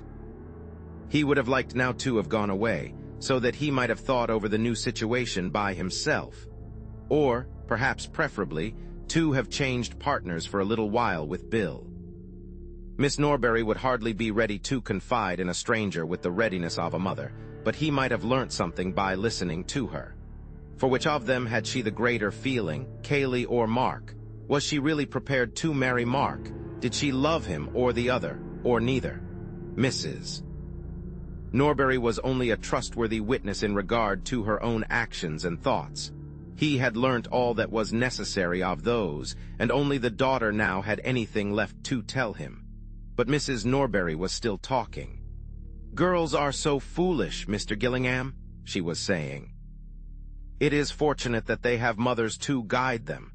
It was so obvious to me from the beginning that dear Mr. Abelt was just the husband for my little girl. You never knew him." Antony said again that he had not seen Mr. Abelt. "Such a gentleman, so nice-looking in his artistic way. A regular Velasquez, I should say Van Dyck. Angela would have it that she could never marry a man with a beard. As if that mattered when—" She broke off, and Antony finished her sentence for her. "The Red House is certainly charming," he said. "Charming, quite charming. And it is not as if Mr. Abelt's appearance were in any way undistinguished. Quite the contrary. I'm sure you agree with me?" Antony said that he had never had the pleasure of seeing Mr. Abelt. "Yes, and quite the center of the literary and artistic world, so desirable in every way." She gave a deep sigh and communed with herself for a little. Antony was about to snatch the opportunity of leaving when Mrs. Norbury began again. "And then there's this scapegrace brother of his. He was perfectly frank with me, Mr. Gillingham. He would be. He told me of this brother, and I told him that I was quite certain it would make no difference to my daughter's feelings for him. After all, the brother was in Australia." "When was this? Yesterday?" Antony felt that, if Mark had only mentioned it after his brother's announcement of a personal call at the Red House, this perfect frankness had a good deal of wisdom behind it. "It couldn't have been yesterday, Mr. Gillingham." "Yesterday?" She shuddered and shook her head. "I thought perhaps he had been down here in the morning." "Oh, no, there is such a thing, Mr. Gillingham, as being too devoted a lover. Not in the morning, no. We both agreed that, dear Angela, oh, no. No, the day before yesterday, when he happened to drop in about tea time. It occurred to Antony that Mrs. Norbury had come a long way from her opening statement that Mark and Miss Norbury were practically engaged. She was now admitting that dear Angela was not to be rushed, that dear Angela had indeed no heart for the match at all. The day before yesterday. As it happened, dear Angela was out. Not that it mattered. He was driving to Middleston. He hardly had time for a cup of tea, so that even if she had been in— Antony nodded absently. This was something new. Why did Mark go to Middleston the day before yesterday? But after all, why shouldn't he? 100 reasons unconnected with the death of Robert might have taken him there. He got up to go. He wanted to be alone at least with Bill. Mrs. Norbury had given him many things to think over, but the great outstanding fact which had emerged was this, that Cayley had reason to hate Mark. Mrs. Norbury had given him that reason. To hate?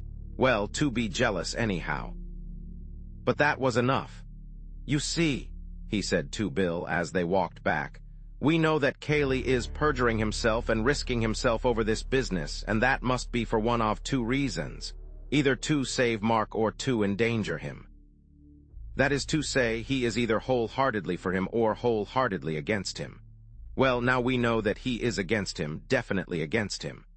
"But I say, you know," protested Bill, "one doesn't necessarily try to ruin one's rival in love." "Doesn't one?" said Antony, turning to him with a smile. Bill blushed. "Well, of course, one never knows, but I mean, you mightn't try to ruin him, Bill, but you wouldn't perjure yourself in order to get him out of a trouble of his own making. Lord, no. So that of the two alternatives the other is the more likely." They had come to the gate into the last field which divided them from the road, and having gone through it, they turned round and leant against it, resting for a moment and looking down at the house which they had left. "Jolly little place, isn't it?" said Bill. "Very, but rather mysterious." "In what way?" "Well, where's the front door?" "The front door, why, you've just come out of it." "But isn't there a drive or a road or anything?" Bill laughed. "No, that's the beauty of it to some people.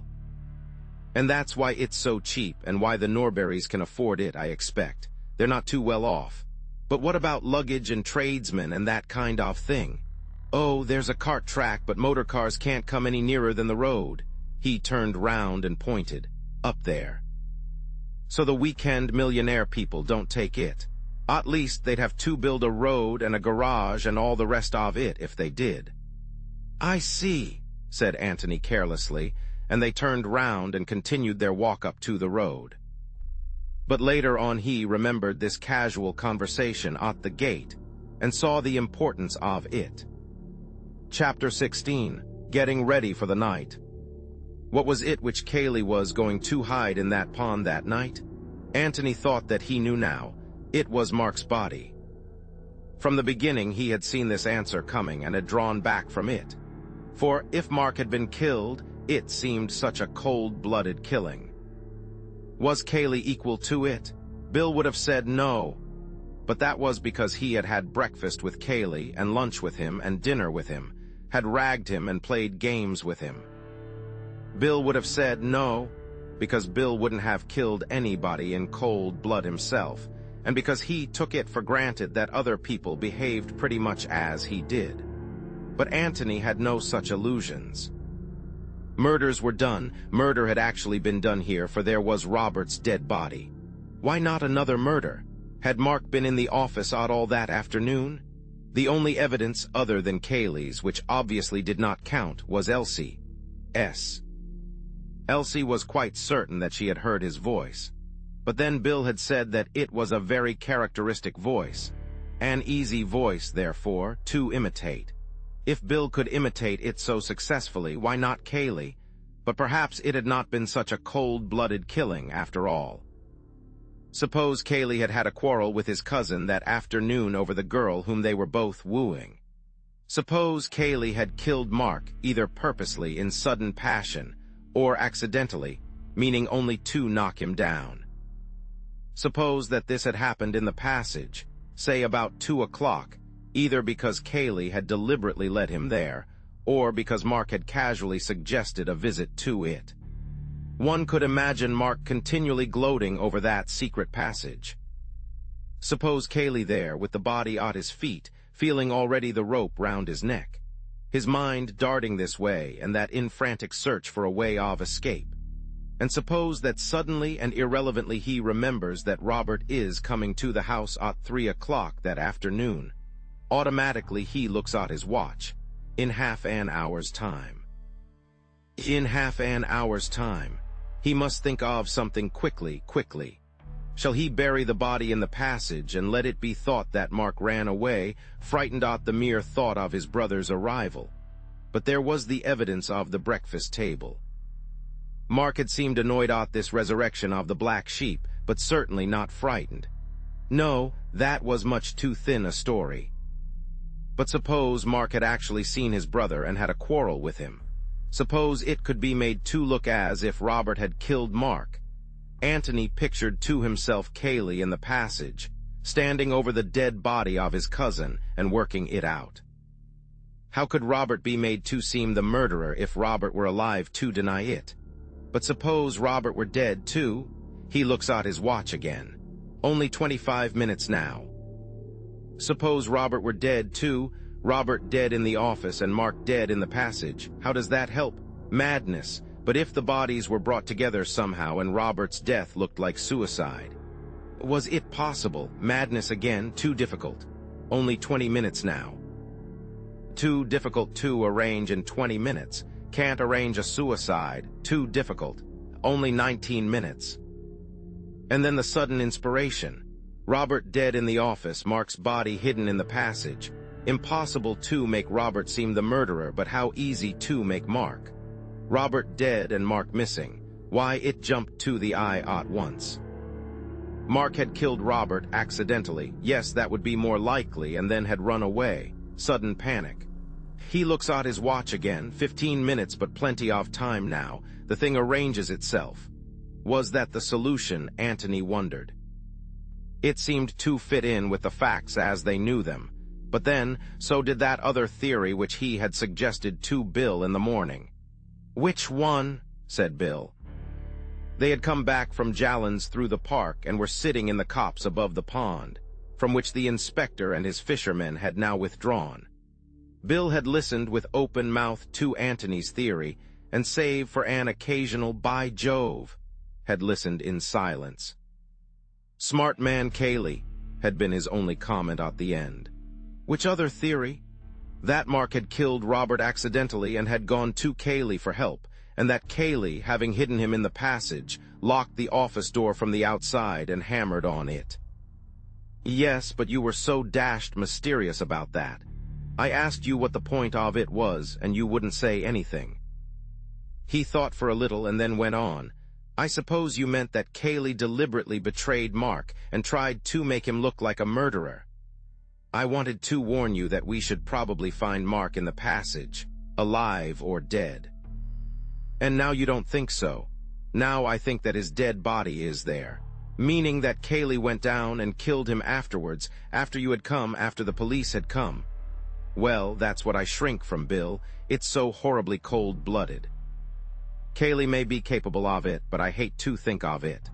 But dash it all, your other way is cold-blooded enough. According to you, he goes up to the office and deliberately shoots a man with whom he has no quarrel, whom he hasn't seen for 15 years. Yes, but to save his own neck. That makes a difference. My theory is that he quarreled violently with Mark over the girl and killed him in sudden passion. Anything that happened after that would be self-defense. I don't mean that I excuse it, but that I understand it. And I think that Mark's dead body is in the passage now, and has been there since, say, 2:30 yesterday afternoon. And tonight Cayley is going to hide it in the pond. Bill pulled out the moss on the ground beside him, threw away a handful or two, and said slowly, You may be right, but it's all guesswork, you know. Antony laughed. Good Lord, of course it is, he said. And tonight we shall know if it's a good guess or a bad one. Bill brightened up suddenly. Tonight, he said. I say tonight going to be rather fun. How do we work it? Antony was silent for a little. Of course, he said at last, we ought to inform the police so that they can come here and watch the pond tonight. Of course, grinned Bill. But I think that perhaps it is a little early to put our theories before them. I think perhaps it is, said Bill solemnly. Antony looked up at him with a sudden smile. Bill, you old bounder. Well, dash it, it's our show. I don't see why we shouldn't get our little bit of fun out of it. Neither do one. All right then, we'll do without the police tonight. We shall miss them, said Bill sadly, but 'tis better so. There were two problems in front of them. First, the problem of getting out of the house without being discovered by Cayley. And secondly, the problem of recovering whatever it was which Cayley dropped into the pond that night. Let's look at it from Cayley's point of view, said Antony. He may not know that we're on his track, but he can't help being suspicious of us. He's bound to be suspicious of everybody in the house, and more particularly of us, because we are presumably more intelligent than the others. He stopped for a moment to light his pipe, and Bill took the opportunity of looking more intelligent than Mrs. Stevens. Now, he has got something to hide tonight, and he's going to take good care that we aren't watching him. Well, what will he do? See that we are asleep first before he starts out. Yes, come and tuck us up and see that we are nice and comfortable. Yes, that's awkward, said Bill. But we could lock our doors and then he wouldn't know that we weren't there. Have you ever locked your door? Never. No, and you can bet that Cayley knows that. Anyway, he'd bang on it and you wouldn't answer, and then what would he think? Bill was silent, crushed. Then I don't see how we are going to do it, he said after deep thought. He'll obviously come to us just before he starts out, and that doesn't give us time to get to the pond in front of him. Let's put ourselves in his place, said Antony, puffing slowly at his pipe. He's got the body, or whatever it is, in the passage. He won't come up the stairs, carrying it in his arms, and look in at our doors to see if we're awake. He'll have to make sure about us first, and then go down for the body afterwards. So that gives us a little time. Why, yes, said Bill thoughtfully. We might just do it, but it'll be a bit of a rush. But wait, when he's gone down to the passage and got the body, what will he do next? Come out again, said Bill helpfully. Yes, but which end? Bill sat up with a start. By Jove, you mean that he will go out at the far end by the bowling green? Don't you think so? Just imagine him walking across the lawn in full view of the house, at midnight, with a body in his arms. Think of the awful feeling he would have in the back of the neck, wondering if anybody, any restless sleeper, had chosen just that moment to wander to the window and look out into the night. There's still plenty of moonlight, Bill. Is he going to walk across the park in the moonlight with all those windows staring at him? Not if he can help it. But he can get out by the bowling green and then come to the pond without ever being in sight of the house at all. You're right, and that will just about give us time. Good. Now what's the next thing? The next thing is to mark the exact place in the pond where he drops whatever he drops, so that we can fish it out again. If we can see what it is, we shan't want to. The police can have a go at it tomorrow. But if it's something we can't identify from a distance, then we must try and get it out, to see whether it's worth telling the police about. Why, yes, said Bill, wrinkling his forehead. Of course, the trouble with water is that one bit of it looks pretty much like the next bit. I don't know if that had occurred to you. It had, smiled Antony. Let's come and have a look at it. They walked to the edge of the copse and lay down there in silence, looking at the pond beneath them. See anything? Said Antony at last. What? The fence on the other side. What about it? Well, it's rather useful, that's all. Said Sherlock Holmes enigmatically, added Bill. A moment later, his friend Watson had hurled him into the pond. Antony laughed. I love being Sherlocky, he said. It's very unfair of you not to play up to me. Why is that fence useful, my dear Holmes? Said Bill obediently. Because you can take a bearing on it, you see. Yes, you needn't stop to explain to me what a bearing is. I wasn't going to, but you're lying here. He looked up, underneath this pine tree. Cayley comes out in the old boat and drops his parcel in. You take a line from here on to the boat and mark it off on the fence there. Say it's the 5th post from the end. Well, then I take a line from my tree. We'll find one for me directly, and it comes on to the 20th post, say. And where the two lines meet, there shall the eagles be gathered together. QED, and there, I almost forgot to remark, will the taller eagle, Beverley by name, do his famous diving act, as performed nightly at the Hippodrome. Bill looked at him uneasily. I say, really, it's beastly dirty water, you know. I'm afraid so, Bill, so it is written in the book of Jasher. Of course, I knew that one of us would have two, but I hoped, oh, well, it's a warm night. Just the night for a bathe, agreed Antony, getting up. Well, now, let's have a look for my tree. They walked down to the margin of the pond and then looked back. Bill's tree stood up and took the evening, tall and unmistakable, 50 feet nearer to heaven than its neighbors. But it had its fellow at the other end of the copse, not quite so tall, perhaps, but equally conspicuous. That's where I shall be, said Antony, pointing to it. Now, for the Lord's sake, count your posts accurately. Thanks very much, but I shall do it for my own sake, said Bill with feeling. I don't want to spend the whole night diving. Fix on the post in a straight line with you and the splash, and then count backwards to the beginning of the fence. Right, old boy, leave it to me. I can do this on my head. Well, that's how you will have to do the last part of it, said Antony with a smile. He looked at his watch. It was nearly time to change for dinner. They started to walk back to the house together. There's one thing which worries me rather, said Antony. Where does Cayley sleep? Next door to me. Why? Well, it's just possible that he might have another look at you after he's come back from the pond. I don't think he'd bother about it in the ordinary way, but if he is actually passing your door, I think he might glance in. I shan't be there. I shall be at the bottom of the pond, sucking up mud. Yes. Do you think you could leave something in your bed that looked vaguely like you in the dark? A bolster with a pajama coat round it, and one arm outside the blanket, and a pair of socks or something for the head. You know, the kind of thing. I think it would please him to feel that you were still sleeping peacefully. Bill chuckled to himself. Rather, I'm awfully good at that. I'll make him up something really good. But what about you? I'm at the other end of the house. He's hardly likely to bother about me a second time. And I shall be so very fast asleep at his first visit. Still, I may as well to be on the safe side. They went into the house. Cayley was in the hall as they came in. He nodded and took out his watch. "Time to change," he said. "Just about," said Bill. "You didn't forget my letter?" "I did not. In fact, we had tea there." "Ah!" He looked away and said carelessly, "How were they all?" "They sent all sorts of sympathetic messages to you and all that sort of thing." "Oh, yes." Bill waited for him to say something more, and then, as nothing was coming, he turned round, said, "Come on, Tony," and led the way upstairs. "Got all you want?" he said at the top of the stairs. "I think so. Come and see me before you go down." "Righto."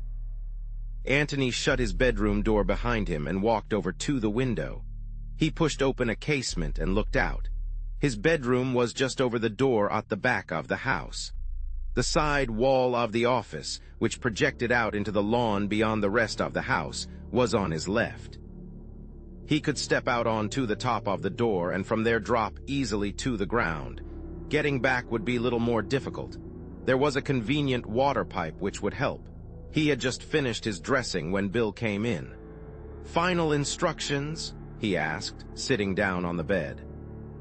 "By the way, how are we amusing ourselves after dinner? I mean immediately after dinner." "Billiards."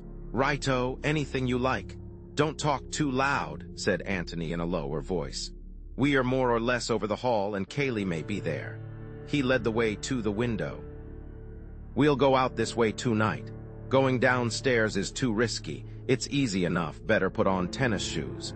"Right. I say, in case I don't get another chance alone with you, what do I do when Cayley comes to tuck me up?" "It's difficult to say. Be as natural as you can." "I mean, if he just knocks lightly and looks in, be asleep. Don't overdo the snoring. But if he makes a hell of a noise, you'll have to wake up and rub your eyes and wonder what on earth he's doing in your room at all. You know, the sort of thing." "Right. And about the dummy figure?" "I'll make it up directly we come upstairs and hide it under the bed." "Yes. I think we'd better go completely to bed ourselves. We shan't take a moment dressing again, and it will give him time to get safely into the passage. Then come into my room." "Right. Are you ready?" "Yes." They went downstairs together. Chapter 17. Mr. Beverley Takes the Water. Cayley seemed very fond of them that night. After dinner was over, he suggested a stroll outside. They walked up and down the gravel in front of the house, saying very little to each other, until Bill could stand it no longer. For the last 20 turns he had been slowing down hopefully each time they came to the door, but the hint had always been lost on his companions, and each time another turn had been taken. But in the end, he had been firm. "What about a little billiards?" he said, shaking himself free from the others. "Will you play?" said Antony to Cayley. "I'll watch you," he said, and he had watched them resolutely until the game, and then another game after that, had been played. They went into the hall and attacked the drinks. "Well, thank heaven for bed," said Bill, putting down his glass. "Are you coming?" "Yes," said Antony, and finished his drink. He looked at Cayley. "I've just got one or two little things to do," said Cayley. "I shan't be long following you." "Well, good night then. Good night." "Good night," called Bill from halfway up the stairs.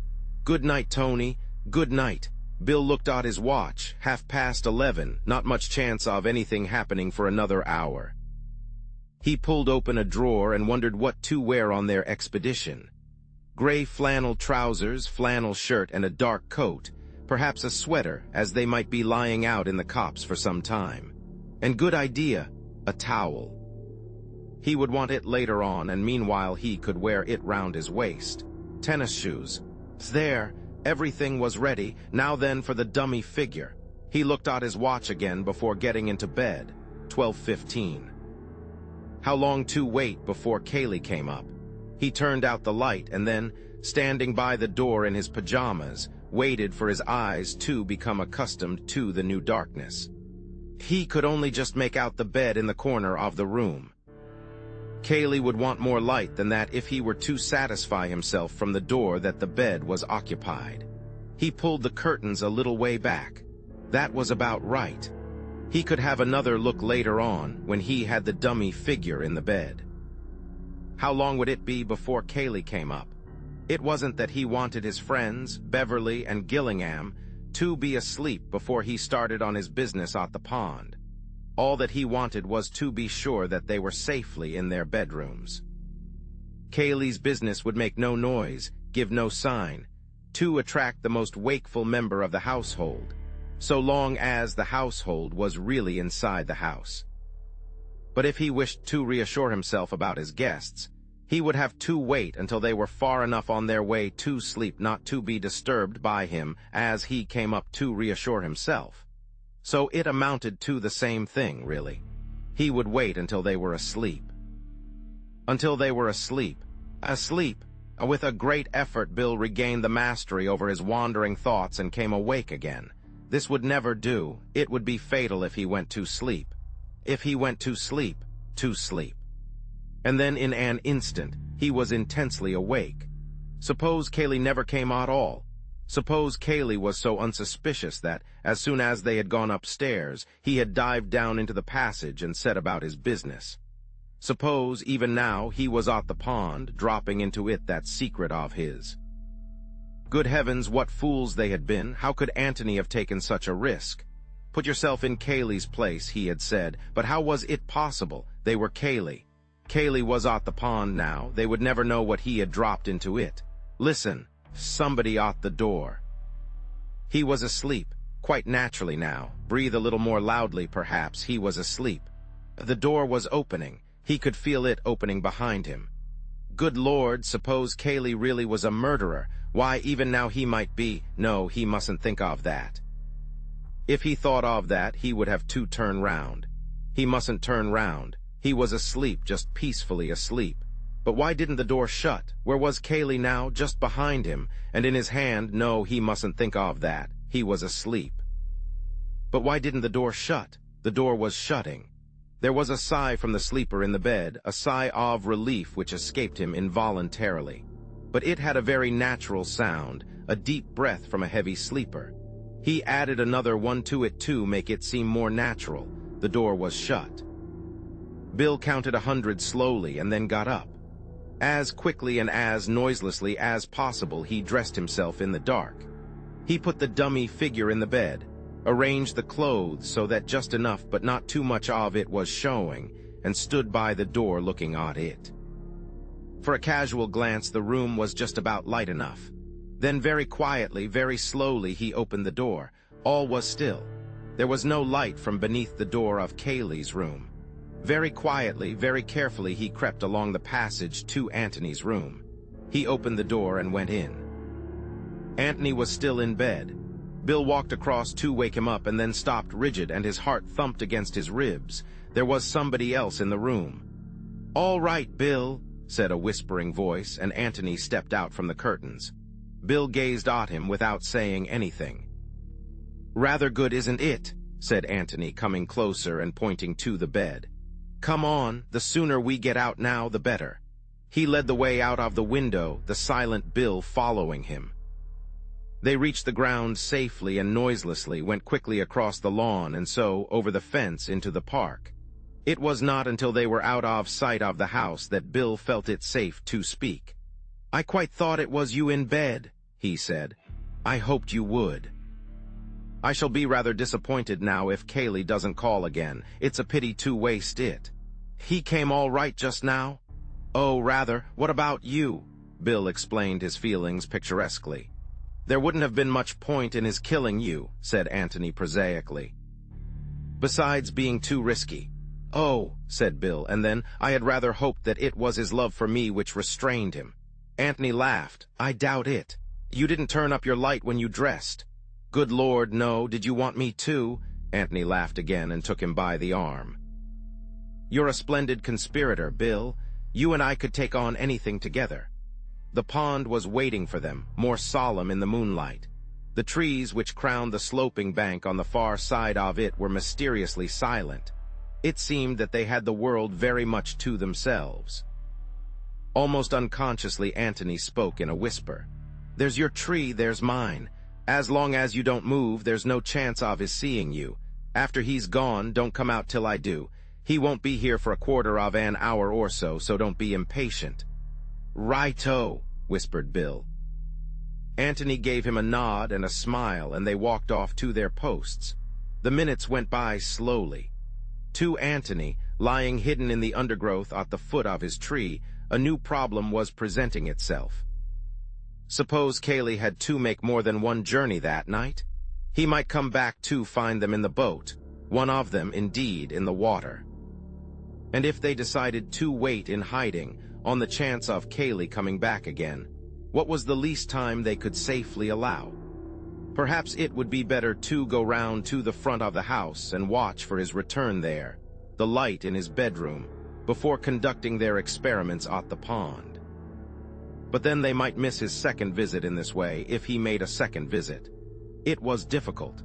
His eyes were fixed on the boat as he considered these things, and suddenly, as if materialized from nowhere, Cayley was standing by the boat. In his hand was a small brown bag. Cayley put the bag in the bottom of the boat, stepped in, and using an oar as a punt pole, pushed slowly off. Then very silently he rowed towards the middle of the pond. He had stopped. The oars rested on the water. He picked up the bag from between his feet, leant over the nose of the boat, and rested it lightly on the water for a moment. Then he let go. It sank slowly. He waited there, watching, afraid, perhaps, that it might rise again. Antony began to count. And now Cayley was back at his starting place. He tied up the boat, looked carefully round to see that he had left no traces behind him, and then turned to the water again. For a long time, as it seemed to the watchers, he stood there, very big, very silent in the moonlight. At last he seemed satisfied. Whatever his secret was, he had hidden it, and so with a gentle sigh, as unmistakable to Antony as if he had heard it, Cayley turned away and vanished again as quietly as he had come. Antony gave him 3 minutes and stepped out from the trees. He waited there for Bill to join him. 6, whispered Bill. Antony nodded. "I'm going round to the front of the house. You get back to your tree and watch in case Cayley comes again. Your bedroom is the left-hand end one and Cayley's the end but one. Is that right?" Bill nodded. "Right. Wait in hiding till I come back. I don't know how long I shall be, but don't be impatient. It will seem longer than it is." He patted Bill on the shoulder, and with a smile and a nod of the head he left him there. What was in the bag? What could Cayley want to hide other than a key or a revolver? Keys and revolvers sink of themselves. No need to put them in a bag first. What was in the bag? Something which wouldn't sink of itself, something which needed to be helped with stones before it would hide itself safely in the mud. Well, they would find that out. There was no object in worrying about it now. Bill had a dirty night's work in front of him. But where was the body which Antony had expected so confidently, or, if there were no body, where was Mark? More immediately, however, where was Cayley? As quickly as he could, Antony had got to the front of the house, and was now lying in the shrubbery which bordered the lawn, waiting for the light to go up in Cayley's window. If it went up in Bill's window, then they were discovered. It would mean that Cayley had glanced into Bill's room, had been suspicious of the dummy figure in the bed, and had turned up the light to make sure. After that, it was war between them. But if it went up in Cayley's room, there was a light. Antony felt a sudden thrill of excitement. It was in Bill's room. War. The light stayed there, shining vividly, for a wind had come up, blowing the moon behind a cloud and casting a shadow over the rest of the house. Bill had left his curtains undrawn. It was careless of him, the first stupid thing he had done, but the moon slipped out again. And Antony laughed to himself in the bushes. There was another window beyond Cayley's, and there was no light in it. The declaration of war was postponed. Antony lay there, watching Cayley into bed. After all, it was only polite to return Cayley's own solicitude earlier in the night. Politeness demanded that one should not disport oneself on the pond until one's friends were comfortably tucked up. Meanwhile, Bill was getting tired of waiting. His chief fear was that he might spoil everything by forgetting the number 6. It was the 6th post. 6. He broke off a twig and divided it into 6 pieces. These he arranged on the ground in front of him. 6. He looked at the pond, counted up to the 6th post, and murmured 6 to himself again. Then he looked down at his twigs. 1, 2, 3, 4, 5, 6, 7. 7, was it 7? Or was that 7th bit of a twig an accidental bit which had been on the ground anyhow? Surely it was 6. Had he said 6 to Antony? If so, Antony would remember, and it was all right. 6. He threw away the 7th twig and collected the other 6 together. Perhaps they would be safer in his pocket. 6. The height of a tall man, well, his own height, 6 feet. Yes, that was the way to remember it. Feeling a little safer on the point, he began to wonder about the bag and what Antony would say to it, and the possible depth of the water and of the mud at the bottom, and was still so wondering and saying, "Good Lord, what a life!" to himself when Antony reappeared. Bill got up and came down the slope to meet him. 6, he said firmly. 6th post from the end. Good, smiled Antony. Mine was the 18th, a little way past it. What did you go off for? To see Kaylee into bed. Is it all right? Yes. Better hang your coat over the 6th post, and then we shall see it more easily. I'll put mine on the 18th. Are you going to undress here or in the boat? Some here and some in the boat. You're quite sure that you wouldn't like to do the diving yourself? Quite, thanks. They had walked round to the other side of the pond. Coming to the 6th post of the fence, Bill took off his coat and put it in position, and then finished his undressing, while Antony went off to mark the 18th post. When they were ready, they got into the boat, Antony taking the oars. Now, Bill, tell me as soon as I'm in a line with your 2 marks. He rowed slowly towards the middle of the pond. You're about there now, said Bill at last. Antony stopped rowing and looked about him. Yes, that's pretty well right. He turned the boat's nose round until it was pointing to the pine tree under which Bill had lain. You see my tree and the other coat? Yes, said Bill. Right. Now then, I'm going to row gently along this line until we are dead in between the 2. Get it as exact as you can, for your own sake. Steady, said Bill warningly. Back a little. A little more forward again. Right. Antony left the oars on the water and looked around. As far as he could tell, they were in an exact line with each pair of landmarks. Now then, Bill, in you go. Bill pulled off his shirt and trousers and stood up. You mustn't dive from the boat, old boy, said Antony hastily. You'll shift its position, slide in gently. Bill slid in from the stern and swam slowly round to Antony. What's it like? Said Antony. Cold, well, here's luck to it. He gave a sudden kick, flashed for a moment in the water, and was gone. Antony steadied the boat and took another look at his landmarks. Bill came up behind him with a loud explosion. It's pretty muddy, he protested. Weeds? No, thank the Lord. Well, try again. Bill gave another kick and disappeared. Again Antony coaxed the boat back into position, and again Bill popped up, this time in front of him. I feel that if I threw you a sardine, said Antony with a smile, you'd catch it in your mouth quite prettily. It's awfully easy to be funny from where you are. How much longer have I got to go on doing this? Antony looked at his watch. About 3 hours. We must get back before daylight, but be quicker if you can, because it's rather cold for me sitting here. Bill flicked a handful of water at him and disappeared again. He was under for almost a minute this time, and there was a grin on his face when it was visible again. I've got it, but it's devilish hard to get up. I'm not sure that it isn't too heavy for me. That's all right, said Antony. He brought out a ball of thick string from his pocket. Get this through the handle if you can, and then we can both pull. Good man. He paddled to the side, took one end of the string, and paddled back again. Now then. 2 minutes later, the bag was safely in the boat. Bill clambered in after it, and Antony rowed back. Well done, Watson. he said quietly as they landed. He fetched their 2 coats and then waited, the bag in his hand, while Bill dried and dressed himself. As soon as the latter was ready, he took his arm and led him into the copse. He put the bag down and felt in his pockets. "I shall light a pipe before I open it," he said. "What about you?" Yes, with great care they filled and lit their pipes. Bill's hand was a little unsteady. Antony noticed it and gave him a reassuring smile. "Ready?" "Yes." They sat down, and taking the bag between his knees, Antony pressed the catch and opened it. "Clothes," said Bill. Antony pulled out the top garment and shook it out. It was a wet brown flannel coat. "Do you recognize it?" he asked. "Mark's brown flannel suit."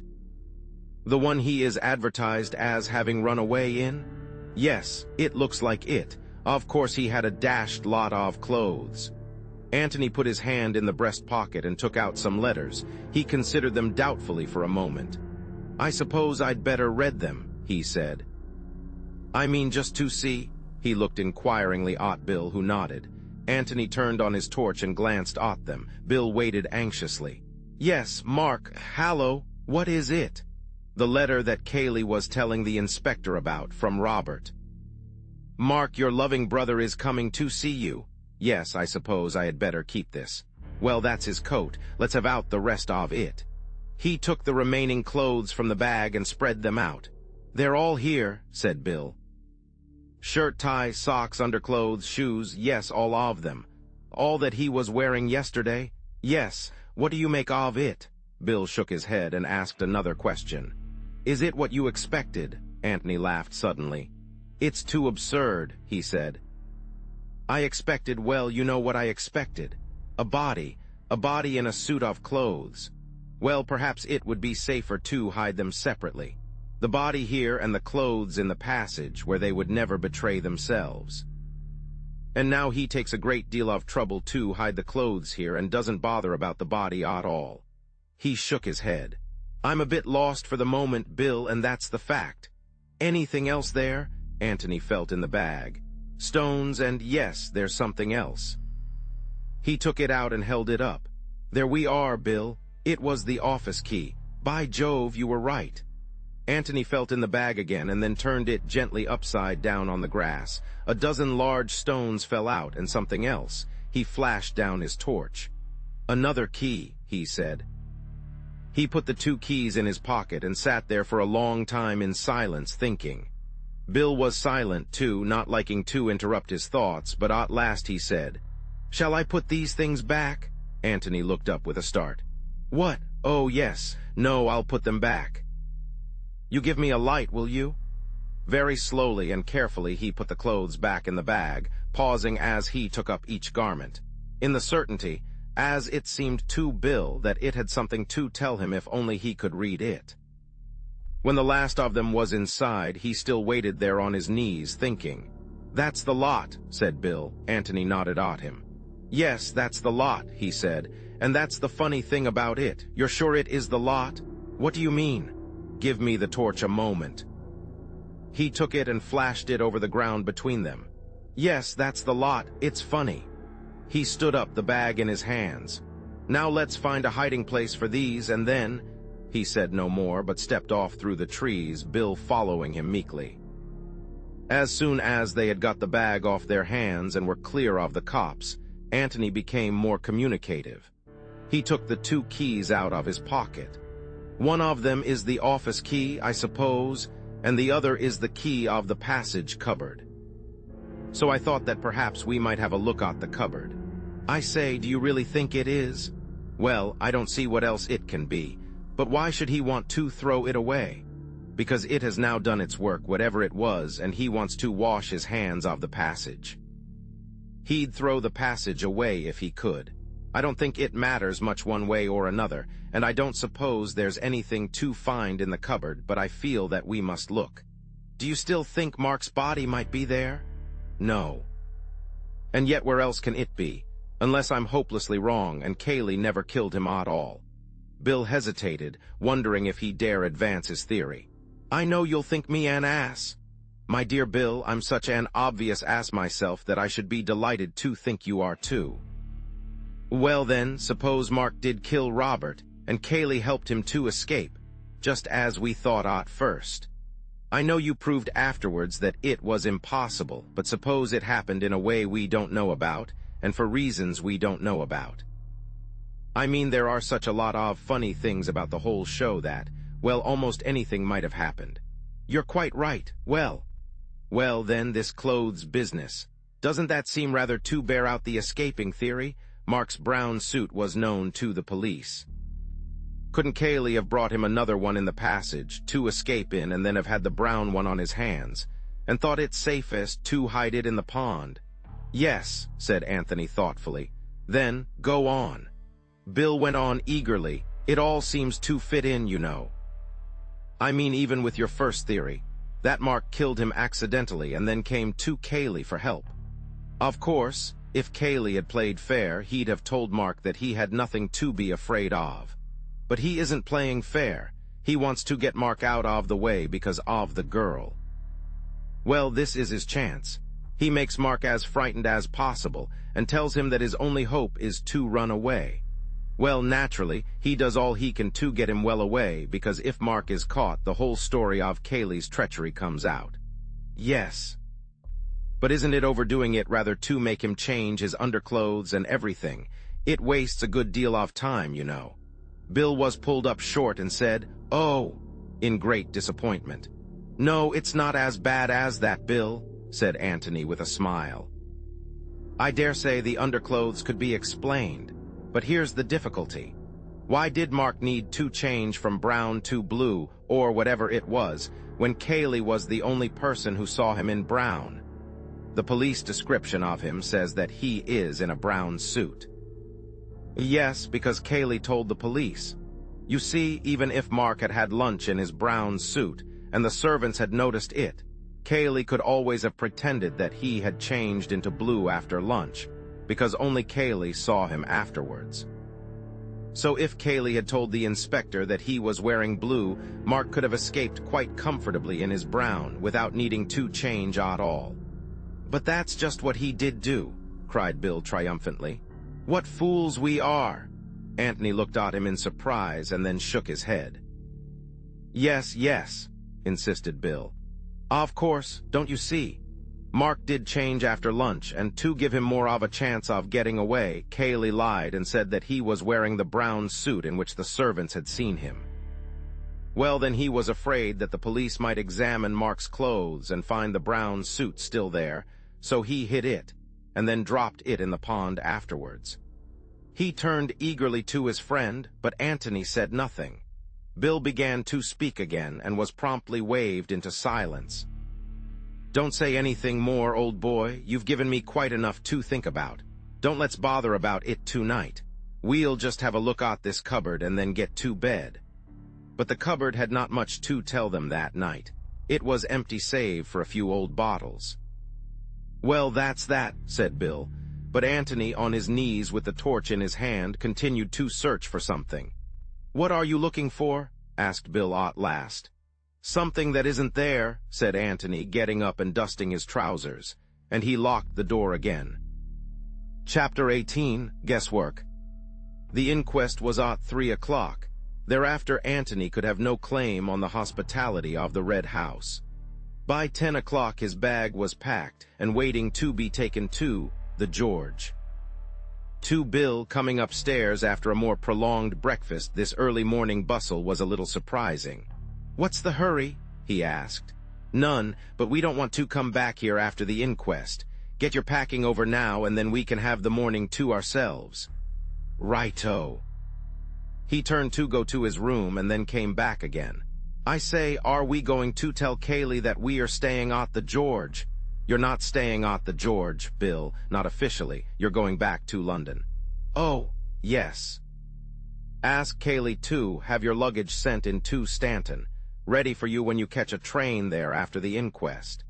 You can tell him that you've got to see the Bishop of London at once. The fact that you are hurrying back to London to be confirmed will make it seem more natural that I should resume my interrupted solitude at the George as soon as you have gone." "Then where do I sleep tonight?" Officially, I suppose, in Fulham Place. Unofficially, I suspect, in my bed, unless they've got another spare room at the George. I've put your confirmation robe, I mean your pajamas and brushes and things, in my bag ready for you. Is there anything else you want to know? No? Then go and pack, and meet me at 10:30 beneath the blasted oak or in the hall or somewhere. I want to talk and talk and talk, and I must have my Watson. Good, said Bill and went off to his room. An hour later, having communicated their official plans to Kaylee, they wandered out together into the park. Well, said Bill, as they sat down underneath a convenient tree, talk away. I had many bright thoughts in my bath this morning, began Antony. The brightest one of all was that we were being damn fools, and working out this thing from the wrong end altogether. Well, that's helpful. Of course, it's very hampering being a detective, when you don't know anything about detecting, and when nobody knows that you're doing detection, and you can't have people up to cross-examine them, and you have neither the energy nor the means to make proper inquiries. And in short, when you're doing the whole thing in a thoroughly amateur, haphazard way. For amateurs, I don't think we are doing at all badly, protested Bill. No, not for amateurs, but if we had been professionals, I believe we should have gone at it from the other end. The Robert end. We have been wondering about Mark and Kaylee all the time. Now let's wonder about Robert for a bit. We know so little about him. Well, let's see what we do know. First of all, then, we know vaguely that he was a bad lot, the sort of brother who is hushed up in front of other people. Yes. We know that he announced his approaching arrival to Mark in a rather unpleasant letter which I have in my pocket. Yes. And then we know rather a curious thing. We know that Mark told you all that this black sheep was coming. Now, why did he tell you? Bill was thoughtful for a moment. I suppose, he said slowly, that he knew we were bound to see him and thought that the best way was to be quite frank about him. But were you bound to see him? You were all away playing golf. We were bound to see him if he stayed in the house that night. Very well, then. That's one thing we have discovered. Mark knew that Robert was staying in the house that night. Or, shall we put it this way, he knew that there was no chance of getting Robert out of the house at once. Bill looked at his friend eagerly. Go on, he said. This is getting interesting. He also knew something else, went on Antony. He knew that Robert was bound to betray his real character to you as soon as you met him. He couldn't pass him off on you as just a traveled brother from the Dominions with perhaps a bit of an accent. He had to tell you at once, because you were bound to find out that Robert was a wastrel. Yes, that's sound enough. Well now, doesn't it strike you that Mark made up his mind about all that rather quickly? How do you mean? He got this letter at breakfast. He read it, and directly he had read it he began to confide in you all. That is to say, in about 1 second he thought out the whole business and came to a decision. Two decisions. He considered the possibility of getting Robert out of the way before you came back, and decided that it was impossible. He considered the possibility of Robert's behaving like an ordinary decent person in public, and decided that it was very unlikely. He came to those two decisions instantaneously, as he was reading the letter. Isn't that rather quick work? Well, what's the explanation? Antony waited until he had refilled and lighted his pipe before answering. What's the explanation? Well, let's leave it for a moment and take another look at the two brothers, in conjunction this time with Mrs. Norbury. Mrs. Norbury, said Bill, surprised. Yes, Mark hoped to marry Miss Norbury. Now, if Robert really was a blot upon the family honor, Mark would want to do one of two things. Either keep it from the Norburys altogether, or else, if it had to come out, tell them himself before the news came to them indirectly. Well, he told them. But the funny thing is that he told them the day before Robert's letter came. Robert came and was killed the day before yesterday, Tuesday. Mark told Mrs. Norbury about him on Monday. What do you make of that? Coincidence, said Bill after careful thought.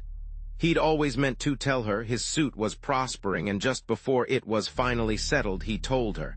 That happened to be Monday. On Tuesday, he got Robert's letter and felt jolly glad that he'd told her in time.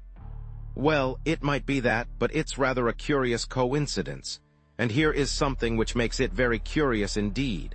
It only occurred to me in the bath this morning. Inspiring place, a bathroom. Well, it's this, he told her on Monday morning on his way to Middleston in the car. Well, sorry, Tony, I'm dense this morning. In the car, Bill, and how near can the car get to Jallands? About 600 yards, yes. And on his way to Middleston, on some business or other, Mark stops the car, walks 600 yards down the hill to Jallands, says, "Oh, by the way, Mrs. Norbury, I don't think I ever told you that I have a shady brother called Robert." Walks 600 yards up the hill again, gets into the car, and goes off to Middleston. Is that likely? Bill frowned heavily. Yes, but I don't see what you're getting at.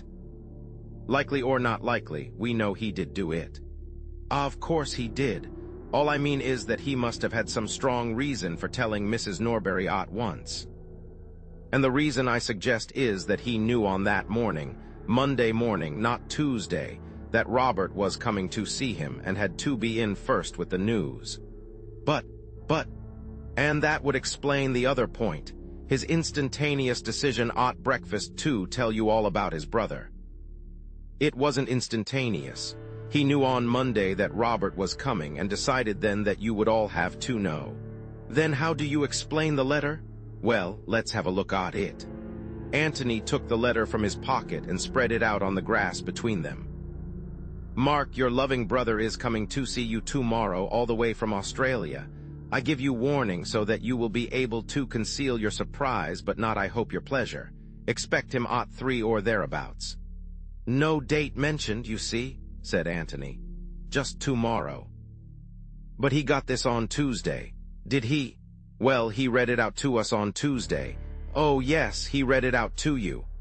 Bill read the letter again and then turned it over and looked at the back of it. The back of it had nothing to say to him. What about the postmark? He asked. We haven't got the envelope, unfortunately. And you think that he got this letter on Monday? I'm inclined to think so, Bill. Anyhow, I feel almost certain that he knew on Monday that his brother was coming. Is that going to help us much? No, it makes it more difficult. There's something rather uncanny about it all. I don't understand it. He was silent for a little and then added, I wonder if the inquest is going to help us.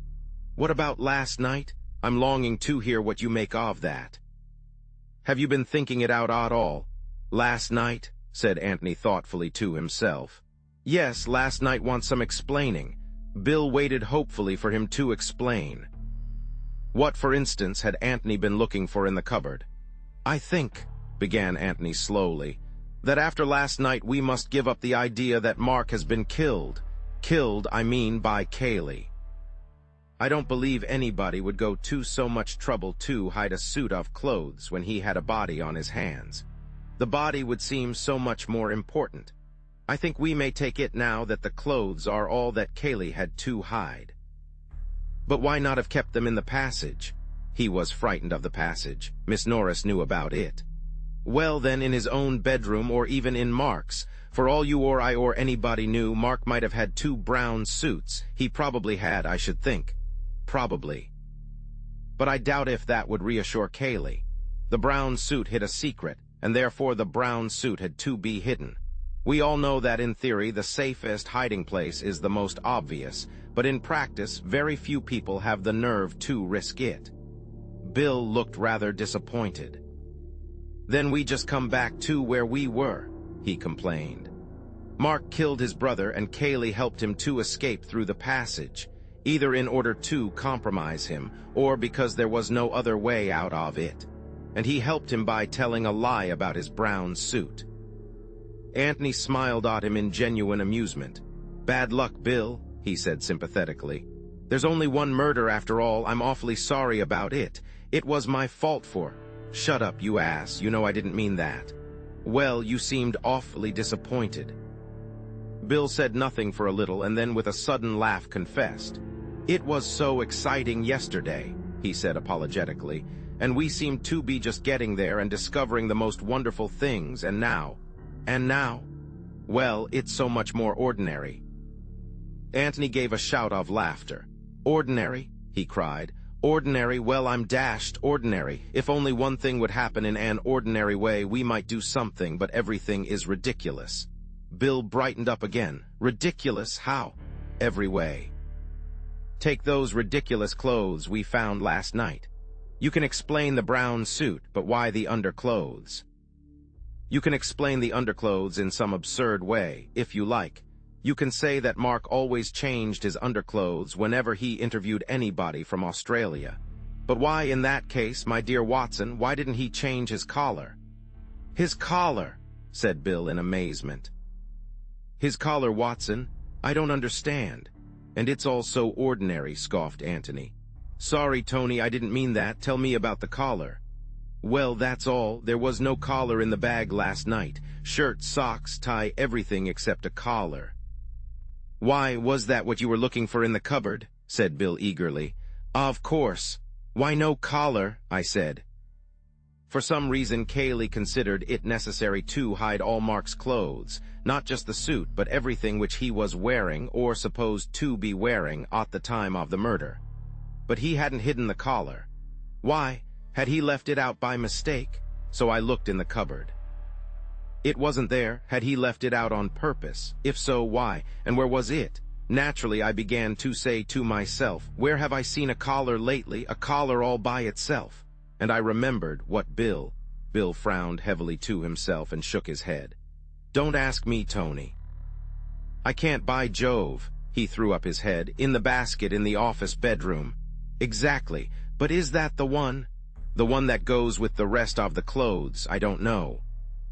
Where else can it be?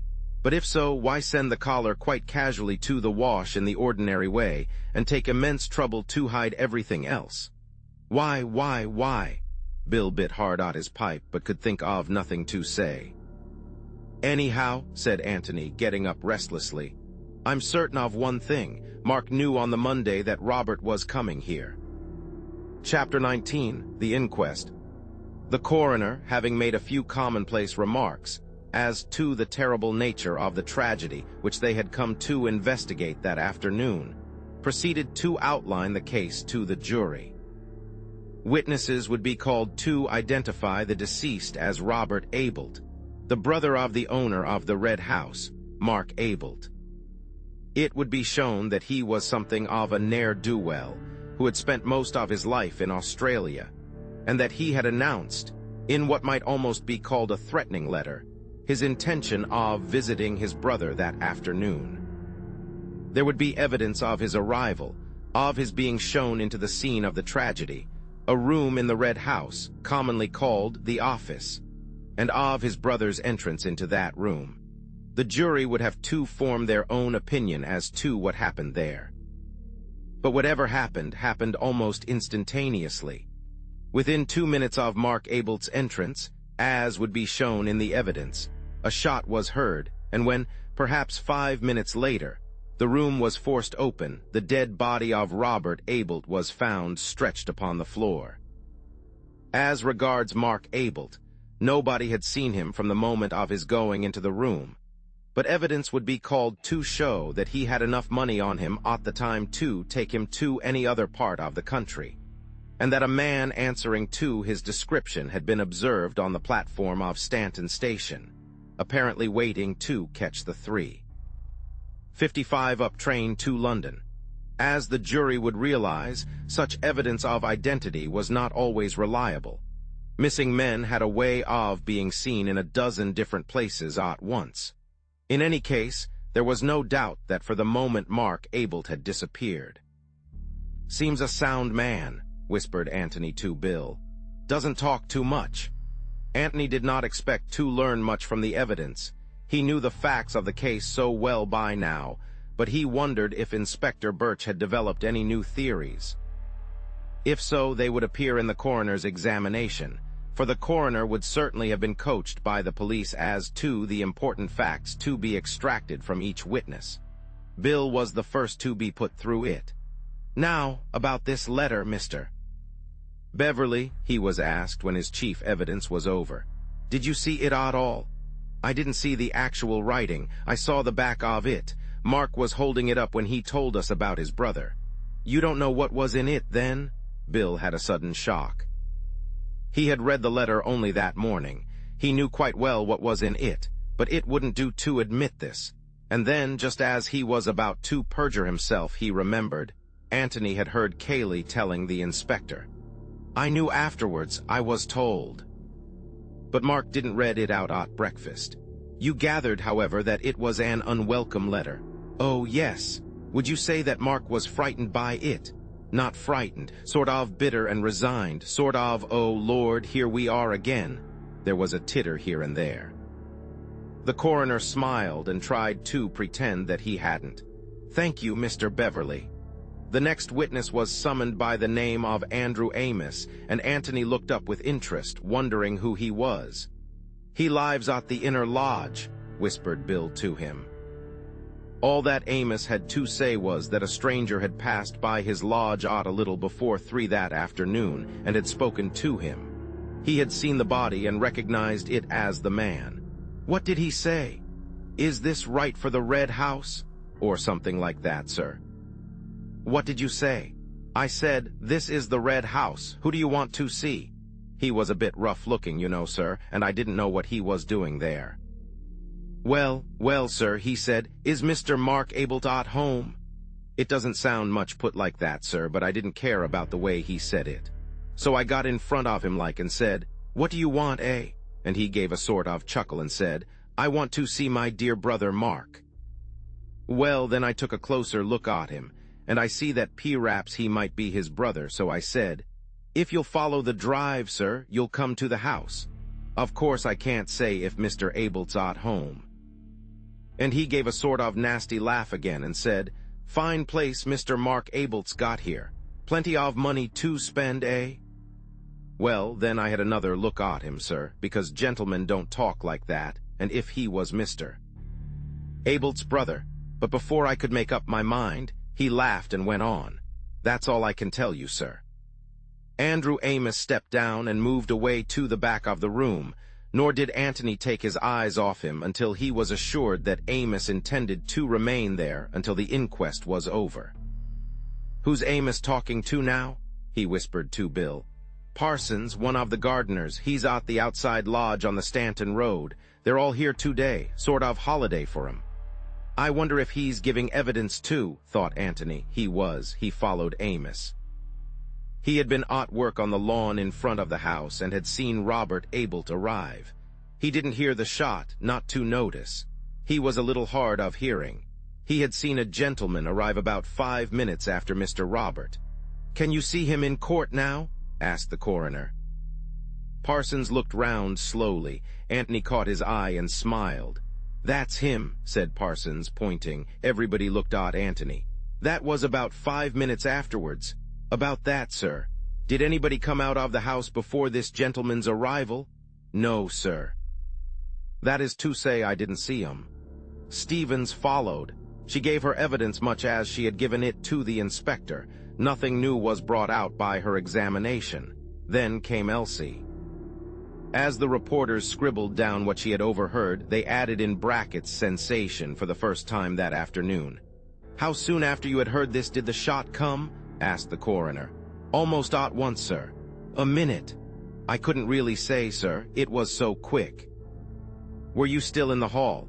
"Oh, no, sir. I was just outside Mrs. Stevens' room, the housekeeper, sir." "You didn't think of going back to the hall to see what had happened?" "Oh, no, sir. I just went in to Mrs. Stevens, and she said, 'Oh, what was that?' frightened like. And I said, 'That was in the house, Mrs. Stevens, that was. Just like something going off, it was.'" "Thank you," said the coroner. There was another emotional disturbance in the room as Cayley went into the witness box. Not sensation this time, but an eager and, as it seemed to Antony, sympathetic interest. Now they were getting to grips with the drama. He gave his evidence carefully, unemotionally, the lies with the same slow deliberation as the truth.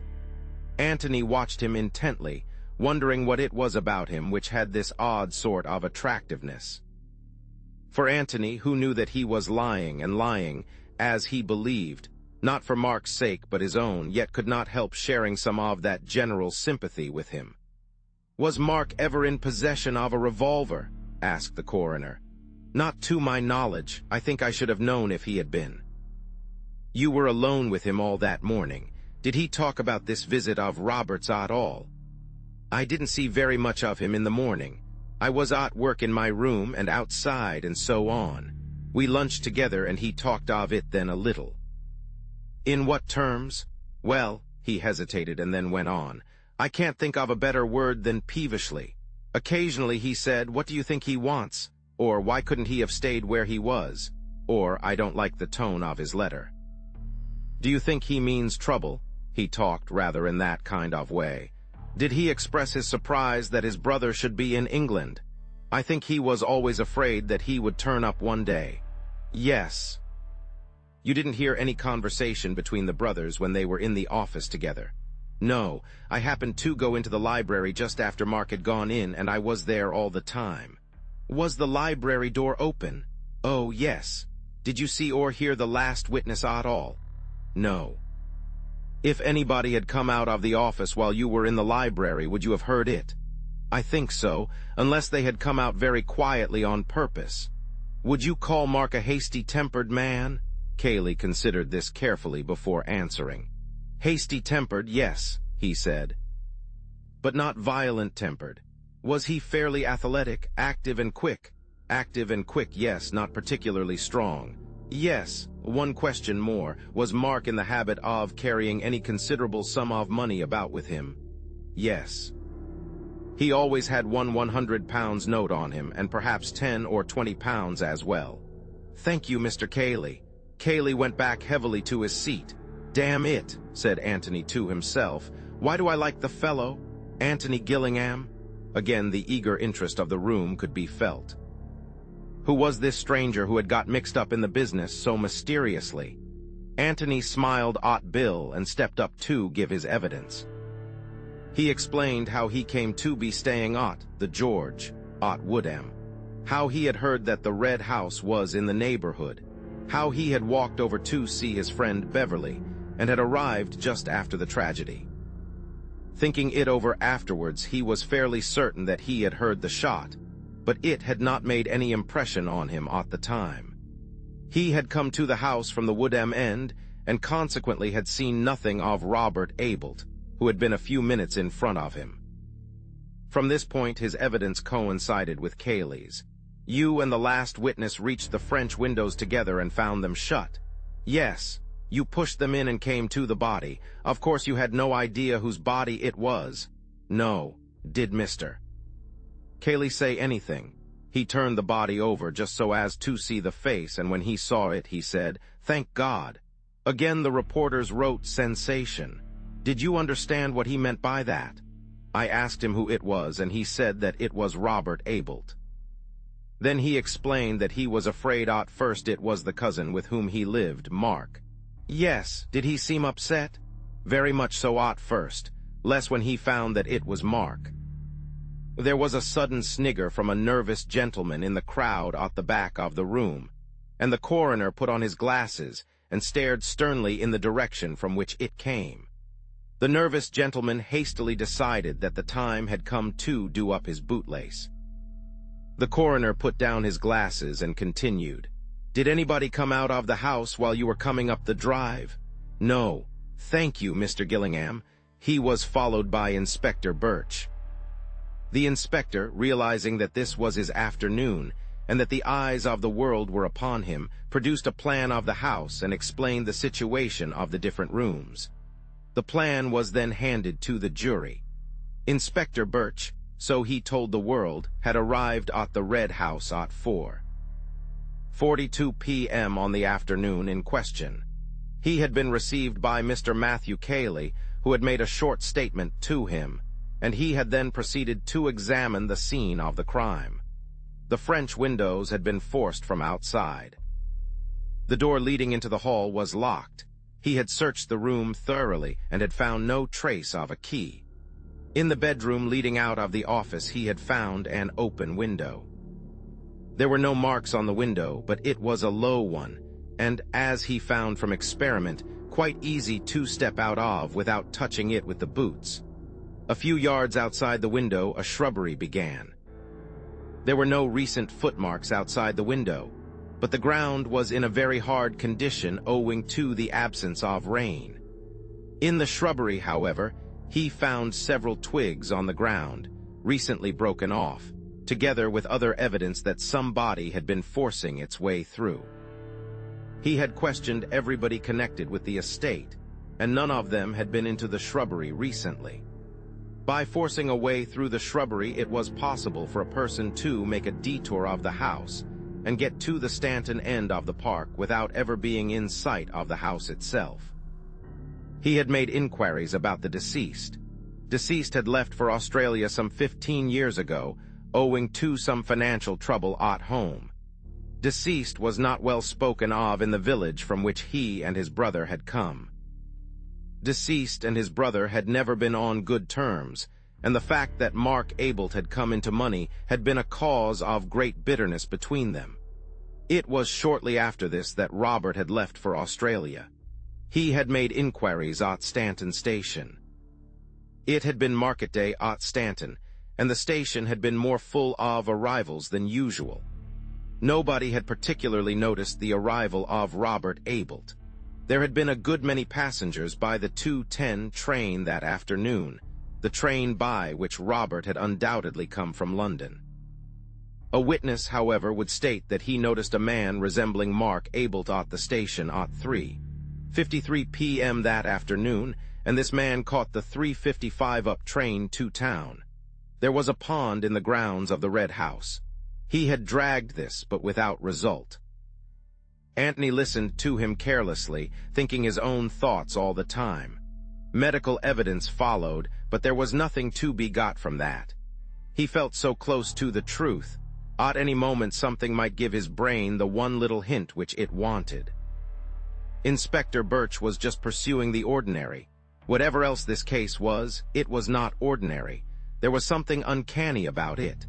John Borden was giving evidence. He was on the up platform seeing a friend off by the 3:55 on Tuesday afternoon. He had noticed a man on the platform with coat collar turned up and a scarf round his chin. He had wondered why the man should do this on such a hot day. The man seemed to be trying to escape observation. Directly the train came in, he hurried into a carriage, and so on. "There's always a John Borden at every murder case," said Antony to himself. "Have you ever seen Mark Abelt?" "Once or twice, sir." "Was it he?" "I never really got a good look at him, sir, what with his collar turned up and the scarf and all. But directly I heard of the sad affair, and that Mr. Abelt was missing, I said to Mrs. Borden, 'Now I wonder if that was Mr. Abelt I saw at the station.' So then we talked it over and decided that I ought to come and tell Inspector Birch. It was just Mr. Abelt's height, sir." Antony went on with his thoughts. The coroner was summing up. The jury, he said, had now heard all the evidence and would have to decide what had happened in that room between the two brothers. How had the deceased met his death? The medical evidence would probably satisfy them that Robert Abelt had died from the effects of a bullet wound in the head. Who had fired that bullet?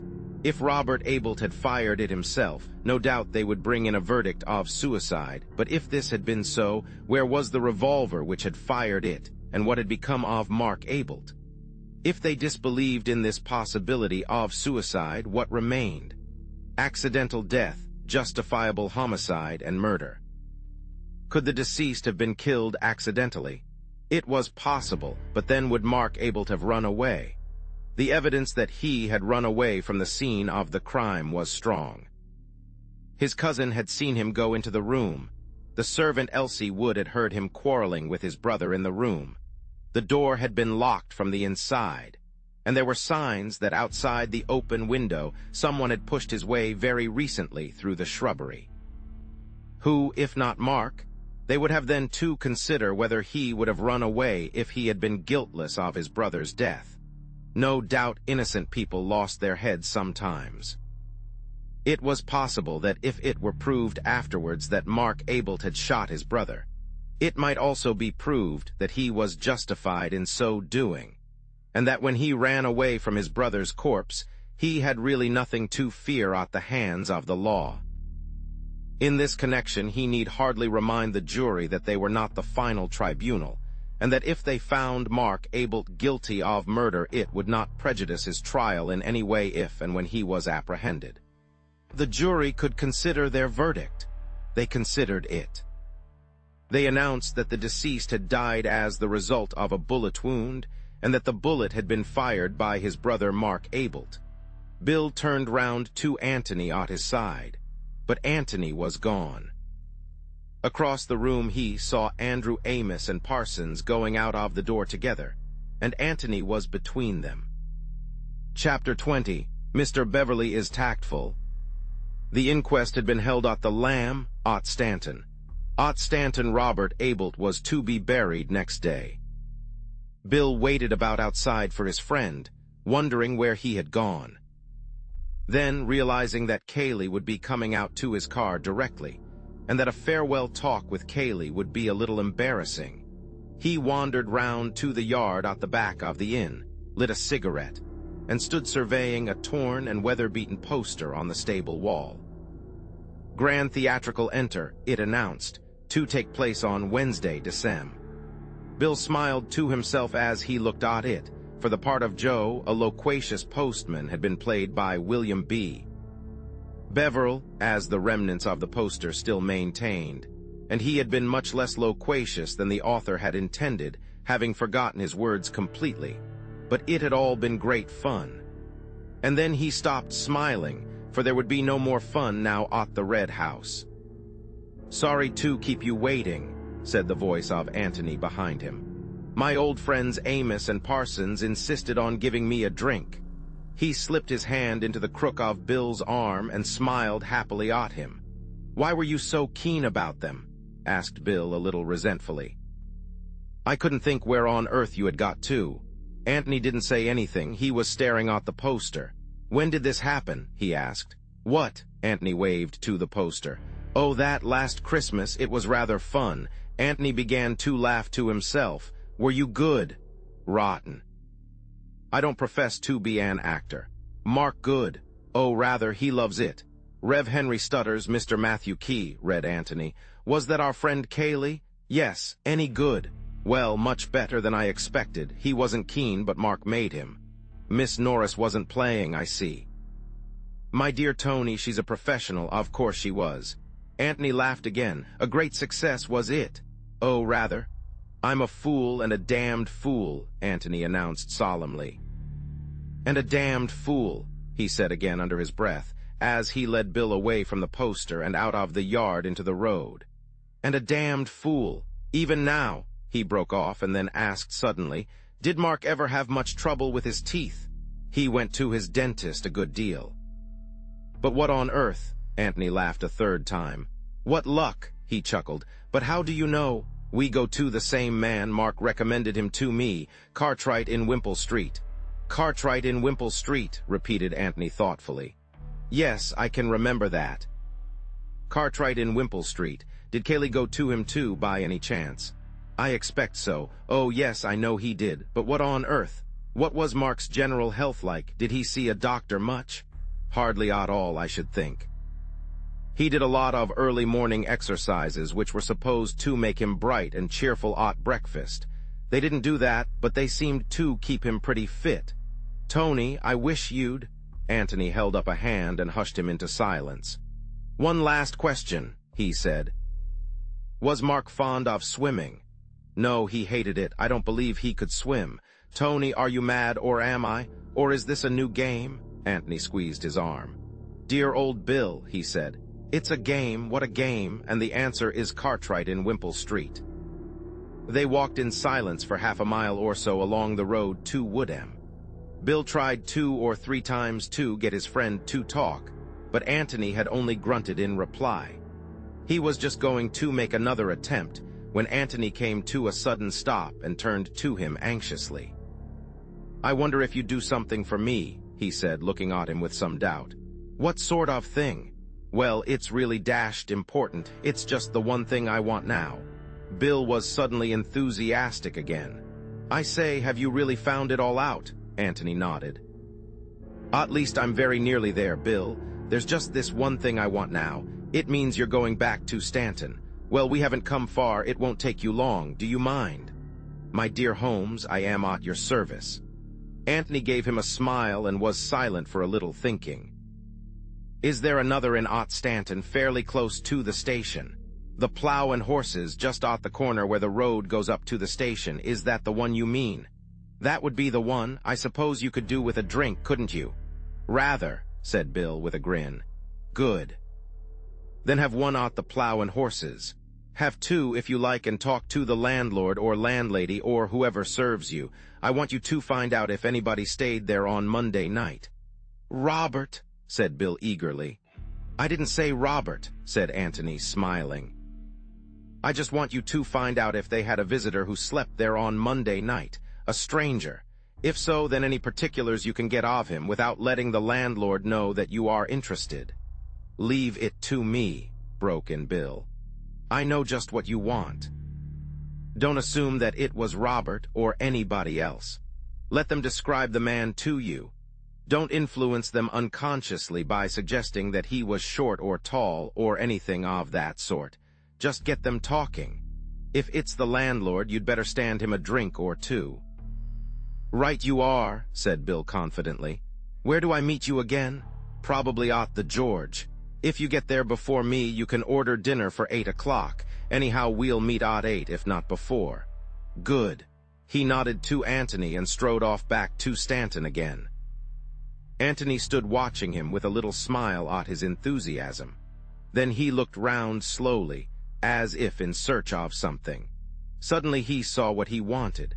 20 yards farther on a lane wandered off to the left, and there was a gate a little way up on the right-hand side of it. Antony walked to the gate, filling his pipe as he went. Then he lit his pipe, sat on the gate, and took his head in his hands. "Now then," he said to himself, "let's begin at the beginning."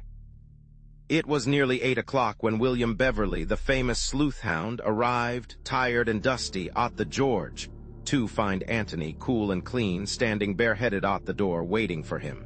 "Is dinner ready?" were Bill's first words. "Yes." "Then I'll just have a wash." "Lord, I'm tired. I never ought to have asked you," said Antony penitently. "That's all right, I shan't be a moment."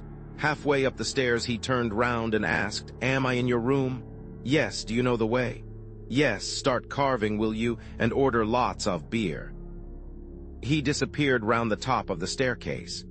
Antony went slowly in. When the first edge of his appetite had worn off, and he was able to spare a little time between the mouthfuls, Bill gave an account of his adventures. The landlord of the Plough and Horses had been sticky, decidedly sticky. Bill had been unable at first to get anything out of him. But Bill had been tactful. Lord bless you, how tactful he had been. He kept on about the inquest, and what a queer affair it had been, and so on, and how there'd been an inquest in his wife's family once, which he seemed rather proud about, and I kept saying, "Pretty busy, I suppose, just now, what?" And then he'd say, "Midland," and go on again about Susan. That was the one that had the inquest. He talked about it as if it were a disease, and then I'd try again. And say, "Slack times, I expect, just now, eh?" And he'd say, "Midland," again. And then it was time to offer him another drink, and I didn't seem to be getting much nearer. But I got him at last. I asked him if he knew John Borden. He was the man who said he'd seen Mark at the station. Well, he knew all about Borden, and after he'd told me all about Borden's wife's family and how one of them had been burnt to death, after you with the beer. Thanks.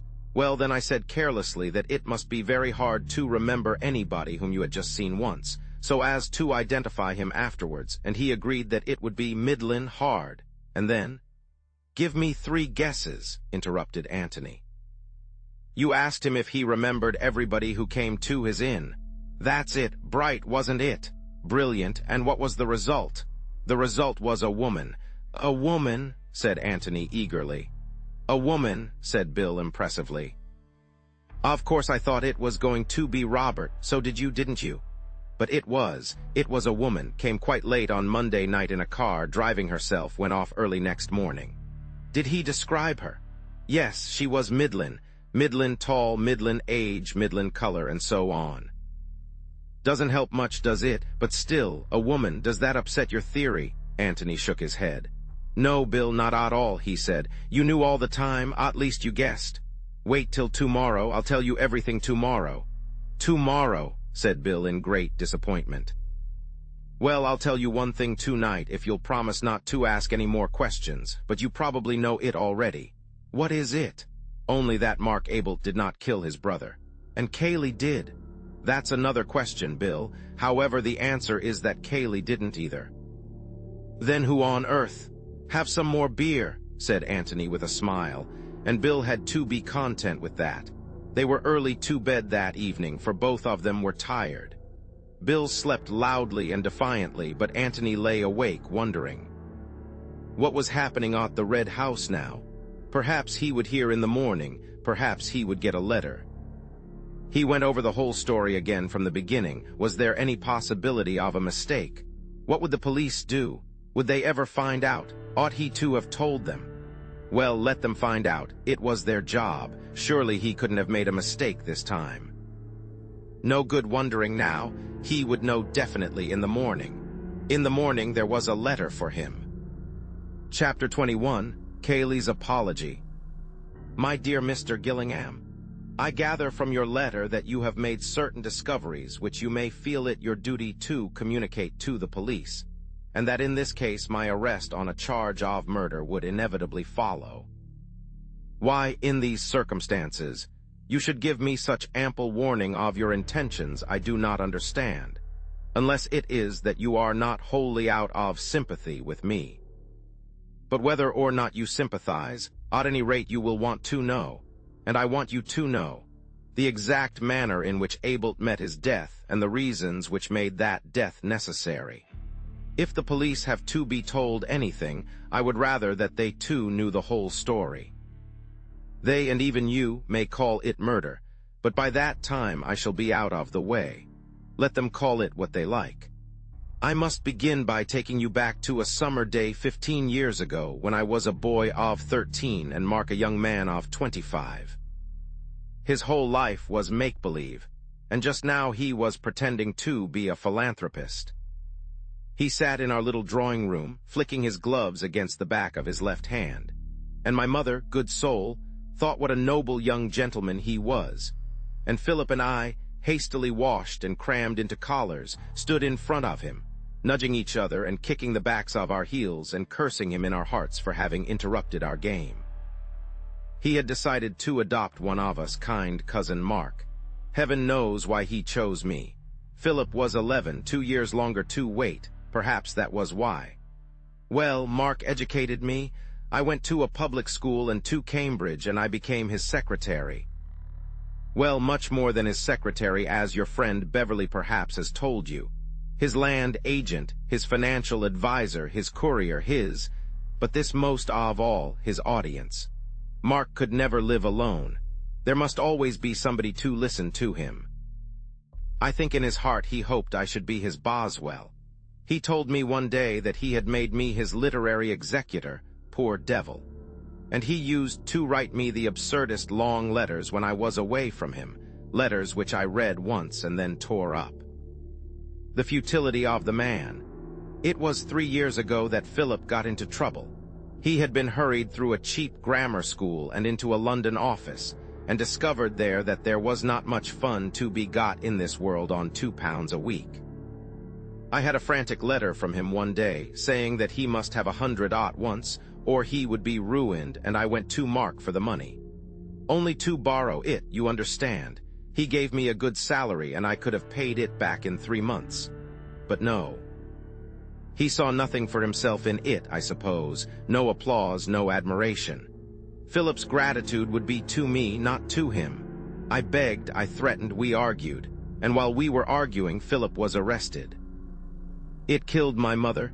He was always her favorite, but Mark, as usual, got his satisfaction out of it.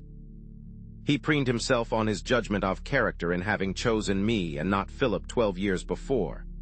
Later on, I apologized to Mark for the reckless things I had said to him, and he played the part of a magnanimous gentleman with his accustomed skill. But though outwardly we were as before to each other from that day forward, though his vanity would never let him see it, I was his bitterest enemy. If that had been all, I wonder if I should have killed him. To live on terms of intimate friendship with a man whom you hate is dangerous work for your friend. Because of his belief in me as his admiring and grateful protégé, and his belief in himself as my benefactor, he was now utterly in my power. I could take my time and choose my opportunity. Perhaps I should not have killed him, but I had sworn to have my revenge, and there he was, poor vain fool, at my mercy. I was in no hurry. 2 years later I had to reconsider my position, for my revenge was being taken out of my hands. Mark began to drink. Could I have stopped him? I don't think so, but to my immense surprise I found myself trying to.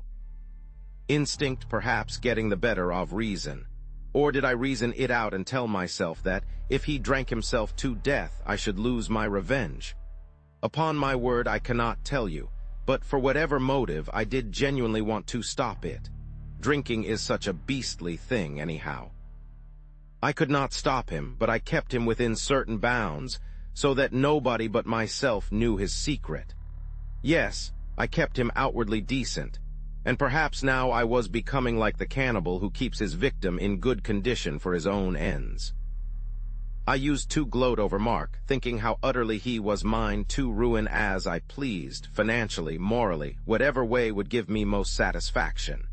I had but to take my hand away from him and he sank, but again I was in no hurry. Then he killed himself. That futile little drunkard, eaten up with his own selfishness and vanity, offered his beastliness to the truest and purest woman on this earth. You have seen her, Mr. Gillingham, but you never knew Mark Abelt. Even if he had not been a drunkard, there was no chance for her of happiness with him. I had known him for many years, but never once had I seen him moved by any generous emotion. To have lived with that shriveled little soul would have been hell for her, and 1,000 times worse hell when he began to drink. So he had to be killed. I was the only one left to protect her, for her mother was in league with Mark to bring about her ruin. I would have shot him openly for her sake, and with what gladness, but I had no mind to sacrifice myself needlessly. He was in my power. I could persuade him to almost anything by flattery. Surely it would not be difficult to give his death the appearance of an accident. I need not take up your time by telling you of the many plans I made and rejected. For some days I inclined towards an unfortunate boating accident in the pond. Mark, a very indifferent swimmer, myself almost exhausted in a gallant attempt to hold him up. And then he himself gave me the idea, he and Miss Norris between them, and so put himself in my hands. Without risk of discovery, I should have said, had you not discovered me. We were talking about ghosts. Mark had been even more vain, pompous, and absurd than usual, and I could see that Miss Norris was irritated by it. After dinner, she suggested dressing up as a ghost and frightening him. I thought it my duty to warn her that Mark took any joke against himself badly, but she was determined to do it. I gave way reluctantly. Reluctantly also, I told her the secret of the passage. There is an underground passage from the library to the bowling green. You should exercise your ingenuity, Mr. Gillingham, in trying to discover it. Mark came upon it by accident a year ago. It was a godsend to him. He could drink there in greater secrecy. But he had to tell me about it. He wanted an audience even for his vices. I told Miss Norris then, because it was necessary for my plan that Mark should be thoroughly frightened. Without the passage, she could never have got close enough to the bowling green to alarm him properly. But as I arranged it with her, she made the most effective appearance. and Mark was in just the state of rage and vindictiveness which I required. Miss Norris, you understand, is a professional actress. I need not say that to her I appeared to be animated by no other feeling than a boyish desire to bring off a good joke. A joke directed as much against the others as against Mark. He came to me that night, as I expected, still quivering with indignation. Miss Norris must never be asked to the house again. I was to make a special note of it. Never again. It was outrageous. Had he not a reputation as a host to keep up, he would pack her off next morning. As it was, she could stay. Hospitality demanded it, but never again would she come to the Red House. He was absolutely determined about that. I was to make a special note of it. I comforted him. I smoothed down his ruffled feathers. She had behaved very badly, but he was quite right. He must try not to show how much he disapproved of her. And of course she would never come again, that was obvious. And then suddenly I began to laugh. He looked up at me indignantly. "Is there a joke?" he said coldly. I laughed gently again. "I was just thinking," I said, "that it would be rather amusing if you, well, had your revenge." "My revenge? How do you mean?" "Well, paid her back in her own coin. Do you mean try and frighten her?" No, but dressed up and pulled her leg a bit. Made her look a fool in front of the others." I laughed to myself again. Serve her jolly well right. He jumped up excitedly. "By Jove, Key," he cried, "if I could, how, you must think of a way. I don't know if Beverley has told you about Mark's acting. He was an amateur of all the arts, and vain of his little talents. But as an actor he seemed to himself most wonderful. Certainly he had some ability for the stage, so long as he had the stage to himself and was playing to an admiring audience. As a professional actor in a small part he would have been hopeless. As an amateur playing the leading part, he deserved all that the local papers had ever said about him. And so the idea of giving us a private performance, directed against a professional actress who had made fun of him, appealed equally to his vanity and his desire for retaliation. If he, Mark Abelt, by his wonderful acting could make Ruth Norris look a fool in front of the others, could take her in, and then join in the laugh at her afterwards, he would indeed have had a worthy revenge. "It strikes you as childish, Mr. Gillingham? Ah, you never knew Mark Abelt." "How, Key, how?" he said eagerly. "Well, I haven't really thought it out," I protested. "It was just an idea." He began to think it out for himself. "I might pretend to be a manager, come down to see her, but I suppose she knows them all." "What about an interviewer?" "It's going to be difficult," I said thoughtfully. "You've got rather a characteristic face, you know, and your beard." "I'd shave it off," he snapped. "My dear Mark." He looked away and mumbled, "I've been thinking of taking it off anyhow. And besides, if I'm going to do the thing, I'm going to do it properly." "Yes, you always were an artist," I said, looking at him admiringly. He purred. To be called an artist was what he longed for most. Now I knew that I had him. "All the same," I went on, "even without your beard and mustache you might be recognizable, unless, of course," I broke off. "Unless what?" "You pretend to be Robert." I began to laugh to myself again. "By Jove," I said, "that's not a bad idea. Pretend to be Robert, the wastrel brother, and make yourself objectionable to Miss Norris. Borrow money from her and that sort of thing." He looked at me with his bright little eyes, nodding eagerly. "Robert," he said. "Yes, how shall we work it?" "There was really a Robert, Mr. Gillingham, as I have no doubt you and the inspector both discovered. And he was a wastrel, and he went to Australia. But he never came to the Red House on Tuesday afternoon.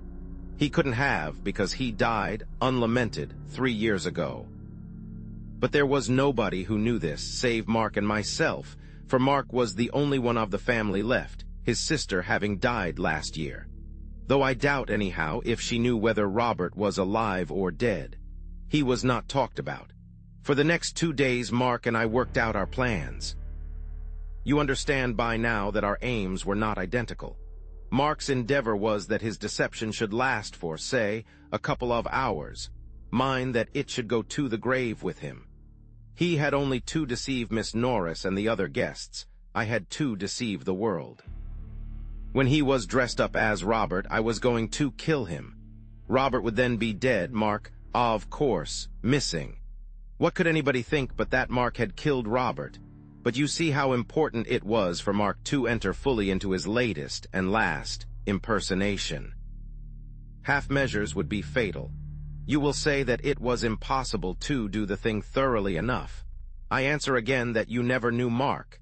He was being what he wished most to be, an artist. No Othello ever blacked himself all over with such enthusiasm as did Mark. His beard was going anyhow. Possible a chance remark of Miss Norbury's helped here. She did not like beards, but it was important for me that the dead man's hands should not be the hands of a manicured gentleman. 5 minutes playing upon the vanity of the artist settled his hands. He let the nails grow and then cut them raggedly. Miss Norris would notice your hands at once, I had said, besides as an artist, so with his underclothes. It was hardly necessary to warn him that his pants might show above the edge of his socks. As an artist, he had already decided upon Robertian pants. I bought them, and other things, in London for him. Even if I had not cut out all trace of the maker's name, he would instinctively have done it. As an Australian and an artist, he could not have an East London address on his underclothes. Yes, we were doing the thing thoroughly, both of us. He as an artist, I as a, well, you may say murderer if you like. I shall not mind now. Our plans were settled. I went to London on the Monday and wrote him a letter from Robert. The artistic touch again. I also bought a revolver. On the Tuesday morning, he announced the arrival of Robert at the breakfast table. Robert was now alive. We had 6 witnesses to prove it.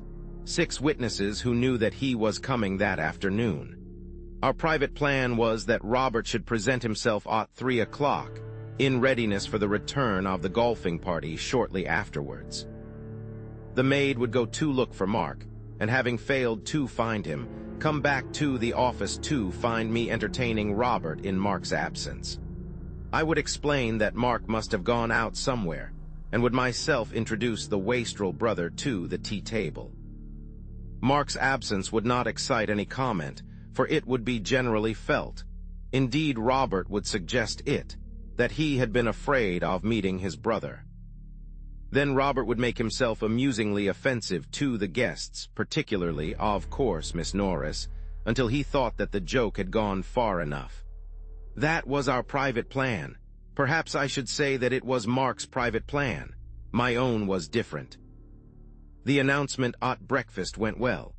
After the golfing party had gone off, we had the morning in which to complete our arrangements. What I was chiefly concerned about was to establish as completely as possible the identity of Robert.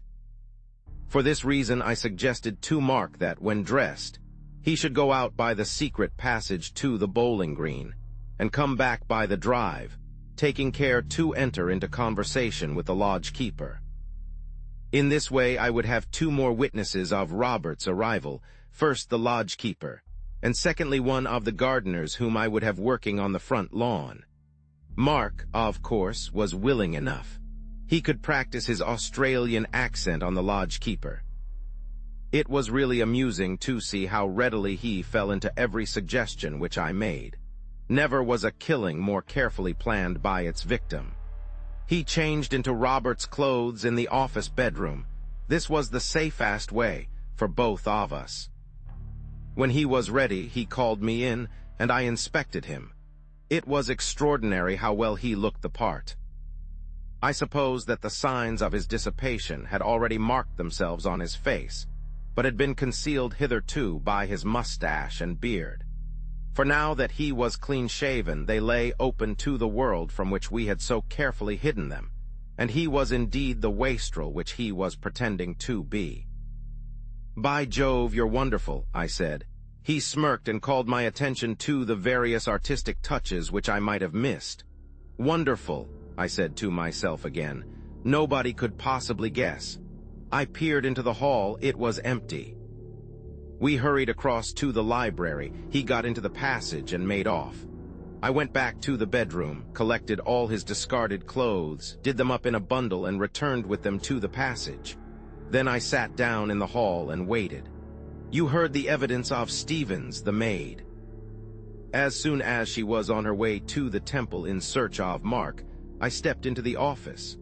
My hand was in my side pocket, and in my hand was the revolver. He began at once in his character of Robert, some rigmarole about working his passage over from Australia, a little private performance for my edification. Then in his natural voice, gloating over his well-planned retaliation on Miss Norris, he burst out, "It's my turn now. You wait." It was this which Elsie heard. She had no business to be there, and she might have ruined everything, but as it turned out, it was the luckiest thing which could have happened. For it was the one piece of evidence which I wanted, evidence other than my own, that Mark and Robert were in the room together. I said nothing. I was not going to take the risk of being heard to speak in that room. I just smiled at the poor little fool and took out my revolver and shot him. Then I went back into the library and waited, just as I said in my evidence. Can you imagine, Mr. Gillingham, the shock which your sudden appearance gave me? Can you imagine the feelings of a murderer who has, as he thinks, planned for every possibility, and is then confronted suddenly with an utterly new problem? What difference would your coming make? I didn't know. Perhaps none, perhaps all, and I had forgotten to open the window. I don't know whether you will think my plan for killing Mark a clever one, perhaps not. But if I do deserve any praise in the matter, I think I deserve it for the way I pulled myself together in the face of the unexpected catastrophe of your arrival. Yes, I got a window open, Mr. Gillingham, under your very nose. The right window, too, you were kind enough to say. And the keys, yes, that was clever of you, but I think I was cleverer. I deceived you over the keys, Mr. Gillingham, as I learnt when I took the liberty of listening to a conversation on the bowling green between you and your friend Beverley. Where was I? You must have a look for that secret passage, Mr. Gillingham. But what am I saying? Did I deceive you at all? You have found out the secret that Robert was Mark, and that is all that matters. How have you found out? I shall never know now. Where did I go wrong? Perhaps you have been deceiving me all the time. Perhaps you knew about the keys, about the window, even about the secret passage. You are a clever man, Mr. Gillingham. I had Mark's clothes on my hands. I might have left them in the passage, but the secret of the passage was now out. Miss Norris knew it. That was the weak point of my plan, perhaps, that Miss Norris had to know it. So I hid them in the pond, the inspector having obligingly dragged it for me first. A couple of keys joined them, but I kept the revolver. Fortunate, wasn't it, Mr. Gillingham? I don't think that there is any more to tell you. This is a long letter, but then it is the last which I shall write. There was a time when I hoped that there might be a happy future for me, not at the Red House, not alone. Perhaps it was never more than an idle day dream, for I am no more worthy of her than Mark was. But I could have made her happy, Mr. Gillingham. God, how I would have worked to make her happy, but now that is impossible. To offer her the hand of a murderer would be as bad as to offer her the hand of a drunkard. And Mark died for that. I saw her this morning. She was very sweet. It is a difficult world to understand. Well, we are all gone now, the Abelts and the Cayleys. I wonder what old grandfather Cayley thinks of it all. Perhaps it is as well that we have died out. Not that there was anything wrong with Sarah except her temper. And she had the Abelt nose. You can't do much with that. I'm glad she left no children. Goodbye, Mr. Gillingham. I'm sorry that your stay with us was not of a pleasanter nature, but you understand the difficulties in which I was placed. Don't let Bill think too badly of me. He is a good fellow. Look after him. He will be surprised. The young are always surprised, and thank you for letting me end my own way. I expect you did sympathize a little, you know. We might have been friends in another world, you and I and she. Tell her what you like, everything or nothing. You will know what is best. Goodbye, Mr. Gillingham, Matthew Cayley. I am lonely tonight without Mark. That's funny, isn't it? Chapter 22. Mr. Beverley moves on. Good Lord, said Bill as he put down the letter. I thought you'd say that, murmured Antony. Tony, do you mean to say that you knew all this? I guessed some of it. I didn't quite know all of it, of course. Good Lord, said Bill again and returned to the letter. In a moment he was looking up again. What did you write to him? Was that last night, after I'd gone into Stanton? Yes. What did you say? That you discovered that Mark was Robert? Yes. At least I said that this morning I should probably telegraph to Mr. Cartwright of Wimpole Street and ask him to. Bill burst in eagerly on the top of the sentence. Yes, now what was all that about? You were so damn Sherlocky yesterday all of a sudden. We'd been doing the thing together all the time, and you'd been telling me everything, and then suddenly you become very mysterious and private and talk enigmatically. Is that the word? About dentists and swimming and the plow and horses. And, well, what was it all about? You simply vanished out of sight. I didn't know what on earth we were talking about. Antony laughed and apologized. Sorry, Bill, I felt like that suddenly, just for the last half hour, just to end up with. I'll tell you everything now. Not that there's anything to tell, really. It seems so easy when you know it, so obvious, about Mr. Cartwright of Wimpole Street. Of course he was just to identify the body. But whatever made you think of a dentist for that? Who could do it better? Could you have done it? How could you? You'd never gone bathing with Mark. You'd never seen him stripped. He didn't swim. Could his doctor do it? Not unless he'd had some particular operation, and perhaps not then. But his dentist could, at any time always, if he had been to his dentist fairly often. Hence Mr. Cartwright of Wimpole Street. Bill nodded thoughtfully and went back again to the letter. I see. And you told Cayley that you were telegraphing to Cartwright to identify the body? Yes, and then of course it was all up for him. Once we knew that Robert was Mark, we knew everything. How did you know? Antony got up from the breakfast table and began to fill his pipe. I'm not sure that I can say, Bill. You know those problems in algebra where you say, let X be the answer, and then you work it out and find what X is. Well, that's one way, and another way, which they never give you any marks for at school, is to guess the answer. Pretend the answer is 4. Well, will that satisfy the conditions of the problem? No. Then try 6, and if 6 doesn't either, then what about 5, and so on. Well, the inspector and the coroner and all that lot had guessed their answer, and it seemed to fit. But you and I knew it didn't really fit. There were several conditions in the problem which it didn't fit at all. So we knew that their answer was wrong, and we had to think of another, an answer which explained all the things which were puzzling us. Well, I happened to guess the right one. Got a match? Bill handed him a box, and he lit his pipe. Yes, but that doesn't quite do, old boy. Something must have put you on to it suddenly. By the way, I'll have my matches back if you don't mind. Antony laughed and took them out of his pocket. Sorry. Well then, let's see if I can go through my own mind again and tell you how I guessed it. First of all, the clothes. Yes, to Cayley the clothes seemed an enormously important clue. I didn't quite see why, but I did realize that to a man in Cayley's position, the smallest clue would have an entirely disproportionate value. For some reason, then, Cayley attached this exaggerated importance to the clothes which Mark was wearing on that Tuesday morning. All the clothes, the inside ones as well as the outside ones. I didn't know why, but I did feel certain that, in that case, the absence of the collar was unintentional. In collecting the clothes, he had overlooked the collar. Why? It was the one in the linen basket. Yes, it seemed probable. Why had Cayley put it there? The obvious answer was that he hadn't. Mark had put it there.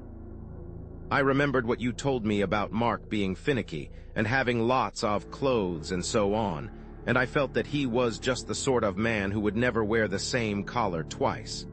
He paused and then asked, "Is that right, do you think?" "Absolutely," said Bill with conviction. Well, I guessed it was.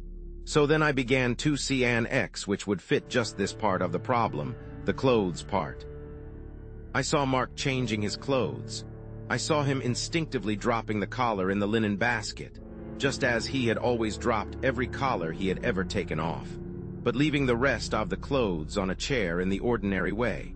And I saw Kaylee collecting all the clothes afterwards, all the visible clothes, and not realizing that the collar wasn't there. "Go on," said Bill eagerly. "Well, I felt pretty sure about that, and I wanted an explanation of it.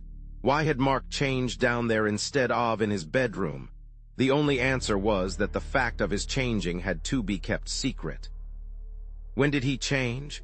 The only possible time was between lunch, when he would be seen by the servants, and the moment of Robert's arrival. And when did Kaylee collect the clothes in a bundle? Again, the only answer was before Robert's arrival. So another X was wanted to fit those three conditions. And the answer was that a murder was intended even before Robert arrived. Yes. Well now, it couldn't be intended on the strength of that letter unless there was very much more behind the letter than we knew. Nor was it possible a murder could be intended without any more preparation than the changing into a different suit in which to escape. The thing was too childish. Also, if Robert was to be murdered, why go out of the way to announce his existence to you all, even at the cost of some trouble to Mrs. Norbury? What did it all mean? I didn't know. But I began to feel now that Robert was an incident only, that the plot was a plot of Kaylee's against Mark, either to get him to kill his brother, or to get his brother to kill him, and that for some inexplicable reason Mark seemed to be lending himself to the plot. He was silent for a little and then said almost to himself, "I had seen the empty brandy bottles in that cupboard."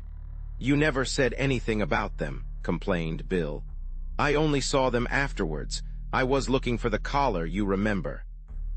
They came back to me afterwards. I knew how Kaylee would feel about it." "Poor devil." "Go on," said Bill. "Well then, we had the inquest, and of course I noticed, and I suppose you did too, the curious fact that Robert had asked his way at the second lodge and not at the first. So I talked to Amos and Parsons. That made it more curious. Amos told me that Robert had gone out of his way to speak to him, had called to him, in fact. Parsons told me that his wife was out in their little garden at the first lodge all the afternoon, and was certain that Robert had never come past it. He also told me that Kaylee had put him on to a job on the front lawn that afternoon, so I had another guess. Robert had used the secret passage, the passage which comes out into the park between the first and second lodges. Robert then had been in the house. It was a put-up job between Robert and Kaylee. But how could Robert be there without Mark knowing? Obviously, Mark knew too. What did it all mean?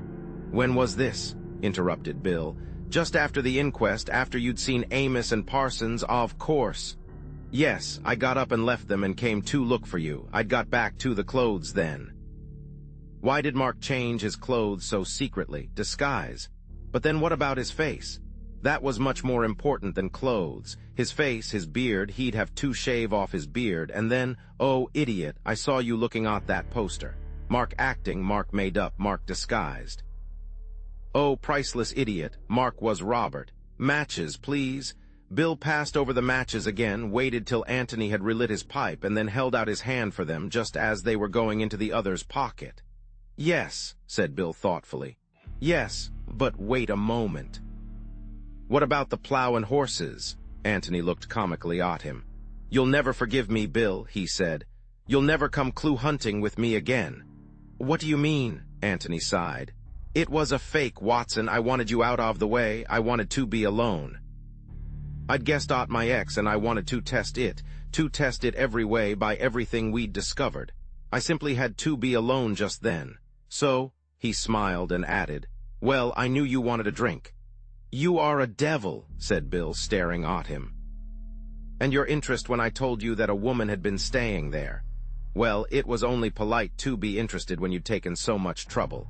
You brute, you Sherlock, and then you keep trying to steal my matches. Well, go on. That's all my ex fitted. Did you guess Miss Norris and all that? Well, not quite. I didn't realize that Cayley had worked for it from the beginning, had put Miss Norris up too frightening mark. I thought he'd just seized the opportunity. Bill was silent for a long time. Then, puffing out his pipe, he said slowly, "Has Cayley shot himself?" Antony shrugged his shoulders. "Poor devil," said Bill. "It was decent of you to give him a chance. I'm glad you did. I couldn't help liking Cayley in a kind of way, you know. He's a clever devil. If you hadn't turned up just when you did, he would never have been found out. I wonder. It was ingenious, but it's often the ingenious thing which gets found out. The awkward thing from Cayley's point of view was that, though Mark was missing, neither he nor his body could ever be found. Well, that doesn't often happen with a missing man. He generally gets discovered in the end. A professional criminal, perhaps not, but an amateur like Mark. He might have kept the secret of how he killed Mark, but I think it would have become obvious sooner or later that he had killed him. Yes, there's something in that. Oh, just tell me one thing. Why did Mark tell Miss Norbury about his imaginary brother? That's puzzled me rather too, Bill. It may be that he was just doing the Othello business, painting himself black all over. I mean, he may have been so full of his appearance as Robert that he had almost got to believe in Robert, and had to tell everybody. More likely, though, he felt that, having told all of you at the house, he had better tell Miss Norbury, in case she met one of you. In which case, if you mentioned the approaching arrival of Robert, she might say, "Oh, I'm certain he has no brother. He would have told me if he had," and so spoil his joke. Possibly, too, Cayley put him on to it. Cayley obviously wanted as many people as possible to know about Robert. Are you going to tell the police? Yes, I suppose they'll have to know. Cayley may have left another confession. I hope he won't give me away. You see, I've been a sort of accessory since yesterday evening, and I must go and see Miss Norbury. I asked, explained Bill, because I was wondering what I should say to Betty. Miss Calladine, you see, she's bound to ask. Perhaps you won't see her again for a long, long time, said Antony sadly. As a matter of fact, I happen to know that she will be at the Barringtons, and I go up there tomorrow. Well, you had better tell her. You're obviously longing too, only don't let her say anything for a day or two. I'll write to you. Righto. Antony knocked the ashes out of his pipe and got up. The Barringtons, he said. Large party? Fairly, I think. Antony smiled at his friend. Yes, well, if any of 'em should happen to be murdered, you might send for me. I'm just getting into the swing of it. Subscribe for more content.